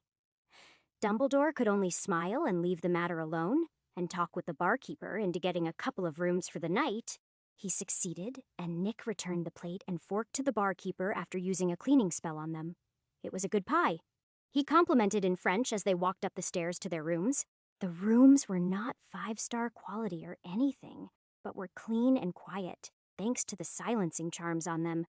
Nick let Dusk and Nazgul out of the realm, where they immediately looked over the room in judgment. "None of that, you two! We are guests here, so be respectful," Nick chided the two beasts sternly. Nazgul merely snorted before hopping onto the bed and laying down while Dusk looked away and perched on the windowsill instead, while looking out the window. Nick shook his head at this before moving Nazgul over so he could go to bed. He had no trouble drifting off to sleep at all and slept soundly through the night. He woke up at about 7 in the morning and stretched with a yawn. There was a slight difference in time between the Isle and France, so he hadn't actually slept in at all. Dusk and Nazgul were less than pleased when he put them back inside the realm before he left the room and walked down the stairs to the pub below that was somehow just as busy as the night before. "As much good food you can give me for this," Nick said in French, putting 30 galleons on the counter as he sat down. The barkeeper counted it out with a confused look before Dumbledore's voice sounded out from nearby. "He really does have that large of an appetite," he said, and the barkeeper looked doubtful, but chose to take the money anyways. Nick got a whole assortment of fruit, bread, pastries, and a small amount of bacon for his money, which, while lacking in proteins, was fine by him. The entire bar watched in amazement as Nick rapidly devoured the spread down to the last crumb. "Where does a small thing like you even put that amount of food?" The barkeeper couldn't help but ask curiously. Nick merely rolled up his sleeve to show his lean, defined arm muscles. "I am no slouch," he stated with a smirk. Chapter 3:24. So it is. "If I'd have known you were fueling a body like that, I'd have given you more meat," the barkeeper said with a laugh. "You two here for the pageant, I take it?" the man asked while polishing a mug with a cloth. "How'd you guess?" Nick asked in surprise, since as far as he knew, neither of them had mentioned it before now. Dumbledore's been sent an invitation to participate for years now, on account of the phoenix that keeps him company. Madame Maxim has had her eye on getting a dress inspired by it for quite some time now. Can't blame her. It is a majestic creature without a doubt, the man explained with a smile. "I figured he finally decided to indulge her on account of a juicy bit of information I heard from one of my ministry regulars in the games department," he added, but Dumbledore stopped him from saying more. "There is no guarantee that will even go through, so no need to get his hopes up," the headmaster said sternly. So the barkeeper dropped the topic. Nick already had an idea of what was being talked about and wasn't surprised to hear it. Despite how it seemed in the book, there was no way in hell that a massive international event, like the Triwizard Tournament, was set up in the space of a few months that happened between the 3rd and 4th year. Rather than think that Voldemort, who didn't have any followers, other than Peter and Barty Crouch Jar at the time, could set up such a thing, it was more probable he simply used it to his benefit. Even now, Nick could understand why Dumbledore would be trying to hold such an event, what with Grindelwald causing chaos and Voldemort returning. With all the bad stuff going on, what better a way to boost morale than to show the 3 Western academies of magic competing in a friendly, definitely not manner? Still, Nick didn't say anything to show that he actually knew what was being talked about and merely waited for the old man to finish his own breakfast. After that, they left the hostel and went back to the ministry to take the Floo to Beauxbaton, since apparition directly there was forbidden. They weren't the only ones either, as a few dozen people with cages of various sizes were also waiting for the chance to Floo over. Nick found it fairly clear that most of these people were only here just because they felt like it with some of the creatures he saw in the cages. Horned toads, man-eating slugs, and a boggart that seemed to be having an identity crisis with the amount of forms it was shifting between. None of these had any beauty to them at all, unless you had something wrong with your mind. The real competitors, though, had their cages covered with cloth or stored in spatial equipment. There was also quite a few people that were merely designers or spectators that included a certain influential French pureblood family. The women of that family were gawking at Nick quite openly, much to the confusion of the men. Nick smirked and tipped his head slightly in acknowledgement before ignoring them as he was studying the magical items on each person nearby. He may not be able to see the runes directly, but he could still figure out what the items did, and as a result attempt to mimic them later. It might not be plagiarism exactly, but he was definitely towing that line. The only reason he was even doing this was so he could pass the information on to Hermione and Daphne as a Christmas present. Still, despite his choosing to ignore the Delacour family, it didn't mean they did the same, or rather could do the same. His mere presence seemed to suppress them to an uncomfortable degree, like what a peasant might feel when presented before a powerful king. The worst part is that they had no idea why this was, and that made it hard for them to do anything besides stare at Nick. "Do either of you know what is going on with them?" One of the older men in a suit asked worriedly. "Are they Veela?" Nick asked, slightly irritated at being interrupted from his magic memorizing. The man looked shocked. "They are part Veela. How'd you know?" he asked seriously. "I have a passive bloodline trait that makes me hold dominion over all avian creatures, and as Velas are part of that category, I imagine. It is much like standing in the presence of your race's ruler. Before you ask, there is nothing I can do about it, so they will simply need to adapt to my presence," Nick explained honestly before going back to what he was doing. He didn't even feel like pointing out that as an all-female race, there was no such thing as part Veela. You either were or were not a Veela. There is no in-between. Chapter 3, 25. The older man looked surprised at the answer for a moment before accepting it easily, as it not only explained what was happening, but was entirely possible with the vast potential of magic. "I do apologize for his rude manner of speaking, Mr. Delacour. You simply caught him while he was scoping out his competition," Dumbledore said with a chuckle. "Is he competing in the pageant?" the older man asked, surprised since he had assumed it was Dumbledore that was participating. "Indeed he is.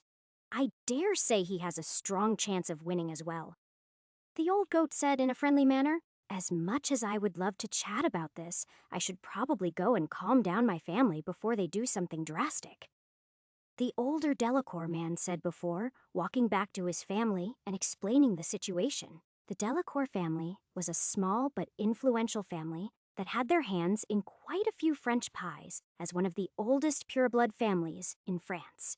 At the moment, it consisted of the grandparents, with the grandmother being considered half Veela by the wider world. The parents under that consisted of a single daughter and the son-in-law that were around the Weasley parents' age.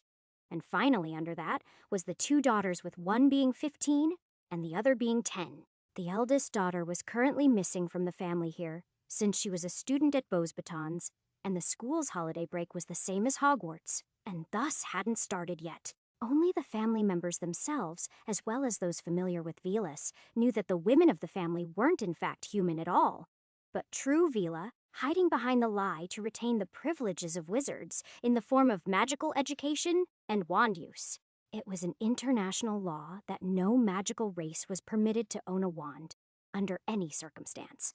And so this lie was fiercely defended by the families. This made Nick's presence troubling to them, to say the least, as the women wanted nothing more than to kneel in front of him instinctually.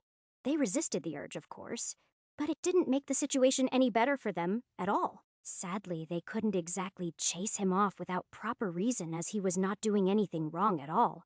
The only method left to them was the most irritating one. Grin and bear with it. The little girl of the family was the most uncomfortable, as she was having the hardest time out of them, all controlling her impulses. Nick, meanwhile, was growing more and more irritated as time passed, while they waited in line as the magic of the Velas was going out of control, and constantly trying to affect his mind to pay attention to them. A Velas allure was a sort of compulsion magic that drew male attention to its owner. And despite being the magical equivalent of a king to avian creatures, Nick was still very much male. This meant the allure was battering against Sanar and his occlumency shields, constantly like an alarm clock going off no matter how many times he hits off. As a result, he was starting to lose his patience, which Dumbledore was the first to notice from the barely contained magical energy he sensed. Realizing that Nick was getting close to exploding in anger, Dumbledore quickly cast an isolation spell on him that cut off the allure affecting him. While this also cut Nick off from copying the magical effects of the wizard and witch's magical items, it still let him calm down. Having the allure cut off, however, made the Delacour women flinch slightly as the magic was intrinsically part of themselves, and thus it stung to get it cut like that. The family didn't say anything, however, as it was fairly clear from the expression on Nick's face that they were irritating him with it. Thankfully, Dumbledore didn't need to maintain the isolation charm for much longer, as it was finally their turn to use the flu. Nick got hit with the allure for a brief moment again before they vanished from the ministry, but he ignored it. I'll need to create something to keep that magic away from me if I want to get through the next 3 days without incident. Nick thought seriously as they finally stepped out of the fireplace and into Beauxbatons proper. He knew that the school was very big on style and beauty, but what he was met with was, frankly speaking, insane. The whole room they were in is covered in woven baby blue silk and gold tapestries, while the carpet was, and stone was magical beast fur, and marble with actual veins of gold running through it. Chapter 326. This room was clearly a reception area, though, as there was no chairs or other furniture anywhere in it. There was a pair of double doors made of white oak that remained open, and had 2 people waiting next to them. An extremely tall woman in a flowing black dress that had a collar of white fur. She had short, well-maintained brown hair and dark eyes, while her face bore a sort of warm, soft curvature to it that hid her age well. Nick knew who this woman was even without introduction, that to his knowledge from the books, Olympie Maxime, the headmistress of Beauxbatons. She smiled widely when she saw Dumbledore and walked over until she towered over both of them. "What a pleasant surprise we have here," she said happily with a thick accent, while holding out her hand, which Dumbledore kissed politely on the knuckles. "It is always wonderful to see you, Olympie, though. I must admit that I am not here to compete, but rather my student is instead," Dumbledore said with a smile. The large woman seemed taken back by this, and finally turned her attention to Nick to get a good look at him. "Suck, a handsome young man." "What marvelous air and eyes, golden-like." She froze mid-speech when the recognition of what his eyes were like sank in. "Like those of a phoenix? Yes, and not without reason either." "Nicholas here is quite loved by birds," Dumbledore said with a smile. "Nicholas Ravenclaw, Ringmaker." Nick introduced himself in French with a slight respectful bow. "Olympie Maxime, headmistress of Beauxbatons, and happy to make your acquaintance," she said warmly in French, once he made it clear he spoke the language. Dumbledore clapped softly. "Now that introduction are finished, perhaps we had best move elsewhere, lest we hold up the other visitors," he said warmly. "Ah, sis, Celeste can. Handle this, I am confident," the large woman said, and the middle-aged looking French women still at the doors nodded. "Of course, madam." "Please enjoy your conversation," she said in French. The headmistress then led Nick and Dumbledore away into the school grounds outside the reception room. Rather than having the flu set up in the school itself, it was instead in a separate building just outside the school's protective wards. It was a smart placement, as it meant the school couldn't be invaded via the flu network. Beauxbatons school grounds were much like those of Hogwarts, extremely spacious and filled with a picturesque scenery. The castle itself was old and richly designed with solid architecture, though the material composition seemed a bit gaudy in Nick's opinion, as white stone clashed hard with the otherwise green area, much to his discomfort, though the majority of the grounds was covered by a very well-kept and vibrant floral garden. Nick may as well be a dwarf with how the only way he was truly comfortable was being surrounded by stone walls and metal tools. The half-giant noticed his discomfort immediately. "Is it not to your liking?" she asked, worried that there may be something off with the garden. Nick shook his head. "It is truly wonderful, but sadly I am personally more comfortable with stone and metal surrounding me." "It is a crafter's curse, I am afraid," Nick explained apologetically. "Ah, I understand. Did you know Nicholas Flamel himself has a similar problem? He is most comfortable when he has at least some sort of magical item with him," she said with a kind smile. Obviously, this conversation was happening in French, and despite speaking the language himself, Dumbledore was perfectly content merely listening. Nick smirked. I imagine the man must have all sorts of bad habits after being alive for 600 years. He joked, and she laughed. "Oh yes, by far the worst has to be the way he drinks his coffee. Black as night? He says he enjoys the bitterness of the drink, but I simply can't fathom why. she complains. I prefer coffee with a bit of pure chocolate and almond cream, gives it a lovely sweetness and nutty aftertaste. Nick said, and her eyes lit up. That does sound like a wonderful treat, she said with a smile. They continued chatting peacefully for a few moments as they walked through the gardens, and it became abundantly clear to Nick that she loved to talk. She didn't drone on or anything like that, but she clearly enjoyed holding a conversation about any topic she found interesting. Gossip especially. Nick was more than happy to indulge her in that manner, as she was a font of interesting information once she got going. Sadly, all good thing must come to an end, and he felt the allure of Valus tapping at his protections once again. Chapter 327. This time the allure was much weaker than in the ministry, which made sense, considering unlike then it is coming from a single person. Nick scowled as he turned to look at the source of the allure in the form of a blonde girl that was staring at him in confusion and anger. Remove your magic, he commanded, having had enough of dealing with this allure. The girl stumbled as she instinctively did as he commanded, suffering from the backlash of it. Valus were able to suppress their allure to a degree, but never fully retract it normally, so it was foreign and painful for her when she did. Fleur, are you all right? Madame Maxime asked, concerned after seeing this happen. Fleur grit her teeth and glared at Nick. What are you doing to me? She hissed angrily. Nick scoffed. I hold dominion over all avian creatures, and you are Vila. You exist under me in terms of hierarchy, so you feel suppressed naturally, he said calmly. That is impossible. I am no servant girl, she said defiantly. Nick shook his head at that, though. It is not a matter of consent. All avian races are subserviently to me, and Velis are no different, he said honestly. Fleur looked hateful. That is unfair. Who gets to decide that? She exclaimed angrily. What are you talking about?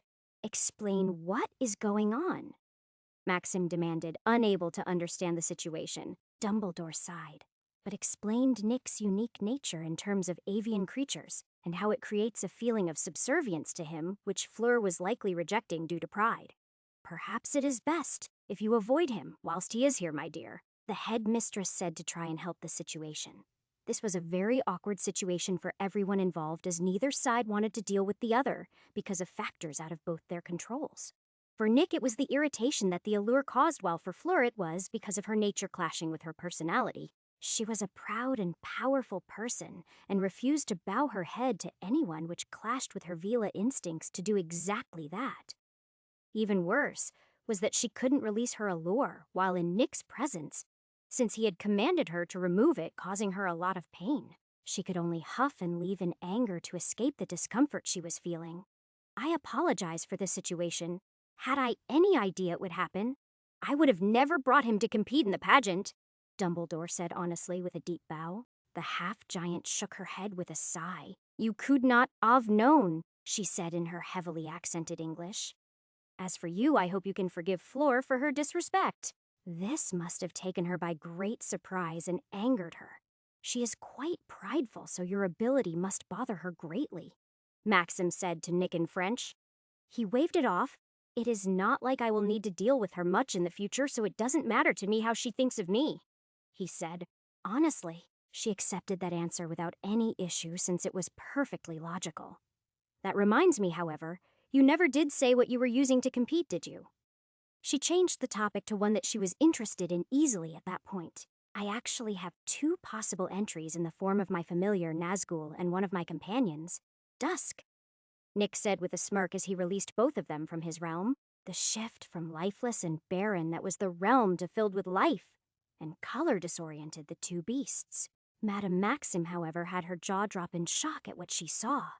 The first was an immortal bird native to Asia, while the other was an unknown creature that was very beautiful. Dusk here is my companion, and won't allow anyone to touch him. Nazgul, on the other hand, is my familiar and the first and only one of her kind, a ring beast. She will let you touch her, as she is quite friendly usually. Nick introduced the 2 creatures with a laugh. Dusk looked at the huge woman sternly after landing on Nick's shoulder, since he could tell that she was half-giant like Hagrid. The gamekeeper had been quite insistent on trying to pet him, despite getting bit more than once, which made the bird wary of large folk like him. Madame Maxim was not a simple-minded person like Hagrid, so when she got warned about not touching the bird, she knew better than to try and do so. Nazgul, on the other hand, was showered with affection that the spoiled creature accepted eagerly. Chapter 328. Dumbledore and Nick were given a couple of rooms that the school reserved for important guests. After that, while Nick was given access to the library after he asked. This first day was merely apportioned for guests to arrive while the contest field was set up. As a result, Nick vanished into the library eagerly for the entire day, while Dumbledore spent the day chatting with Newt Scamander, who had shown up. The megazoologist was beyond excited to examine both Dusk and Nazgul, while he was there since the two creatures were allowed to roam freely by Madame Maxime. It was a rather entertaining scene to see the old researcher looking like an overexcited child as he looked over Nazgul. She absolutely loved the attention and was more than happy to let him pet her all over as he felt out her musculature and bone structure. Dusk, meanwhile, was straight murderous, looking for anyone that got curious about Nick in the library and tried to approach him. Unlike the library at Hogwarts, not only were the topics in Beauxbaton's library not restrictive in terms of topics, but it was also very well organized. The books were categorized and sorted by topic, alphabetical order, difficulty, and even language. This made it easy for Nick to find a book on any topic he wanted to, which saved him a lot of time. Unfortunately, much like at Hogwarts, there was very few books on topics that interested him and weren't common. Nick had gotten so engrossed in reading that he didn't even notice when it was time for dinner and completely missed out on eating. He may have even missed sleep entirely, had it not been for Dumbledore coming to figure out what was going on with him. Nick couldn't really be blamed for his zeal in this matter, as he had a mere 3 days to cram as much information as possible from this library into his head. In that time, he even needed to compete against others with Nazgul and Dusk, who was also allowed to participate by Madame Maxime as an exception to the one-per-person rule. She didn't fail to make it clear that she mostly just wanted to see what fabulous clothes the two of them could inspire. Still, Nick reluctantly went to bed while abandoning his furious consumption of books. For now. The next day he woke up bright and early and made nearly every student in the school and most of the adults too drop their jaws. He went to breakfast and ate enough food to easily fill a horse, all without making even a little bit of a mess. It was the strangest sight for them as he shoveled down food, all while maintaining perfect manners. The only person in the entire room that ate as much as he did was the headmistress, that was a half-giant and required way more calories than a normal person. When asked about it by her, Nick had no hesitation at all, transfiguring away his robe into shorts to reveal his well-developed physique before undoing the transfiguration. The entire school was left in a state of shock at that sight, as he was about as fit as possible for someone his age. No one doubted that his body likely required that much nutrition at that point, but was more interested in exactly how he gained a body like that. The older girls in the school were instead mostly fantasizing about what he would look like after a few more years, while the boys wanted to know what magic he used. Things got interesting, however, when the competition finally began, and each competitor set up a viewing stand for the magical creatures they brought. The first part of the competition was the appearance portion, in which cases the judges and spectators walked around the area and looked over the beasts. The regular participants for this annual event knew that there was actually a hidden judging part that secretly raised or lowered the judges' scores. This was the tameness level of the creatures in question that had specific people secretly antagonize the creatures to test their attitudes. The antagonizers for Dusk and Nazgul, however, didn't know whether to laugh or cry, as the beasts were so arrogant that they ignored them no matter what they said. Cursing, nitpicking, berating absolutely nothing fazed the creatures at all. To be fair, though, the antagonizers weren't allowed to physically touch the creatures of the competition, or else they would have quickly learned that Dusk was not nearly as tame as he appeared. Still, the big bird quickly grew tired of entertaining these people by even looking at them, and went to sleep on Nick's shoulder. Chapter 329. Nick was also fairly bored, since all he had to do for the pageant was sit in place while the two beasts soaked up the attention. With that in mind, he had broke out his quill and a blank book that he started to write down his take on all the magical items he memorized yesterday. He, of course, labeled each individual item neatly, but the book quickly started to get covered in runes on both the front and backs of the pages. He frowned a bit after he finished the book, since he still had quite a few more enchantments to write down. He could only shrug and take out another blank book and continue after labeling the title as Part 2. He didn't notice it at first, since there was a bunch of different magical signatures around him, but one had stopped at his stand. It was a middle-aged looking man with short brown hair and curious blue eyes that picked up the first book Nick had set down and was looking through it with interest. A little crude, but all these enchantments would certainly work, the man said with a smile as he put the book down. Nick looked up from the second book at this time and immediately paled at what his magical senses were telling him. This person was old, like really old, and powerful to boot. This person's magical energy was between Dumbledore and Slytherin, with a heavy inclination towards the latter's power level. Nicholas Flamel, I take it? Nick quickly recovered and asked politely. The man was taken back by this question for a moment, before laughing and nodding his head with a look of understanding. You have magical sight, or is it hearing? No need to answer, I preferred to figure it out myself. Those are the only way you could have seen through my disguise, after all. If it is not too troublesome, can you tell me what specifically gave me away? The man spoke calmly and with a burning curiosity. Nick smiled bitterly. I hadn't expected that one of my secrets would be seen through just from exposing you. It was both your age as well as your mana level that exceeded even that of Dumbledore that gave you away, he said honestly, since there was no point in lying. The man before him was an ancient wizard with all the knowledge that may come from such a long lifespan. Because unlike most wizards, he loved research and learning new things. Few could understand the implications behind that. But Nick was very much aware of what it meant.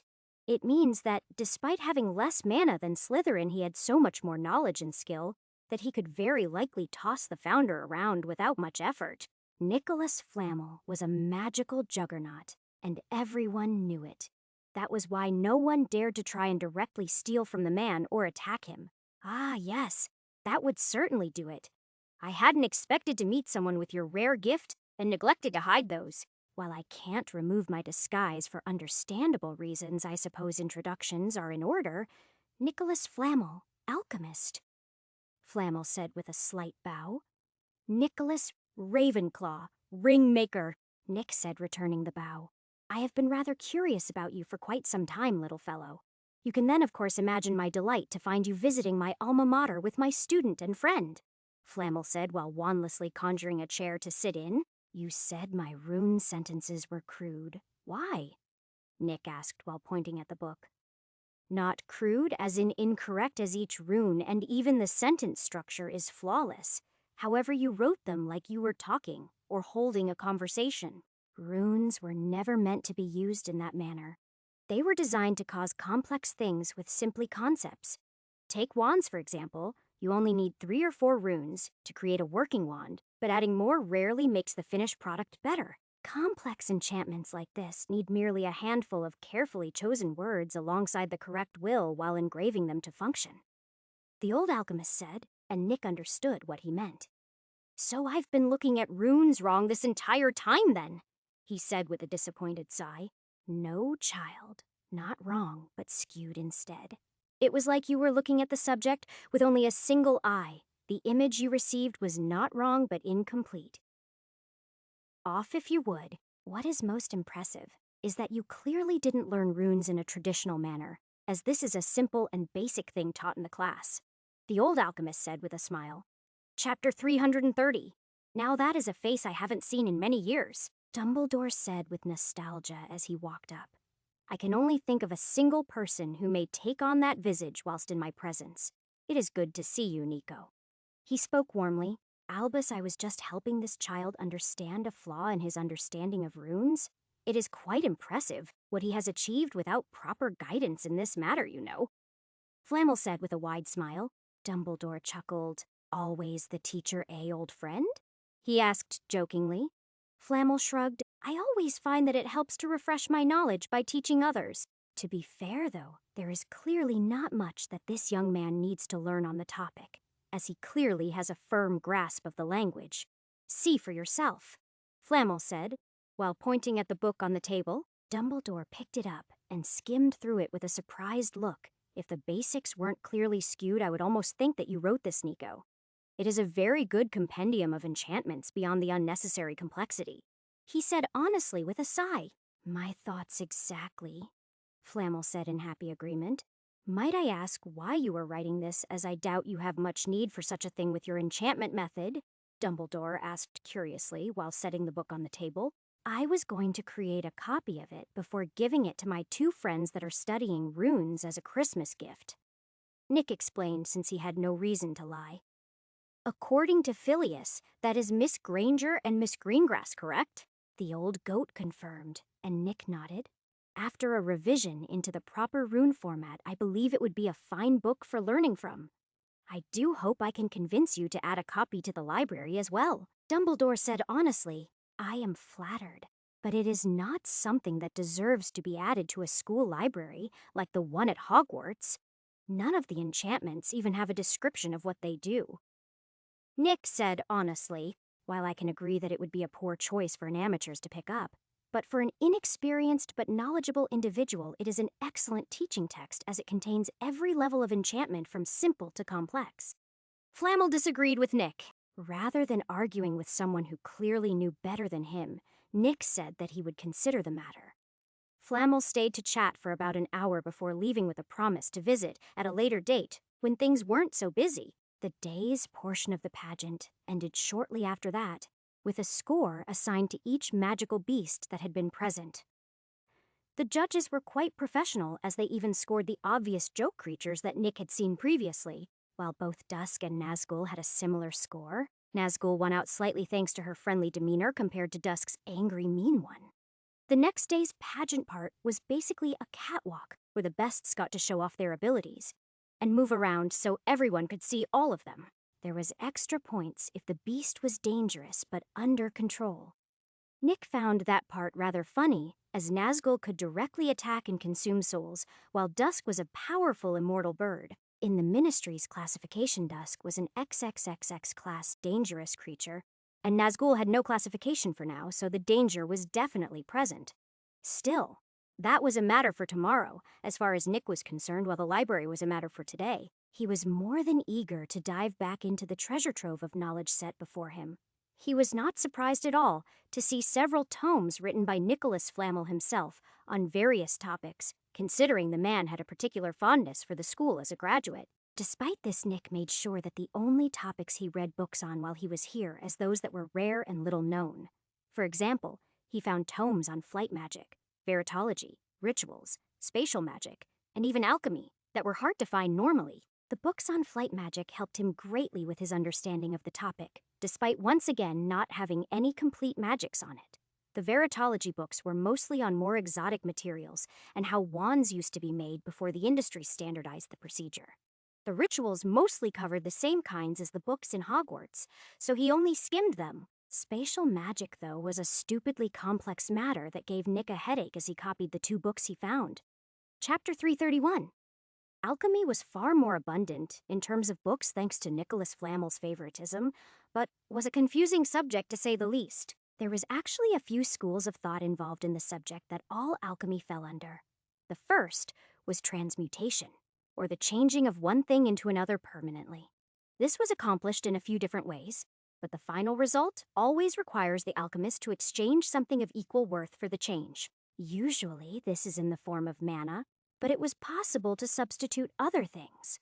The second school of thought was the displacement school that sought to give magical abilities to an object that the object normally wouldn't have. Things got weird at this point, as you could, in theory, give even a simple pebble the ability to kill a god if you were able to trade the price required for it.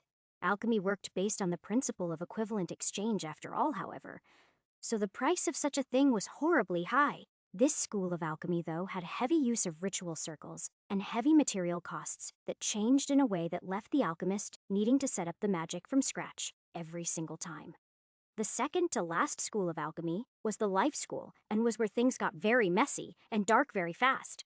The ultimate goal of this school was to create the supreme creature that was perfect in every way. Almost every alchemist in this school was a vile dark wizard or witch, as the easiest way to conduct experiments in this school was on living or unborn creatures by fusing external pieces onto them or altering them before birth. This was how an extremely large amount of monstrous magical creatures came about, and as such was almost outright banned globally. Nick copied the information on the subject, but knew he was very unlikely to ever use it. The final school of alchemy was the Emotioner Soul School, and focused on giving emotions or true souls to their creations. This school was the most esoteric of all the schools, as it was so difficult to progress in that not even Nicholas Flamel wrote much on it beyond the barest hint of the starting point. This starting point was creating enchantments via one's own emotions to fulfill a need which was extremely powerful magic, considering the protection granted to Harry from his mother fell into this school. It was thanks to all this information on alchemy that Nick could roughly figure out how Nicholas Flamel managed to create the Philosopher's Stone. See, the great alchemist was born just before the Black Plague ran rampant across Europe. And while he may not have created the disease, he probably used the life force and deaths of the victims to create the stone, as that would be the only way it could allow it to do what it does. It explained why no one else had managed to create a stone in this long period of time since that point. Flamel had likely marked the disease so that each of its victims fueled his alchemical construct at the moment of their deaths. As more and more lives were lost, the stone gained greater and greater power until the disease finally was stomped out. By that point, though, the stone had the sacrificed power of between 50 to 75 million people killed by the disease. So much power was still not enough to give immortality via life extension, but it certainly gave a very large increase of maybe a few thousand years.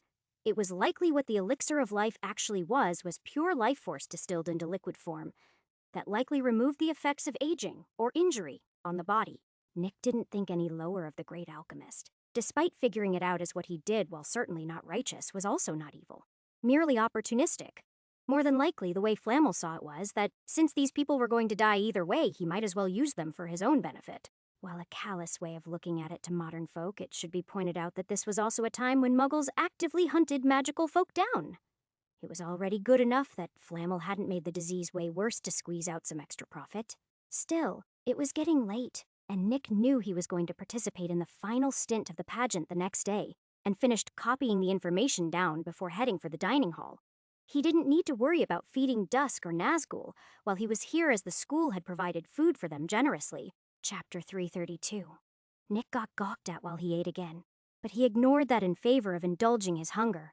After that, he turned in for the night content with his gains while he was here. He woke up nice and early the next day, and tidied up the room he was in since he wouldn't be returning to it at the end of the day. He walked through the halls of Beauxbatons while admiring the details of the castle. Hogwarts was grand, and all but in terms of details, it was fairly lacking since the focus was mostly on pragmatism.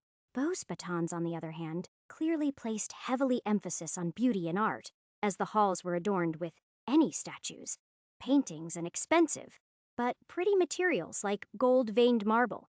This wasn't to say that the wards protecting the school weren't extremely powerful, merely that the look of the place was different. There weren't many people up at this time, so Nick went fairly unnoticed as he strolled through the hallways. The few people who did notice him wisely decided that they wanted nothing to do with the large, unreasonably angry-looking bird on his shoulder. Nick had long given up on improving Dusk's attitude and mostly ignored the fear he caused as a result. So long as no one tried to touch the bird, he was actually fairly harmless, as he didn't go picking fights for no reason. He was far too arrogant for such a thing after all. As it turned out, however, Newt Scamander was also an early riser, and unlike everyone else, knew that he had nothing to fear from the bird. "Ah, Mr. Ravenclaw, just the person I was hoping to bump into," the older man said warmly as he spotted Nick in the hallway. "Can't imagine you'd have much reason to see me besides my familiar or Dusk here," Nick said, slightly confused. He honestly had no reason that he could think of as to why the magazoologist would want to see him other than the beast he kept in his company. He had already passed all the information he had on the celestial bird the last time they spoke, so it couldn't be that. "I actually had an offer for you, in fact, that I thought might interest you given your unique situation. You see, I happened to be visiting an old friend in the form of a Thunderbird over the summer, and was wondering if you might be interested in meeting him," Newt asked with a smile. Nick was taken back by this question, as he hadn't even thought about it, despite knowing that Newt once had a Thunderbird in his possession. "I wouldn't mind meeting such a creature myself," but I doubt I'll have the time, unfortunately. I am under a rather heavy time crunch to improve my abilities and simply can't relax for any real period of time," Nick said with an apologetic sigh. Newt was surprised and furrowed his brows. "What could be so important as to have a child like yourself under so much pressure?" he asked, concerned. "I may have offended Voldemort quite heavily, and he also may have recently been resurrected," Nick said casually. Newt's jaw practically hit the floor at this, which was to be expected considering the nature of the information. Surely Dumbledore would not allow a child to be dragged into a matter like this and would protect you. Newt questioned in disbelief. In a normal situation, that would be true. Unfortunately, the situation is far from normal. Nick, then, explained the pressure the old goat was under, as well as his own exemption from classes and the reasons for it. Basically, it boiled down to the old man being far too busy to help Nick actively, so he was basically given free reins to improve and protect himself to the best of his ability. Newt could only sigh in resignation that Nick truly was under a serious time crunch, and indeed had no time for a relaxing trip to the States to see a Thunderbird. With that matter truly settled, Newt could only change the topic to Nazgul to raise his mood. It was a rather interesting conversation for Nick as the magazoologist, knew his field well, and pointed out a few of the strange features she had. Things like the clear serpentine neck and head that resembled a basilisk's, suspiciously closely to even how she had features from both phoenixes, as well as thunderbirds. The thing that seemed to confuse Newt the most about her, however, was the ring at the end of her tail that seemed to serve no actual purpose beyond appearances. Nick had to explain how Nazgul was born for Newt to understand why that existed, but that information only gave the man even more questions. Chapter 3, 33. Newt bombarded Nick with various strange questions for the next 30 minutes until it was finally time for breakfast, at which point he reluctantly left. While Nick didn't mind sharing what he knew of Nazgul, with the man he had trouble keeping up with some of the questions. For example, Newt asked how many feathers she had as if it was a totally normal thing to sit down and count them. Sure, Nick understood that the man was being thorough, but this was plain weird. Breakfast went much like the previous 2 meals, with Nick eating a large sum of food before leaving for the pageant area. The area had been changed from the sort of fairish-like setup to a wide-open field with various objects and walkways throughout it. Nick merely needed to look over each of the objects to figure out what they were used for. They were certainly thorough with the tests they set up. He thought impressed. It was very comprehensive, as there was 7 different types of strength testers, speed testers, magical ability testers, and various miscellaneous other tools for testing unique aspects. All in all, the competition was about as fair as possible at this stage for judging the best beast. Nick took his time explaining how each of the pieces of equipment worked to Nazgul and Dusk, as well as which ones they would be using. There wasn't a piece of equipment for testing soul-based attacks, but that was fine for Nick since he didn't want to publicize that ability of Nazgul's. The shows of power that Dusk was going to do was it is firepower, strength, speed, and aerial prowess. For Nazgul, it was a bit more complex, as she had far more abilities than any of the immortal birds, as she had teleportation, super strength, special fire, regular fire, soul attacking and devouring, flight, basilisk eyes, and high intelligence. She may also even have the rebirth ability of the immortal birds, or perhaps might just be inherently immortal. Nick had to admit that his familiar was nearly as crazy to quantify as himself in terms of abilities, and almost certainly many times more powerful. Nazgul was strange in that regard, as she actually had no more magical power than a wizarding owl, yet was a spiritual juggernaut in terms of spiritual energy. To explain it would be like comparing Slytherin's mana to Ron's. It was incomparable larger and more potent. This led to a rather funny loophole in the amount of power a creature could have on Earth at the moment due to the low mana levels. As Nazgul's main source of power wasn't mana, she was not really limited in how powerful she could get, and as a result was likely the most powerful thing on the planet in an unsealed state. Thankfully, she was very gentle and lazy most of the time, so was no real threat unless somehow pissed off, which hadn't happened yet. All of the participants for the pageant were given a badge with a number on it to show them when they could come out onto the field and show off their beast's abilities. Nick was the only participant given 2 badges, due to having 2 different beasts competing in the pageant. For Dusk, he had the number 34, and for Nazgul, the number 104, which was towards the end of the pageant. It was at this time that the participants got to finally see who the judges were, since they were hidden in the previous part.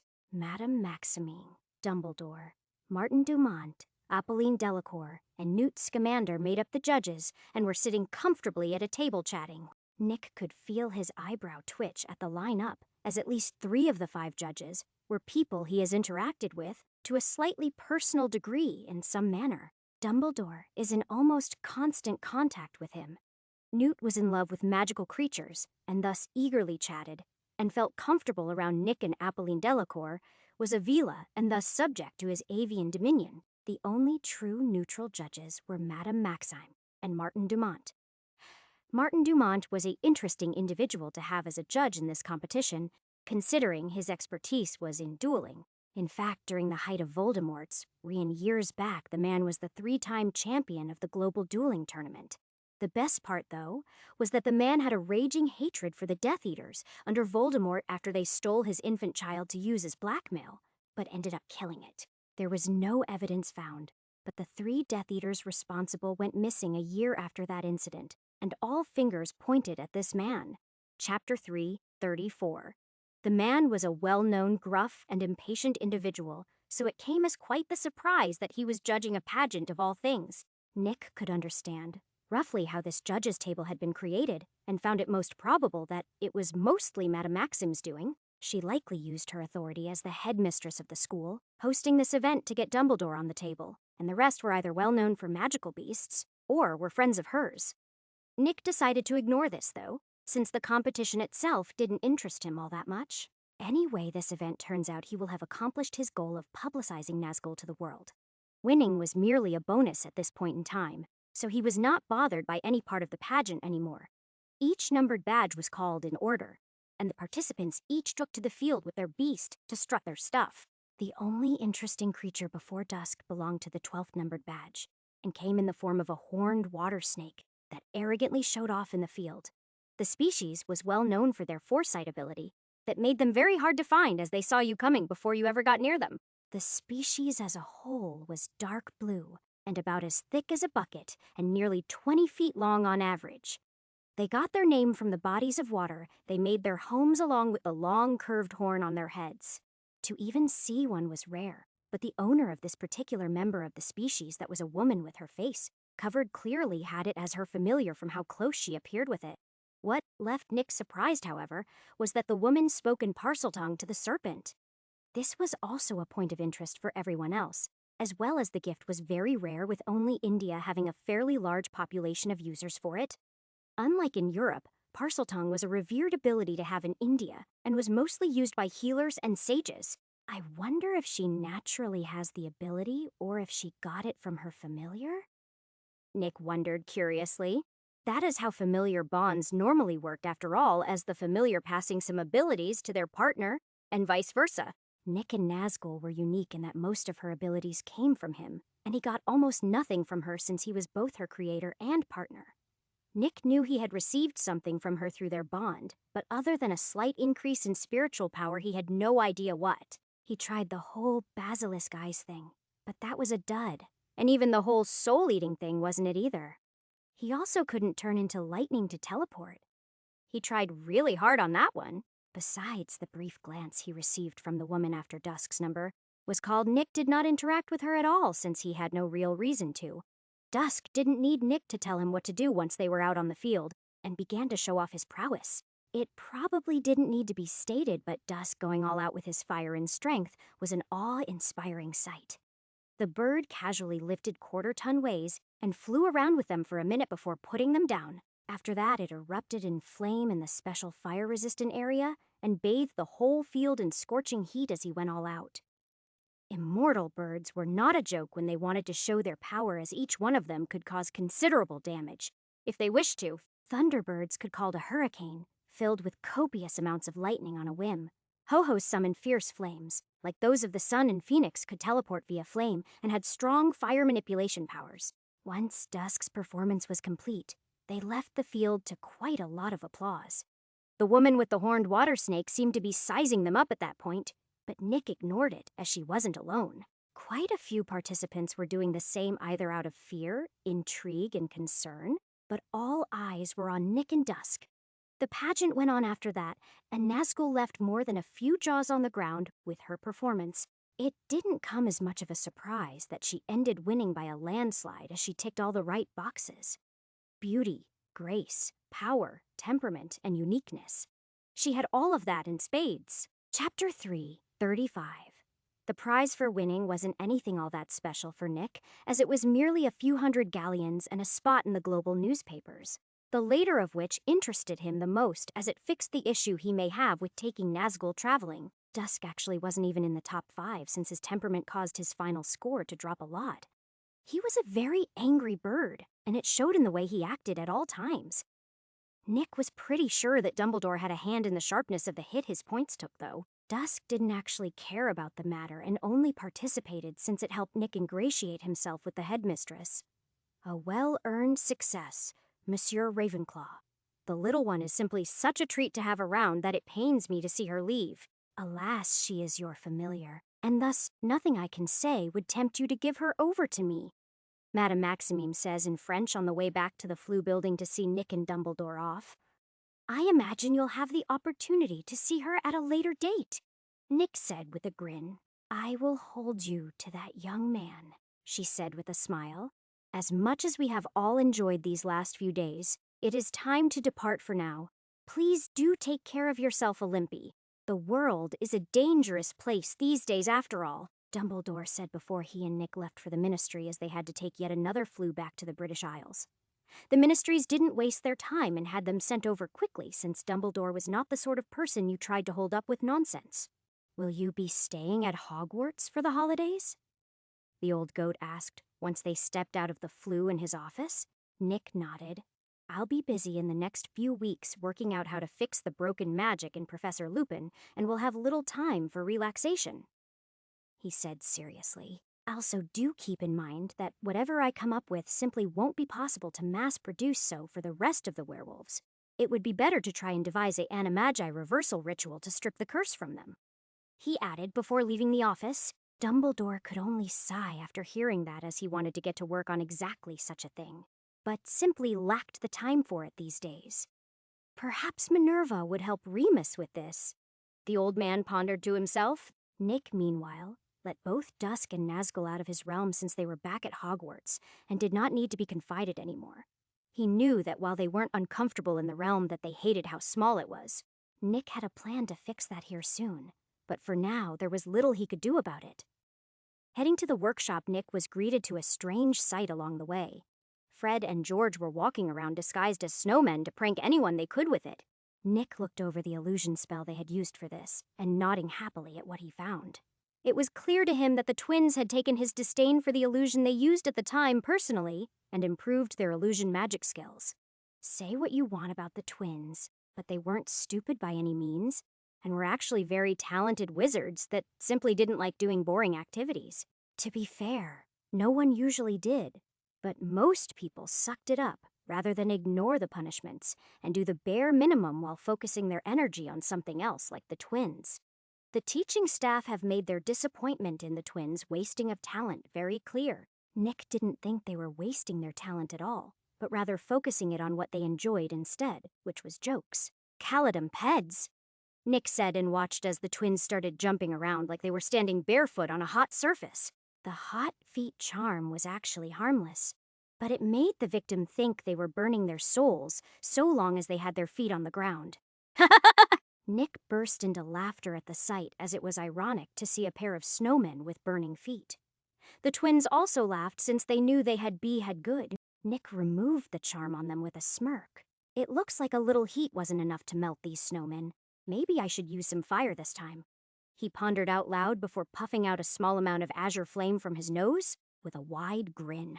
Chapter 336. Wicked! The twins exclaimed at the same time when they saw the flames. How'd you do that without a spellmate? One of the twins asked curiously. It is a secret, Nick said with a teasing smile. Well, that is no fun at all, they complained loudly. Nick chuckled. So what sort of mischief have you two been up to? Anything good? He asked with interest. They shook their heads. The usual japes and pranks on the unsuspecting, I am afraid. Business has been a bit slow, what with the holidays coming up. You know how it is. One of them said, and Nick nodded in understanding. Christmas was usually a peaceful and joyous time in the Isle. So few people would have an interest in the high energy of mischief at this time. I'll let you two get back to it then, he said, and bid them farewell as he left. The workshop was empty when he got there, which he had already expected. Entering his realm, Nick started to analyze the samples he had taken from Lupin a few days ago. Until now, they had been kept fresh via a stasis field, so he had no trouble at all spotting the difference between them. The hair samples were mostly unchanged from the transformation, which was to be expected considering the stuff was dead material to begin with. The blood and skin samples, on the other hand, showed drastic changes in both form and function. The skin, for example, had a very well-hidden protective magical enchantment on each cell that was impossible to notice in the unchanged cells. This was clearly where the resistance to spells that werewolves had came from. But what made Nick irritated was that he could tell that this magic was added to the lycanthropy curse, later due to the differing styles it had. An alchemist of the Life School experimented on werewolves in the past, it seems. That complicates things a bit since I now need to make even more changes to the magic now. Nick thought irritated. The blood samples, though, left him frustrated at the changes between the regular and transformed cells. The regular blood cells behaved normally and weren't of much note, while the transformed cells were completely different than the normal ones. They were more active, held much more oxygen, and highly cancerous. No wonder werewolves don't usually live to old age. They suffer the damage of stage 4 cancer 3 nights a month. Even the strong vitality of the curse can only barely keep them stable, but the damage probably stacks up over time until their bodies collapse on themselves. How pitiful, Nick thought with a frown. Just looking over these samples told him what sort of horrible experience it must be to be stricken with the curse. Shorter life expectancy, agony once a month, social stigma, and the constant worry about infecting others. It was nightmarish to say the least, and Nick knew that he would want to fix this problem, had he not needed all the time possible to improve himself and complete his missions. Once he was done with the biological samples, he moved on to the ring that recorded the life force of it, his wearer for a period of time. In this case, it was before, during and after Lupin transformed, so he could actively see what changes occurred during this time. He started the playback of the ring while the realm analyzed it in detail from start to finish. Once it was done, the realm manifested an illusionary image of the entire recorded life force. It looked quite a bit like a bright red aurora floating in the air with various complex shapes and designs in it, much like runes but not at the same time. Nick couldn't translate them since they weren't an actual language, but he didn't need to either. This data was used to see what changed during the process, so that he could focus on figuring out those parts specifically. The lycanthropy curse was easily the most complex piece of magic he had ever seen, and as a result, correcting its flaws was an equally, if not harder, task than just outright blocking the transformation. Normally, he wouldn't waste his time and just create a ring to stop Lupin from transforming, but he needed a lot of data to successfully modify his own animagus ritual, and the information he was receiving would help him greatly. In addition, he really wanted that Daedra heart that the mission would give him if he fixed the lycanthropy curse. He even knew what the best possible use for the heart would be too, and it had him very eager. Chapter 337. Nick shook his head to rid himself of these thoughts, as he commanded the realm to slowly play the recording while studying each and every spot on the image for even the smallest of changes. At first, he thought that the curse somehow avoided altering the life force during the transformation, but then he spotted the first change. A tiny, seemingly inconsequential part of the image morphed from its original shape to a twisted and strange one of a different color. From there on, more and more changes started to appear one after the other until they numbered in the thousands. Even in such a large number, these changes barely registered more than 2% of the entire life force, which should demonstrate just how many details made up the life force of a person. 81,523 points of change spread throughout the entire life force. This is going to take a while. Nick thought with a sigh before getting to work. Each symbol in the life force was a simply thing, much like a gear that needed many other parts to truly show it is value. This thankfully made it a fairly easy matter to try and figure out what specifically they were part of. Most of the parts changed by the curse were in regards to the shape and function of the cells in the body, that when compounded with the ones that dictated the shape of the body, created the life force of a werewolf. These changes were not permanent, thanks to the life force being built to find parts of itself not mixing well with the others and repairing them. These changes only last during the full moon, likely, because that is the only time that the lunar energy is the highest. And after that, the curse lacks the power to maintain these changes, so the werewolf transforms back into a normal person. Nick theorized. It explained why such a powerful magic might fail to be active constantly, which would make werewolves a lost cause and need them to be killed to stop the spread. I wonder, if I were to collect the light of the moon and present it to Lupin, would he immediately transform or not?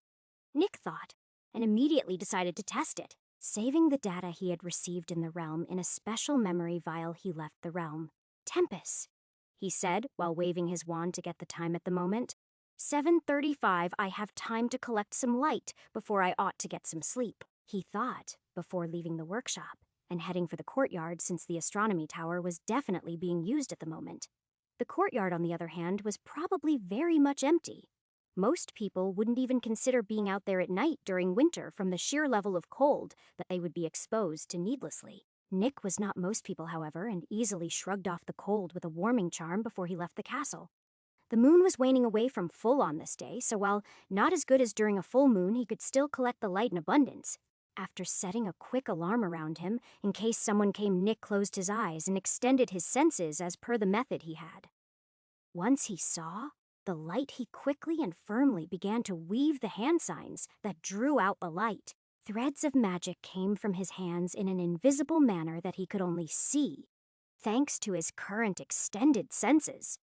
It merely took him 5 minutes to extract a basketball-sized chunk of light material, thanks to his constant replenishment of mana with every breath. This constant region of energy meant he could actively pour more energy into the magic without worrying about running out. It was still a heavily energy-consuming task, but at least he could speed it up a little now. Once he was done, Nick removed his alarm and headed back into the castle for the night. He headed straight up to the common room to wait at that point, since dinner should be reaching its end, and he didn't want to be woken up. The next day he woke up at dawn like usual, and got dressed while casting a warming charm on himself to ward off the chill of the cold that had seeped into the dorm.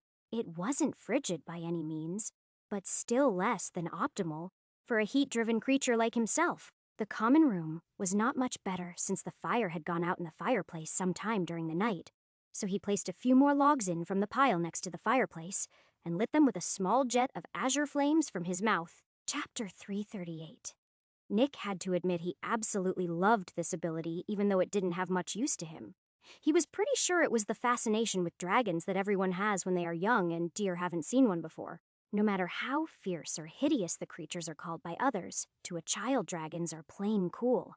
It is just how they were hardwired for some reason. That changed when the child grew up most of the time, or in the wizarding community's case, actually saw a real dragon up close. It is rather hard to idolize something when it is actively trying to kill you. Not impossible, of course, but still difficult. Nick was no different. Really, as despite seeing Norberta up close, the dragon whelp didn't exactly frighten Nick with it, his constant avoidance of him. Still, the ability to breath fire was awesome, and Nick refused to think otherwise. With the fireplace filled with a roaring fire, warmth quickly returned to the common room and the dorms connected to it. Nick didn't stick around, however, and made his way to the workshop to work on his Christmas gifts. Lupin had classes today that meant he was going to be unavailable until they were over, giving Nick about 4 hours to kill. He didn't go to breakfast, but ate some lembas bread instead. Like he had found himself doing more and more recently, he couldn't help it since he was really on a tight time crunch to improve and complete several things all at once. He wasn't planning on getting everyone expensive or amazing gifts this year, as there was no point. Everyone who got a gift from him got a personalized gift based on them, but there was no reason it had to be over the top. For example, Hermione and Daphne were getting 2 handwritten books of nothing but enchantments, which they will undoubtedly use over the break. For Ron, he had a book on veritology, He copied from Beaubaton since the craft was his passion at the moment. Harry was getting the dagger made from sunlight Nick made previously. Tracy was getting a furnace with a cold fire seed and dragon flame seed pre-installed that he ordered secretly through the twins. It was a larger furnace, however. As he noticed, she was more inclined to the pointy life-taking implements rather than jewelry like him. There was nothing wrong with that at all, since most craftsmen had a thing they were best at or focused their attention on. A good example of this was that Snape was able to brew almost any potion, but preferred instead to improve on those that already existed.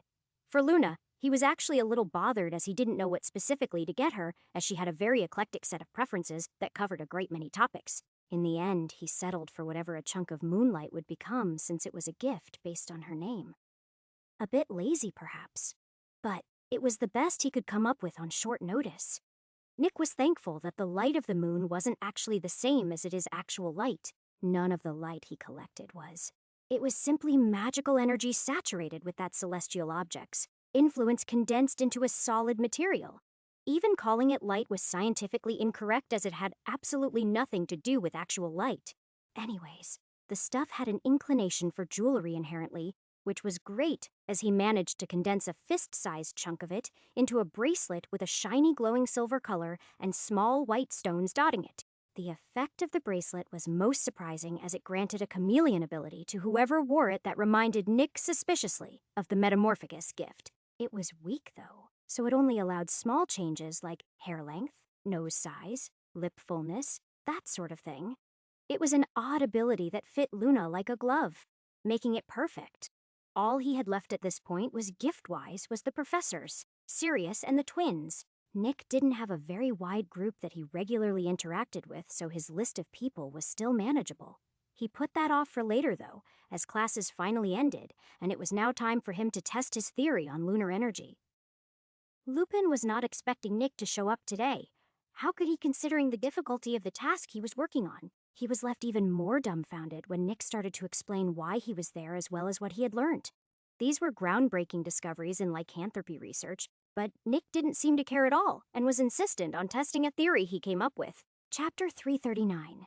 It would be best if we speak to Dumbledore on this matter first, just in case this test of yours goes sideways. Lupin said seriously after he calmed himself to think rationally. If he were younger, he may have agreed to the test outright eagerly without thinking about how it could go wrong, but after a life full of regrets brought about by doing exactly that, he had learnt self-restraint the hard way. Nick frowned since he didn't want to bring the old goat into the matter, but he could agree that Lupin also had a point. He was using a fairly unknown form of magic in order to try and stimulate the werewolf curse in Lupin, so it was possible that the test would cause an unforeseen complication to appear. Fine then. We will speak to Dumbledore about this before deciding to push the test forward, Nick said, in agreement. They left the office quickly after that and immediately headed to the headmaster's office, since neither thought Dumbledore would mind the interruption considering the nature of it. They were right as well, since the old man was expecting such an event to happen during the course of Nick's study on the topic. Fill me in on what you have discovered so far before we discuss the matter of this test you wish to perform. The old man said seriously. Nick honestly explained the details of what he had discovered from the samples he had taken from Lupin previously, as well as his theory on why the curse only activated on the 3 days of the full moon. Some of what he talked about confused Lupin greatly, but Dumbledore seemed to understand what he was referring to. It is clear to me that you have been quite thorough in your research on the topic. To the point, in fact, that you may be the only person with this deep of an understanding of the curse in the entire world. It is also my understanding that the light you collected from the moon is the purest condensed magic of it. Is that correct? Dumbledore spoke softly, but with a seriousness that made it hard to lie. Nick nodded. That was why I wanted to see if my lunar energy theory was true. Of course, the professor here will at most be exposed to a very small amount of the material, so if he transforms it is only for a short period, he said reassuringly. Dumbledore nodded. Very well then. You may give him the material while I watch on from the side, he said, and stood up from his chair before holding his wand at the ready. Lupin looked nervous as Nick took the globe of material from his ring and carefully pinched off a tiny portion. The rest was placed within his realm again before Nick dropped the material into Lupin's hand. Immediately, the material looked like it sank into his skin. But they all knew what really happened. The curse ate the energy. Lupin groaned for a moment as the curse started at his activation pattern, but he stopped shortly afterwards, when the jolt of lunar energy ran out and the curse was suppressed by his body again. All three of their eyes lit up at this as they understood that Nick's theory was correct and that the lunar energy merely served as fuel for the curse to be active. This meant that there was now a very easy solution to the problem that all werewolves faced. All that was needed was a way to protect their bodies from the lunar energy, and they would simply never transform again. It wasn't exactly a cure for the curse, but it was a far better method of treatment than the newly created Wolfsbane potion that only allowed them to retain their minds after transforming to a degree. The way it did this, however, was no better than eating poison to fight a disease, as the potion poisoned the wolf side of the werewolves, thus letting the human mind remain for the most part. That makes me wonder how the curse absorbs the energy exactly. Is it passive through the body, or does it actively take it in? Nick pondered out loud, making Lupin nervous. It should be pointed out that Nick looked almost excited at the idea of testing this out in much the same way a mad scientist would. Perhaps it is best if we leave that matter alone, as it likely has little to do with helping Remus here, Dumbledore said softly but firmly. Nick was a bit disappointed but quickly recovered. With this, I merely need some data from an animagus to compare with what I have before I can start working out a prototype enchantment, he said, honestly. Chapter 340. Lupin was quite shocked to hear this, but Dumbledore was not, since he understood that the depth of information Nick shared alone had plenty of workable points for fixing the magic. He knew the exact way the curse affected Lupin, as well as the energy that fueled the magic. He even knew roughly how the curse was originally created, and how to potentially strip it away from someone. With all of this information at his fingertips, it would honestly be more surprising if he wasn't close to being able to create a prototype enchantment. With all of that said, though, Dumbledore also recognized that this was also a play to get more information on Animagi magic for his own gains. That was perfectly fine in his opinion, as he had never intended for Nick to work without any self-benefit in this matter. The boy, for all of his genius, was very profit-driven, and had only recently started to focus on helping others as well. I am sure Sirius would be more than happy to help if we asked him, so long as we tell him what it is for, Lupin said eagerly, volunteering his friend. Nick said it didn't matter at all. Who the animagus was so Sirius would work fine before they left after sending a letter to the man via Fox.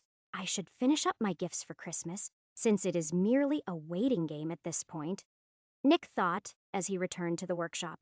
For Flitwick, it was a simply matter of giving him a generous amount of light material to study, as it clearly interested him greatly. For McGonagall, he instead created a quill out of one of Nazgul's shed feathers that he inlaid with mithril very carefully. The silver metal running down the center of the black, white, and golden feather gave it a sort of shine that appealed to the eyes greatly. He had quite a few of Nazgul's feathers, since as she grew she had to replace her older, smaller ones with new, larger versions. For Snape, he forged a ladle that was enchanted to give detailed feedback to the person using it on the status of the potion. He had based this enchantment on both his understanding of potions and on his realm's analysis capabilities.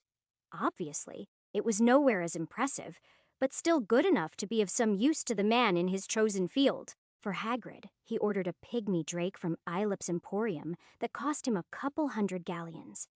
Pygmy drakes were reptiles about the size of a house cat that were dragons in all regards except size and personality. Unlike dragons, they were not generally very aggressive or territorial unless trained to be such.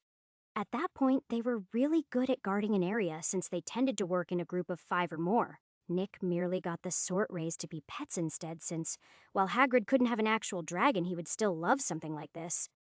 For Dumbledore, he simply got the man a dozen thick woolen socks just for the hell of it. Sirius, on the other hand, got a custom-made bracelet that was enchanted to get rid of the lingering effects of his long-term exposure to Dementors, as well as strengthen his body back to healthy levels. Even now, months after he had been released, the man was nowhere near recovered from the decade of malnutrition, spiritual rot, and illness. This gift would let him quickly reach full strength, and even return to active combat against the Death Eaters. That will no doubt be a problem soon. Finally done, Nick thought after he finished the bracelet that was the last gift he needed to prepare. Checking the time, he saw that it was only 6:32 and decided to go join the other students at dinner. His appearance in the Great Hall was met with a mix of jealousy and surprise, as word had spread throughout the student body of his exemption from classes by this point. The less intelligent or short-sighted of the students were jealous and thought it unfair. The others, though, had figured out that he had simply traded one for of study and work for another, as he was much more tired-looking and absent-minded when he was seen now. His friends in Gryffindor were supportive of him, and made no mention of his exemption, as he had told them the terms of it, and they knew he was truly working his hardest. Regardless of all else, they saw him smelt no less than 400 blank iron rings a day, that he turned into rings of protection in varying amounts.